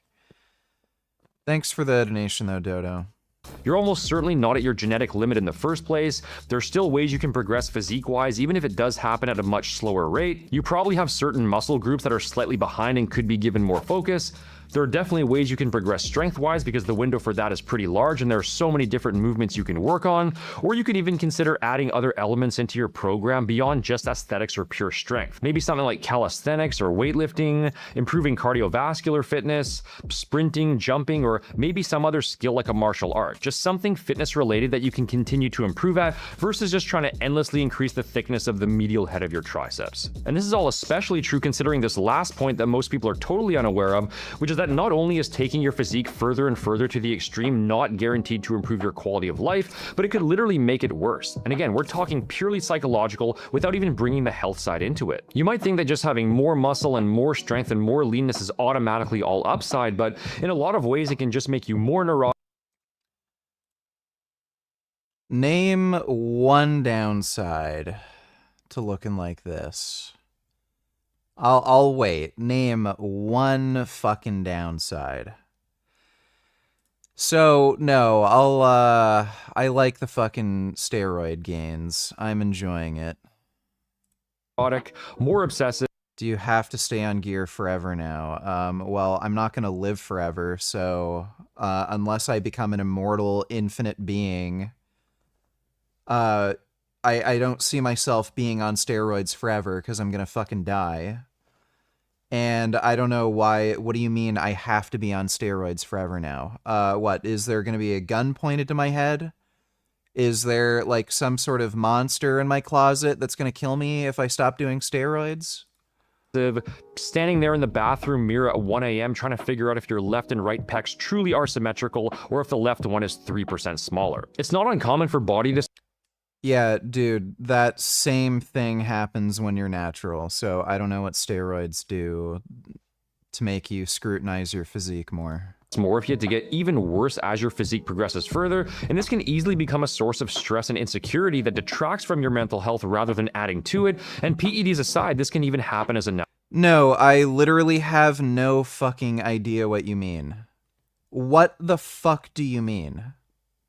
Natural lifter. I mean, speaking from my own experience back during the first probably 8 to 10 years or so of training when I took bodybuilding really seriously, and it was basically an all-consuming passion for me, I was definitely bigger and quite a bit stronger than I am now, but I can say for sure that while the process of striving for those higher goals was enjoyable at the time, I mean, for the rest of your life... I still don't understand what you mean. Like, what would force me to be on steroids for the rest of my life? Is there a monster hiding in my closet that's going to kill me when I'm sleeping if I don't do steroids? Like, I can come off or I can do whatever fucking drugs I want at any point in time. If I want to get addicted to fucking heroin or crystal meth, I can do that. And I could stop doing those drugs if I want. Same with fucking steroids, same with anything. Like, guess what? I don't drink alcohol.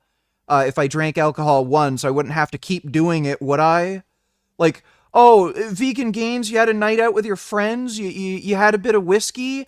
Are you gonna have to keep doing that? Like, what kind of fucking question is that? I wouldn't say that I was objectively happier, and in many ways I was worse off because of that added stress of being totally consumed by, you know, every 1/8 of an inch on my arms, or every 0.5% of body fat, or 2.5 extra pounds on the bar, having to eat so much food to maintain my weight, revolving my life around my training and diet to such a huge degree, much less flexible social life, higher levels of comparison anxiety with other guys at the gym and online.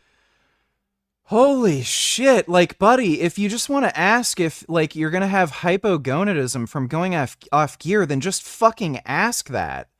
Holy shit. Does everything somebody asks me have to be fucking cryptic and I have to, like, ask 10 different fucking questions to get to what you actually mean? If all you wanted me to answer was, do you have to stay on gear to avoid hypogonadism, then just fucking ask that. Like, yeah, like, it kind of depends. Like, some people can just stay on for very long durations of time, come off, and then after a few months, they're fine. So, rule of thumb is the longer you're on steroids and the more you take, the less likely your hormones are going to return to normal. But generally speaking, yeah, people are able to get back to normal hormone levels after coming off. But why would you ever come off? There's no point. Whereas now, I still train hard, I still take the gym seriously, but not to that same degree. I'm not excessively wrapped up in my physique aesthetics, my focus is diffused onto other areas of life. I have more lifestyle freedom because I'm not counting every single calorie or feeling like my world is going to implode if I miss a workout. I'm actually more confident now than I've ever been despite being physically smaller, so just keep in mind that more muscle or less body fat doesn't automatically equal a better quality of life. There are always trade-offs involved with anything you do, and don't think that having this super jacked physique is just going to have you walking around feeling permanently amazing, because not only is it possible that it won't make you happier at all, but it could even have the opposite effect, and this is there's a reason why so many dudes, once they hop on gear, they never stop. And it's not just because, like, the amount of people who look like shit, honestly, when they're on steroids is staggering. Like, I'm sure you've all seen people who have, like, even horrible side effects. Like, they end up getting crazy fucking back acne they haven't even gained any muscle and they look like crap, and then you're like, why in the fuck are they still on? It's because of the mental benefits they're experiencing. They just feel so much fucking better. They're willing to tolerate shit like acne and not even making any more fucking gains. So, like, when he's saying this, that, oh, you're not going to be happier on steroids, like, there's a reason why people stay on them, even when they don't get much, like, actual aesthetic benefits from them, where they barely gain any muscle, and then they end up getting horrible fucking acne all over the place. It's because they just make you feel that fucking good. So, yeah, the mental health benefits are beyond just, oh, I look better, I have more muscle. It's like an actual direct, like, I don't know, chemical or neurotransmitter effect in your brain. It's all going to be amplified further when it's hinging on the use of drugs. So I hope this was helpful, and if you are committed to building muscle naturally and want to maximize your gains in a healthy, sustainable way, make sure to check out my new TrainWise app. This condenses my 20+ years of lifting and coaching experience.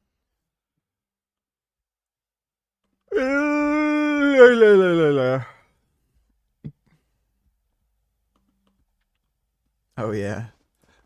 Mayoral frontrunner Zoran Mamdani bench pressed 135 pounds bench pressed during a New York's men's. I don't even think it was 135. I'm pretty confident it was only 95 pounds. Day event. Let's take a look, shall we? Ooh, this was cringy when I first saw it, but here we go.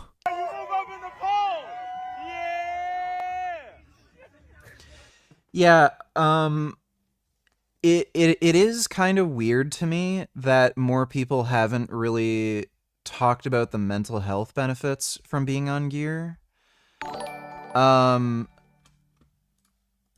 know a lot of people personally who went on TRT and actually talked about having huge mental health benefits. But I don't really see many people online talking about it. I don't know if it has something to do with, like, the interest of why they took gear, or maybe they've just been on it for so long they just don't notice it, or maybe they're just not, like, I don't know, maybe they just haven't really been, they've never had mental health issues before, where, like, I was severely depressed, so, like, I'm always hyper aware of, like, how I feel. Whereas they're just not really thinking about it. I have no idea, but that it's shocking how much of an improvement to the my mood I've had from going on. And I was doing really good. Like, for the last year, I cured my depression and I was feeling really good, and it was shocking how much more of an improvement it made.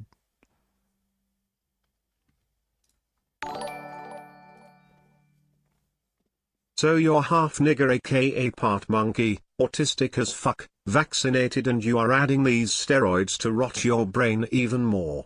Niggas, stay the fuck away from these chemicals because they frying your brain. You gonna end up like Schnitzel from Chowder. I think I'm gonna stay on. But thanks for the donation, Kid Boo. This is how you move up in the polls. This is how you move up in the polls. Yeah. All right. Form is not the worst yet.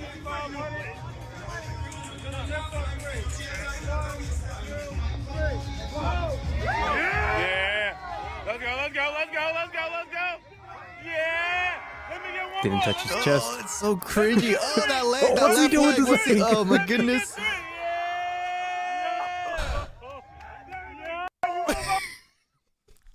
Oh, I'm so. What a weak fucking loser. Jeez. I'm not even like. I'm not even. Thought about the mental health benefits. I'm actually considering TRT if my T is low. Part of what made me ask. You know, unfortunately, there really should be more research on this. But I know, what was it? I think it was the Framingham study. They actually measured men's testosterone over the course of the study. And they came up with a range of like 250 to I think 1100 being the normal range, with 1100 being really high and like 250 being really low. But they found that the higher, like the men who were at the high end of the range, like around 1,000, they had the least health issues, and then the men at the low end of the range, they tended to be older and had the most health issues. But as you aged, they noticed the men with the higher test, had better health outcomes. So like, I really wish there was more research on this. Like maybe over time, especially with the popularity of these TRT clinics, like this stuff will come out. But again, testosterone comes with side effects, but assuming you can manage the side effects effectively, particularly high blood pressure, increased blood volume, there's a good chance like you can extend like not only life expectancy, but extend your health span. Or rather than being like some frail, weak old man who just sits in his couch, like you can just stay big and strong and fit and active into old age. So like all these, like a lot of people are walking around with like around 500 tests. It may be the case that like most people should just go on testosterone and be at like 1,000 or more. I don't know though. I'm not sure, but yeah, I fucking love being on testosterone. It's fucking great.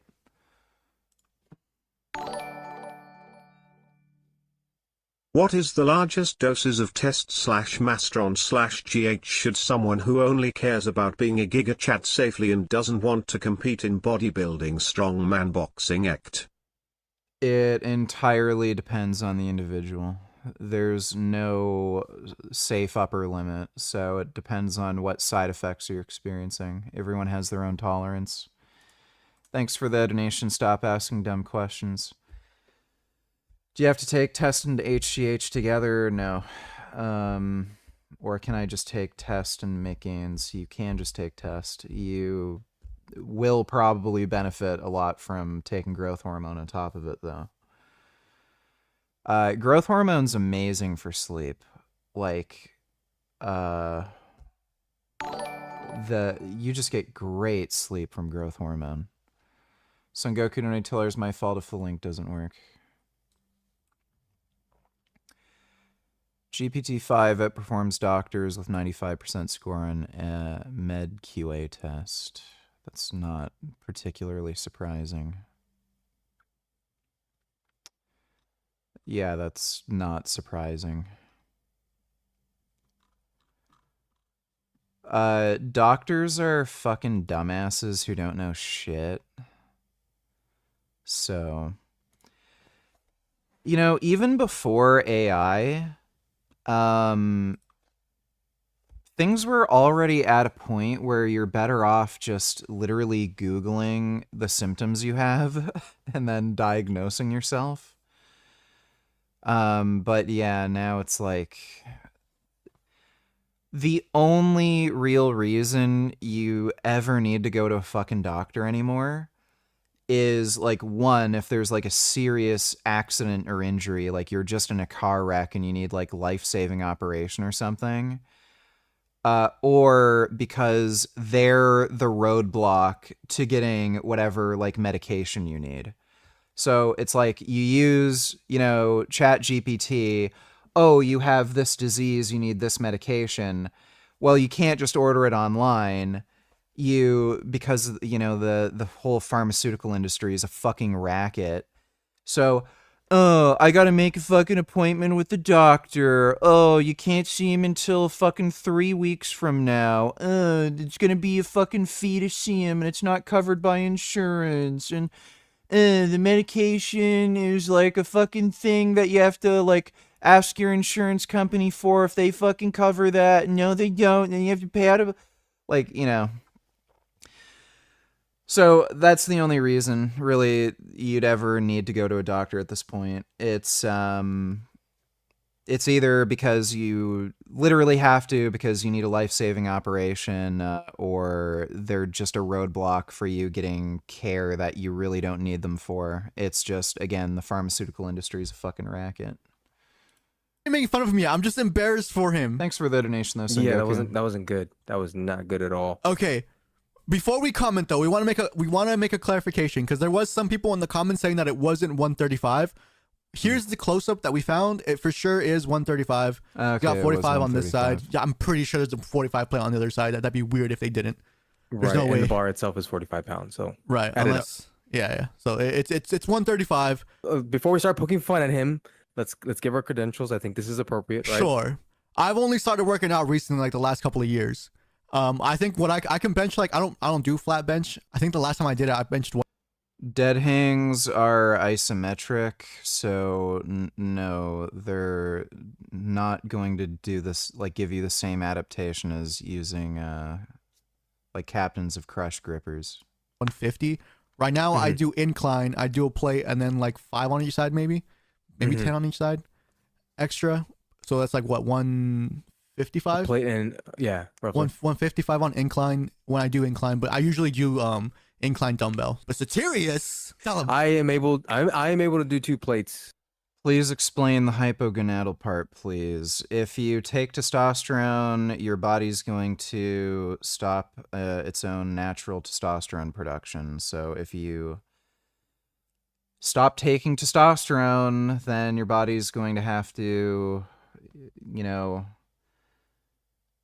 take some time to get going again. And if you've been on steroids for a very prolonged period of time and you're genetically susceptible, you might stay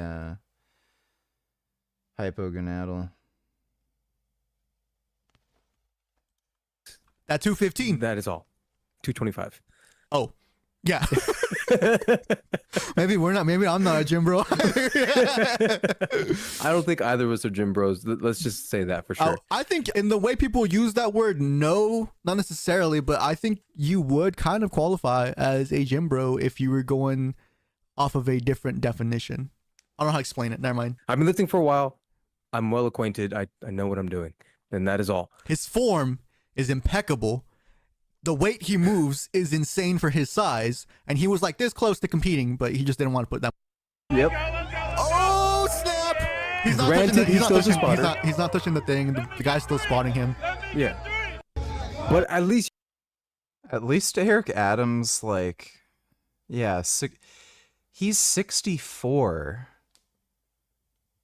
Like, and he's using better technique, and he's got a guy helping him way less. Like, dude, that is pathetic. You know, it's always the case that these fucking communist, like, whack jobs, they're always the biggest fucking weenie-ass bitch weak pussies. They always are, without fail. Like, you never see any fucking big, jacked, hard dude who's, you know, like, got the political views Zoran Mamdani has, where, let's make everybody free because money's evil and capitalism bad. You never see that. They're always these weak bitch little weenies. The guy's still spotting him. Yeah. But at least you could see that he's carrying most of the weight here. Right? Yeah, you can tell. Eric, you're still doing it wrong. the same guy? Yeah, that's pathetic. All right, well, it is late. Good news is, though, I do not have to train tomorrow. It's a rest day, so I'll probably do a early stream. We're gonna mostly do gaming or something. But hope you all had fun. Big thanks to everybody who donated on Streamlabs. Really appreciate it. And I should see you all tomorrow. Tomorrow. Or technically later today, because it's 1 a.m. Am I going to play the new Shinobi? Yeah, probably. Don't see why not. But thanks again, everybody. Sweet dreams. See you all tomorrow.